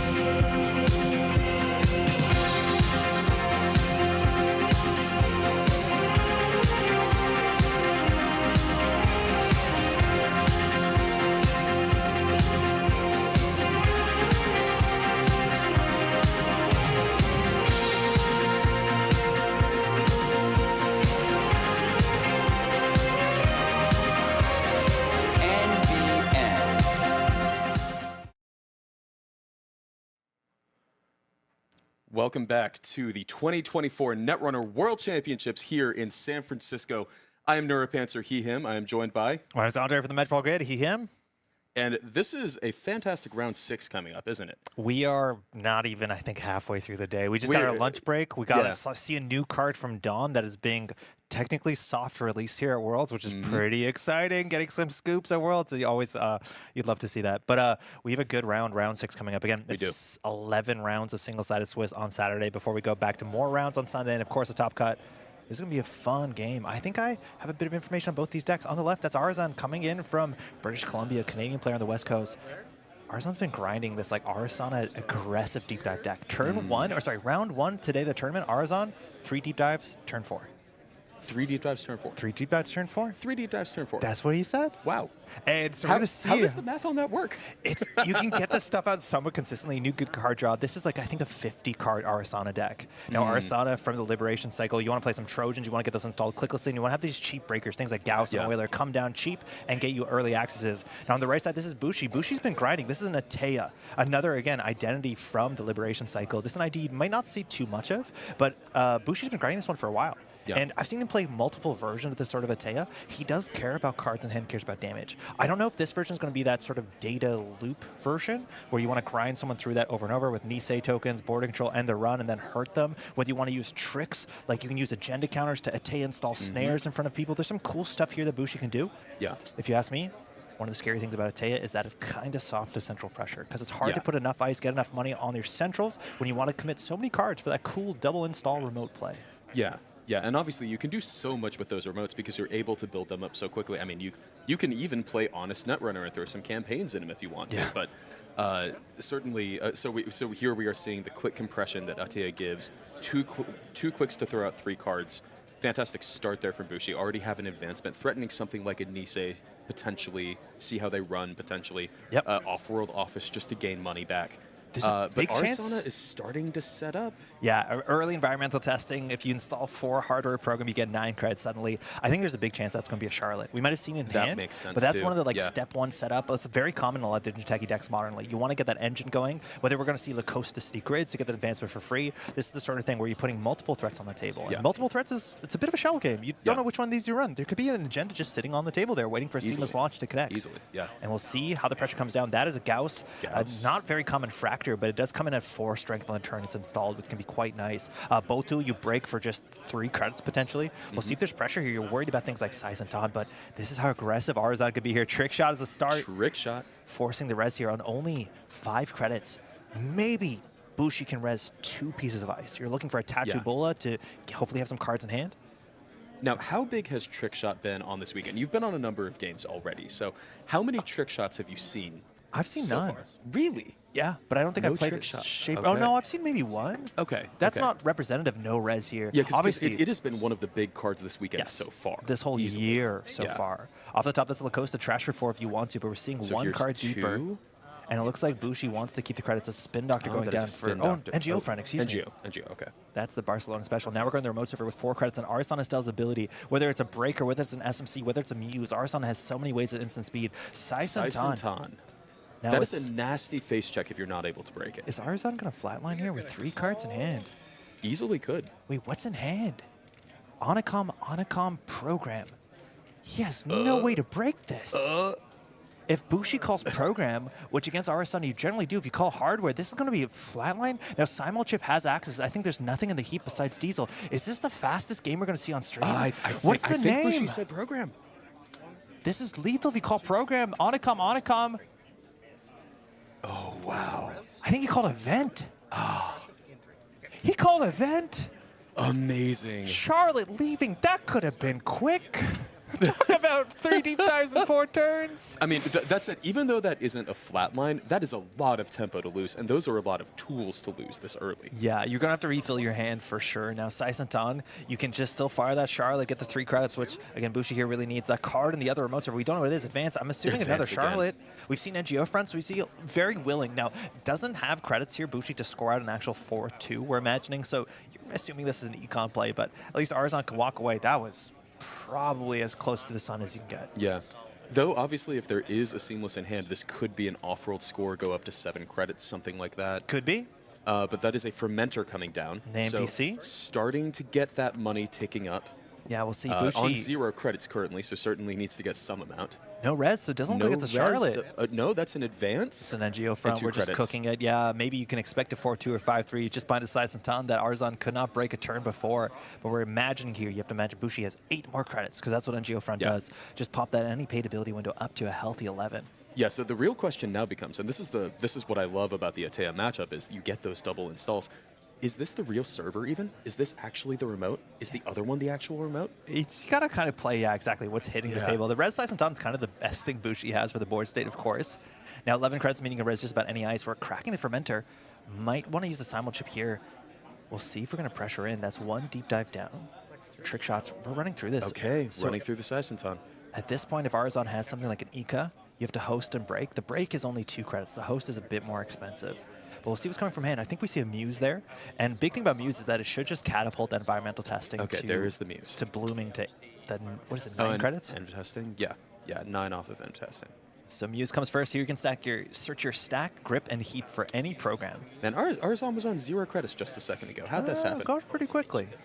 There's And that the is Ika. the Ika. One of the really cool things about Muse is that if you install Trojan, it just hosts it. And Ika's the only Trojan in the game right now that actually doesn't host on ice when it's installed. So it saves 2 credits. It's a really cool click compressed way to get some credits back. Oh, Bushi pulling out. Yes! This is an Ika token that he makes. Yeah, this is a custom Ika token from Bushi. And one of the things that's actually very nice about the token is it keeps it easier to see the MU altogether. So we're going to check this. We're assuming it's an NGO front, and that's what it is. Popped for 8 credits. That is the Barcelona World's exclusive alt-art from last year. I'm not sure if it's participation. I think you have to win a game. And the Muse now going to get discarded. Muse is gone. Arsana specifically says if you use her ability, the program, if it's not Trojan, will get trashed at the end of the run. But now the remote server is a bit compromised. Bushi up on 11 credits. The coolest thing with Atea is that there's a bunch of agendas that don't see common play across a lot of other Jinteki decks that have really cool utility with this Atea ability. Atea says, mind you, when you install the first time in or in front of a remote server, you can install another card in front of the other remote server, of which you're only allowed to have 2 for no cost, for no clicks. It has another clause that the second card can't be scored if it's an agenda. And there's ways around that with Moonpool, and there's tricks, but the big thing here is you need cards in hand, you need money, and you need to keep the runner busy. This is 3 cards on the table. We're assuming one of those cards is a Lacosta, because we saw that on the top of the deck. That's probably in the upgrade server. That would make sense. And that means a 4-2 agenda can come and get scored for just 6 credits the whole next turn. Yeah. Looking at the hand there, I do think we see a Hannah.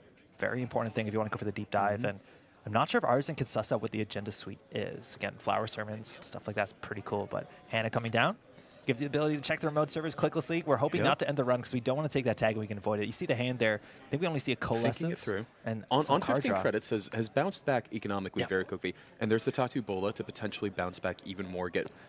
Now, this is an off-turn Atea trigger if you get to swap, correct? Super important. This is also such a frustrating card for Trojans in general, and luckily Arzon does just have the Gauss down. But this card will return to hand, and this is the first time swap is installed, which means now if you run this too late in the turn, Bushi can put a card in the first server, the Ekid server, and just score an agenda. About it. Obviously, there is something in there, so there might be a cost to this, but also could be a good way to sneak something out that you want next turn. Or you can just put the Tattoo Bola up there. Yeah. Yeah, true. Spin Doctor. And that's a Spin Doctor. It's getting res to draw some cards. Chooses not to install the Tattoo Bola, so probably wants to put that back on that. Either that remote or one of the centrals, I would think. Or keep like a swap infinite Tattoo Bola rolling. Sometimes you want to just keep an ice in hand. It looks like Bushi's going to opt to use the Spin Doctor. Did you see what's shuffled in there? I didn't, unfortunately. Might have been some Econ. Again, we just see a Charlotte that might go in. That's a Mavirus. Just a Mavirus, A okay. Mavirus, yeah. So my guess is behind that, Seisenton is just a Lacosta Grid. Most likely. Creative Commission to finish the turn off. Arzon going to gain that Sure Gamble and Shaper colors. Still staying up on money, so both players in pretty good economic state right now. Obviously, plenty of ice unresed right now that could change at any moment. Yeah, it's good money. Yeah. The question is, what is the sort of risk tolerance you have against Arsana? Arsana is one of the runners that is doing the most tricks directly at a hand. So you have to be very confident about making some of these calls. Is a 2-ice server safe? Is a Hush going to come out of hand? It doesn't feel safe to me. It doesn't always feel safe. We have 2 kinds of breakers right now. It's just the code gates we can't deal with. And I'm thinking Euler might be one of the decoders here. Arzon classically also top cut an NPC Boston earlier this year. Playing Mayfly, I think, is one of the options to come out of nowhere. That's kind of cool include. And with the Simul Chip too, you can get the Muse back at instant speed. So any Trojan you want to get, whether it is the Phaserum Entangler, one of the most powerful Trojans we saw in the last set. In fact, the only Trojan in the last set, if I'm not mistaken. And here we have another install for 2, quick for 2 installs, and then install behind 2 ice here, and another credit. So certainly representing a very important card behind these 2 ice, but it's very hard to believe that one of these cards is not an agenda. Spin Doctor didn't do any filtering. We've gone through nearly 12, 13 cards. One of this has to be with points on it. So Alex thinking like here, it needs to be, yeah. We're checking the remote so the server. wheels. And obviously, this is one of the great things about wheels is this kind of quick compression that you're getting into the runner of you have to spend your clicks running my servers, multiple servers a turn. Oh, that's Fuji. 3 points just behind an ice that can be 3 easily points? broken. Now you That have is to 2 be damage? concerned whether this is a punitive deck It easily We've seen could two be. Anacoms out. We've seen no stone ships so far. So you understand next turn, punitive, the credit differentials are definitely favoring the corporation. Losing a diesel into a simul chip. And a simul chip. Those seem like good hits. Those are the diesel's both one of the good. best ways to protect yourself against punitive. So certainly Bushi's happy to have that out, I think. Now the Costa City grid in the remote server, that's 4 to trash. And if Arzon's trying to keep the credits up, might not go down immediately. We still have most of a turn. Again, Hannah not getting the unsuccessful run, but the question begs, what's in the remote server? The heavily iced server is not where the agenda seemed to go. Does that mean there's 2? There might have been 2. I wonder what HQ looks like. I mean, we haven't seen an HQ run yet other than the deep dive turn. Now this is where it's sorry, not the deep dive turn. really frightening.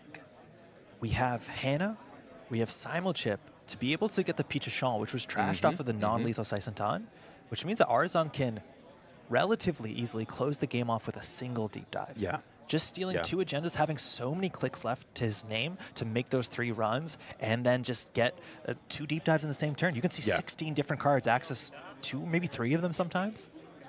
And here we just have a Coalesce come down for some money. Click for 2. Functionally. Again, this gets a bit better with environmental testing, DZMZ, lily pads. I do think we're on an Onacom build, so some of that won't exactly exist. We'll see if there's going to be spec works or whether we're just going to use the simul chip to bring back something here. Whether it's to have the access to the Muse or whether it's to bring back a fermenter to tick in the background. That might Gonna be trash bounce today. the Coalescence, looks like. No, just gaining click for 4.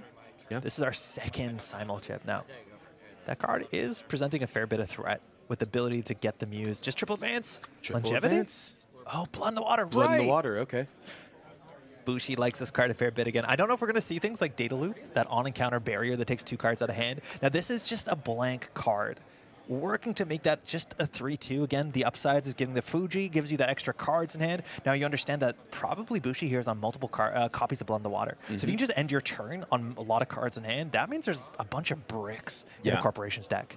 A Though blank obviously, 3-2. obviously, out of Atea, that's kinda unlike cool. in PE, where you kind of expect to need to have a lot of cards in hand. In Atea, you're often thinking, well, unless I'm running through a Saisantan and don't have a breaker, I don't need to worry about it. Yeah. But this is a good way to punish that play pattern. I think we're going to assume to see other spiky stuff. A full set of Fuji acid retrievals, probably Yeah. some snares as well. Yeah. Just ways to do damage. Anemone might make a lot of sense in a deck like this. Might, so might Arzon, have, might have some defensive upgrades that either deal damage or require you to put cards into the bottom of the stack or some things along those lines. Atea install one thing on top of the Lacosta, Spin Doctor into the more iced server. Going to res that immediately and draw 2. Thinking what to do here. Again, this is not a Ginger Grid deck. We know this is the Lacosta City Grid deck. So trying to figure out how to push forward 15 credits to about 15 credits. And I think here Arzon needs to figure out like the right ratio of pressuring the remote servers with Hannah and just setting up for the big deep dive. Hopefully forcing Bushi to res some expensive ice on the remote server. We'd love to see a both tool early before threat and just forcing those credits out of the pockets and then just pivoting central servers, that judo-esque throw. We see their hand Now, here. what is threat for both? 4. Is it 4? Okay. It's like so really we're ugly. Just barely Just not underneath there. it, yeah. Whenever you play that sort of like punitive ag infusion and you're just playing 3-pointers, like both doing the late game is really strong, but threat 4 is just Oh, such we have an a interesting burner number. coming in. Oh, good pressure now. Spin Doctor Bushi is officially on interesting. burn notice here. Yeah. You don't want to put agendas on top of the deck because Spin Doctor can interact, so we might just get cards out of hand so you can go back HQ and run. There's the Anemone, Anemone. though. This actually gets cards, agendas out of hand. Out Spin of Doctor hand, saves them. yeah. So if Bushi understands that this burner is going to do a lot of work, can't just get that agenda to safety. This is going to be 2 damage for discarding a card in hand, and we'll see actually how Arzon breaks this. It pinhole might be threat. tricky. How do you break this? Do you just move the Ika over? I guess you do. I guess. It seems expensive. Yeah, it is. Now with 1 card in hand, this Axis you can die to snare, but it's not an Axis. As huge blood in the water. Ooh. Understanding what was thrown out Blood there, in the water on probably top. on top is a Spin Doctor Shuffle. And on bottom is the Tattoo Bola. If you leave that in HQ, you can just run back, but unfortunately that's going to be shuffled away. The Spin Doctor just in the far remote server is giving Bushi control of where that agenda is. Again, a card was discarded from the Anemone into that res. So there might be another agenda face down waiting for Spin Doctor to bring it to safety. Arzon might run R&D here. You can, I think we have 2 cards in hand, so you don't just die to Anemone, but just keeping the cards up. Maybe not running R&D and just saying, you can draw it if you want. It's not going anywhere. I'm going to keep cards in hand. As long as you draw up, it's not a great draw. Oh, we're poking for, it here. For Atea. This is probably going to force out the Spin Doctor unless Bushi forgets. And a Toll Booth. I would love to see a Slap Vandal hit that. Booth, though. Oh. The art. It would just be so telling artistic, you what to agreed. do here. That's a huge res on R&D. 8 credits. We're going to pop that now. The best case scenario is on approach is actually a Fazarum Entangler. That will just bypass for 1 credit, not caring about the 3 credits hold that the booth is asking. I think that's probably what we're going to get here. We see a couple sprees, and there's the Fazarum. Yeah, this there is a Virus Trojan. You can't move it around with the Urban Art Vernissages, but that is bypass, and it's on encounter. And so your on encounter text as the active player, as the runner, will fire before the on encounter text of the corporation. That's a 1 credit for an 8 credit ice. And obviously, importantly, Tollbooth is not a barrier. Yep. So this is able to happen. Now, Arzon can still flatline here. Yes. You can easily. shuffle into a... Oh, he's short snare credits for some 3. Oh, no. Short snare credits. Now the shuffle is happening. So firstly, the Tattoo Ball on the bottom, it's not on the bottom anymore. It looks like Mavirus and 1 face down is going back. No down an agenda that was jettisoned with an anemone. So unfortunately there. Now this is okay for threading the credit thresholds.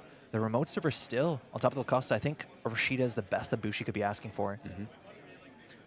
And it's 2 cards in hand for Arzon. So another 2 Fuji cards. does not kill. No, Fuji are Another okay. Fuji does not kill. Access off the top. It's a snare. He's 1 credit short. Oh. Gotta reveal that. He's 1 credit short. That would be lethal. That is 2 brushes so close with death. Oh, man. So close to death twice here. Living on the absolute edge against Atea. I don't know if Alex is expecting that, but again, 3 and 4 is a huge difference when you're playing against Shateki. We're running back for a single just to see another card there. That's an NGO front. That's 1 more credit to trash. I think Bushi would love that to stabilize. A lot of these decks are actually playing things like NGO fronts. Oh, here's the Lacosta. So I think that must be a Charlotte. Charlotte? Yeah, there you go. There we go. That's the Charlotte. Gain 4, draw a card. So a lot of these decks actually don't play Hedge Fund because abstractly, the free install you get with the NGO front and then advance it is kind of similar to spending a single click on a hedge fund. It's kind of neat, and you can advance it once more. It's it's trashable in R&D, some downsides to it, but it's a really cool way to get Atea value to fire on more consistently on other turns. That's a really good Charlotte. This is a problem for Arzon. If you do not run that Lacosta into Atea, or sorry, Lacosta into Charlotte fires every single turn. That's just start a turn, gain 4 credits, draw a card. That's an absurd start a turn trigger. Yes. Yeah, this is easily one of the strongest cards to come out of R with R, or RWR, I think. Breathing huge life into things like Ag Infusion Glacier, which is one of the most represented corporations here. That was always the problem with Ag Infusion, right? Money was you were tricky. running so close to the ground because you had your operations and you hoped that you drew them, and then that was your money for the game. Go Regolith. Yeah, that's mostly what you had. And it was good enough for sure, but you're going to appreciate the Charlotte there. Just spending the whole turn, drawing up, getting down a Simul Chip. That's the 3rd Simul Chip. We've lost 1 to damage, if I'm not mistaken, 1 to, we just used it. Yeah. And so here again, I do think with the Hannah, we have the ability, as long as you can run these central servers, then it's all about that unresed outermost ice on R&D. You can throw in a deep dive. Now you need to keep cards in hand, because we find Fujis, you need to steal maybe 2 Fujis, but you're not going to hit a snare because you choose the cards you're going to access. So see, getting And here we go. cards- So choosing to protect the Charlotte with additional ice, that seems correct to me, because if this Charlotte, like every turn the Charlotte ticks, your win percentage goes up by a decent amount because that's more ice you can res. It's a really strong trigger. There we have a spec work, trashing the Muse to get additional value. A really nice interaction. If you're ever going to Simul Chip, don't Simul Chip for the thing, Simul Chip for the Muse if you have another thing to sell to Pawn Shop. All right, deciding with a run here again. If all this ice is being committed to the remote server, that means the central servers are pretty well. Do you see 2 copies of Spree in hand? That gives you the ability to move the Fazarum out. Yeah. So we're checking. Yeah, and normally, obviously, you would say, oh, these centrals are actually pretty well protected. You've got a toll booth on R&D. But Simulation? this is one of the few matchups where that's not a good ice. Toll booth feels really bad for sure into Fazarum. I'm not sure if Arzon spend a click to draw already, but we might go for it. Looks like we're going to spree R&D. So the idea is that if you see anything else besides a barrier, you can move the Fazarum. If it's not that, you can just break it with the Gauss, hopefully. So I think the best case for Bushi here would be like a 6 credit res on a mighty Botu. We're going to pull down the Pichachon here. So this is Simul Chip. We've already trashed the program. It was Spec Work Click 1. So this is Pichachon Hannah. There's a chance this is the last turn of the game. Pichachon, once you pass the ice here, you gain a click back. And we still have the Hannah waiting for an additional click. This needs to be something great. Oh, just another anemone. Anemone. That could hit a deep dive out of hand if there's one in hand. Yes, we see 1 in hand. The question is whether there's 2, but there is a deep dive in hand. Bushi. I believe one was lost to damage earlier. I don't know. I don't think I saw I it. don't remember. That's That is one a deep dive. Alex That is a shaking his deep hand dive. there. Oh, Now- that is a huge hit. Hush is the other option. You want to get through that. Now you still have to consider moving around. The awkward thing sometimes with Spree is that you have to leave the Trojans on the server the run is finished. So we can at least get an access here for 2 credits. But losing the deep dive here, Alex has a chance of drawing up. Oh, we're moving the Pichashon down. And That's the so Pichashon. cool. Oh, that's cool. Pichashon will return to hand after for some additional padding. But you're actually gaining so many clicks here. Alex actually can draw to a deep dive. I don't know if it's going to be perfect. Like, you might not have enough clicks to close the game out. You need it. If you rip an agenda here off the top, that's obviously going to be a big help. You have to be careful. Pichashon will go back to hand. It can only fire twice in a turn. And now with Spree, you can decide where to leave. Off the top, that's not non-C. That is not an agenda. That is the CEO of Legs. Yeah, CEO of Legs. Arizon thinking there, that was the only deep dive we see in hand. Definitely a pretty unfortunate rip there. Understanding now the lay of the land, it's up to Bushi to do something really aggressive Draws there. Fermenter. Fermenter and SMC in hand, I believe another. A That's trick a trick shot. So a trick shot's another way to try to get 2 agendas. Yeah, you can do it. It's hard. That's a Fermenter. Okay, Fermenter. Passive income. It's a trick from working at home. We're going to go get that mandatory it's draw a to trick Charlotte. that many runners are using, I've noticed this weekend. Yeah. Hey, that's a purge. So passive income has stopped a bit, but that's going to get rid of the Vizarim Entangler. So we used 3 simul-chip. I think we've used the same Muse twice. We have a self-modifying code in hand. You can do some real convoluted stuff like self-modifying code into Muse to get your Vizarim. I think MU is actually a bit tight here. We lost 2 Anacoms on turn 1, if not turn 2. That's a lot of MU used up pretty quickly. We have a creative commission here. Yeah, at the moment, I believe would need to actually trash a program to drop an SMC. Yep. So yeah, you can get rid of the Gauss. A lot of times the you can, Fermenter. yeah. Prisha's there too. Just checking We HQ. have a run, HQ. This is only 1 credit to get in. Now we Not know that expensive. one of these 3 cards is definitely the Anansi. One of them is a simulation reset. So this access here, I'm not sure how valuable it's going to be. It's not that high percent. Yep. Once again, the CEO of Legs. The question is, what's on the far remote server? It's a Spin Doctor. Bushi might have drawn, but last turn Creative was Purge. commission. Just going to get the money up. Alex resetting there. The deck is on the full play set of Deep Dive, so he just has to find it, and he still has access to all the tricks to be able to get enough clicks. We know that there's a Pichashon hand throwing at the pre-shed that does trash assets, but that's not exactly where the game here is. Bushi needs to find another enemy, needs to snipe another Deep Dive on Centrals.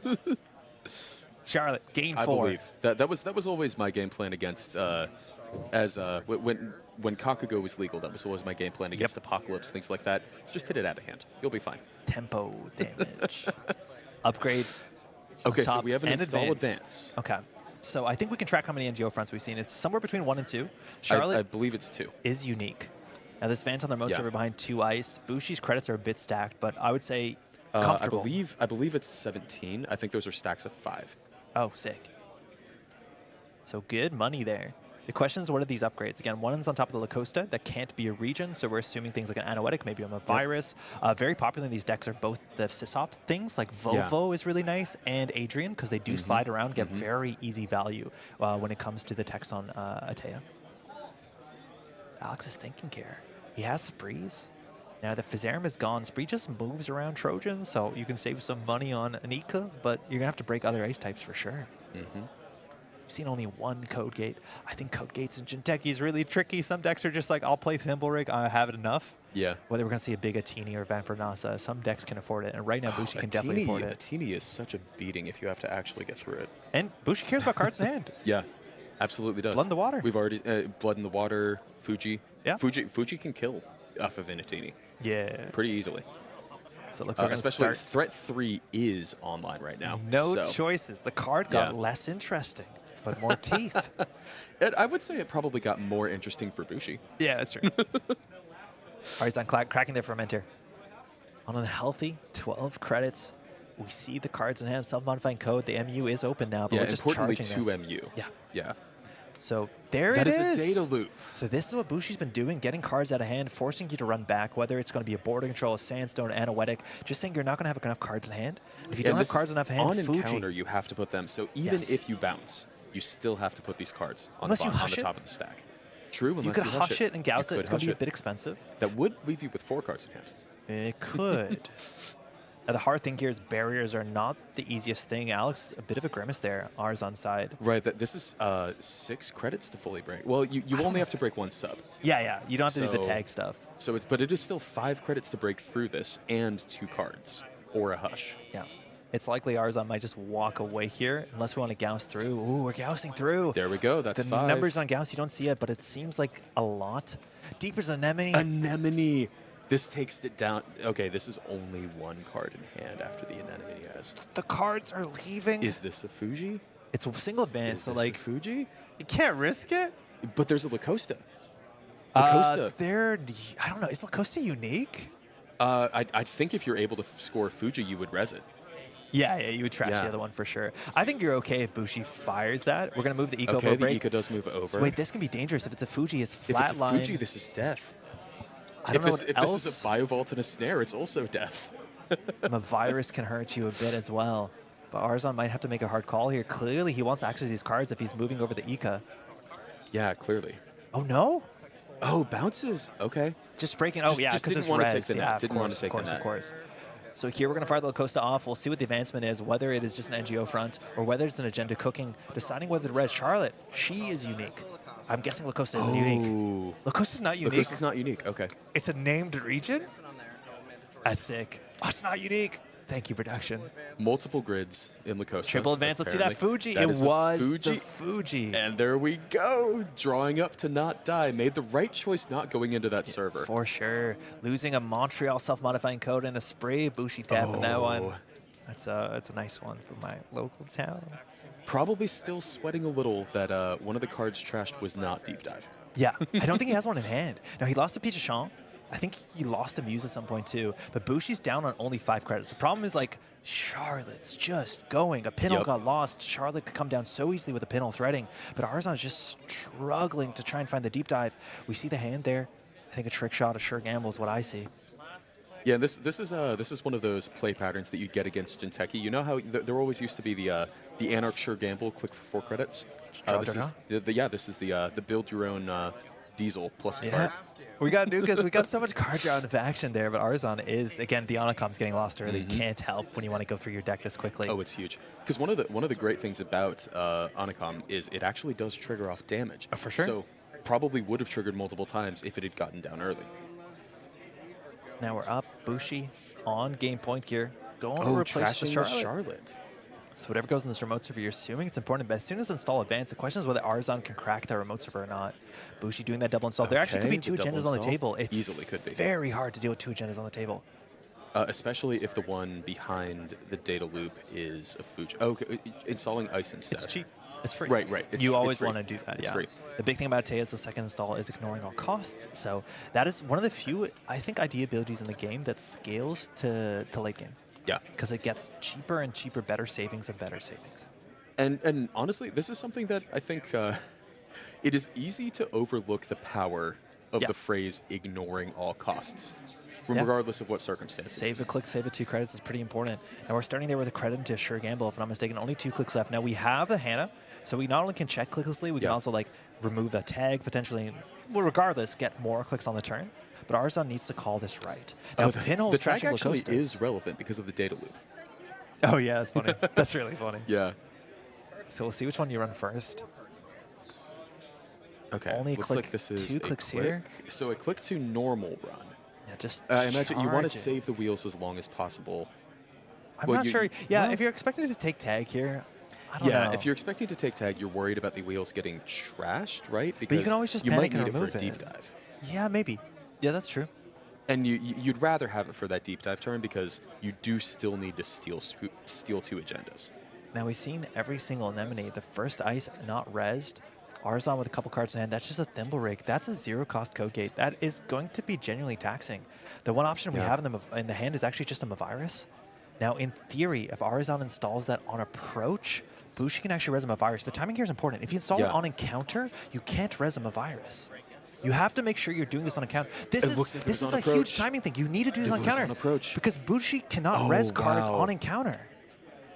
So it looks like the timing there might have been. You have to be very careful there because now the Botchos is purged out.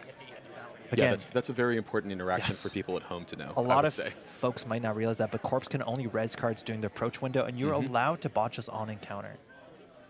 It is just functionally an icebreaker. It doesn't say like when you encounter, it doesn't have to be there on approach. So unfortunately, Arzon is going to get purged out there. No simul chip to flicker that out. And it looks like whatever's in that server really does matter. Hannah? Is Wheels going to the other remote?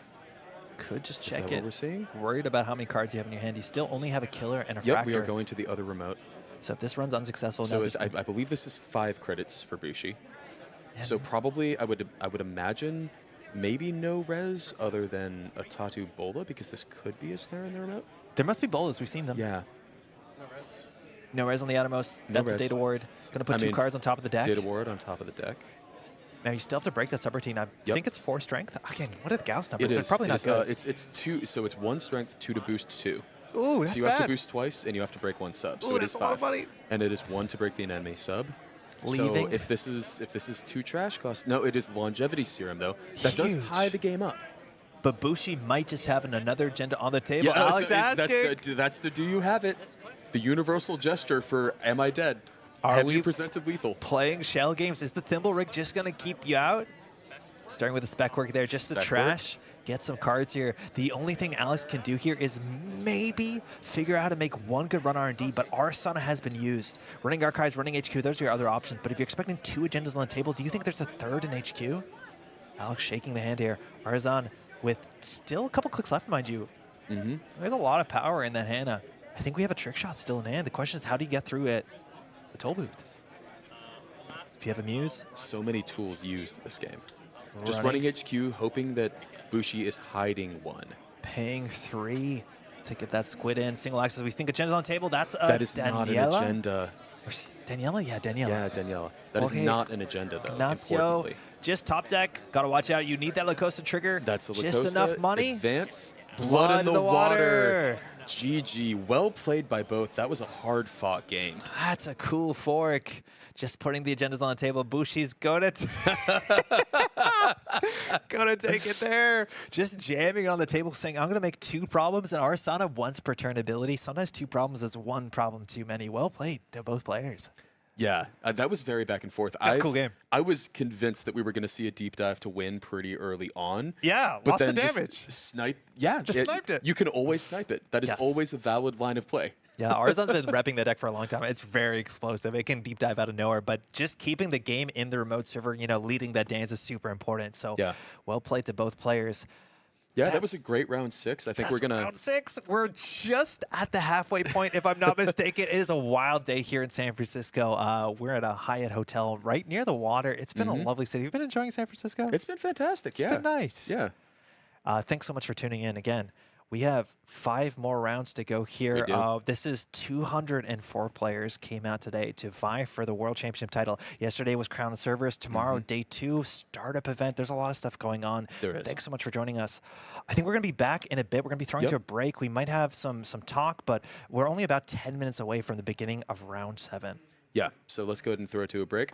Thank you, everyone, for being here. Please be back for round 7. Thanks so much for watching. Yeah.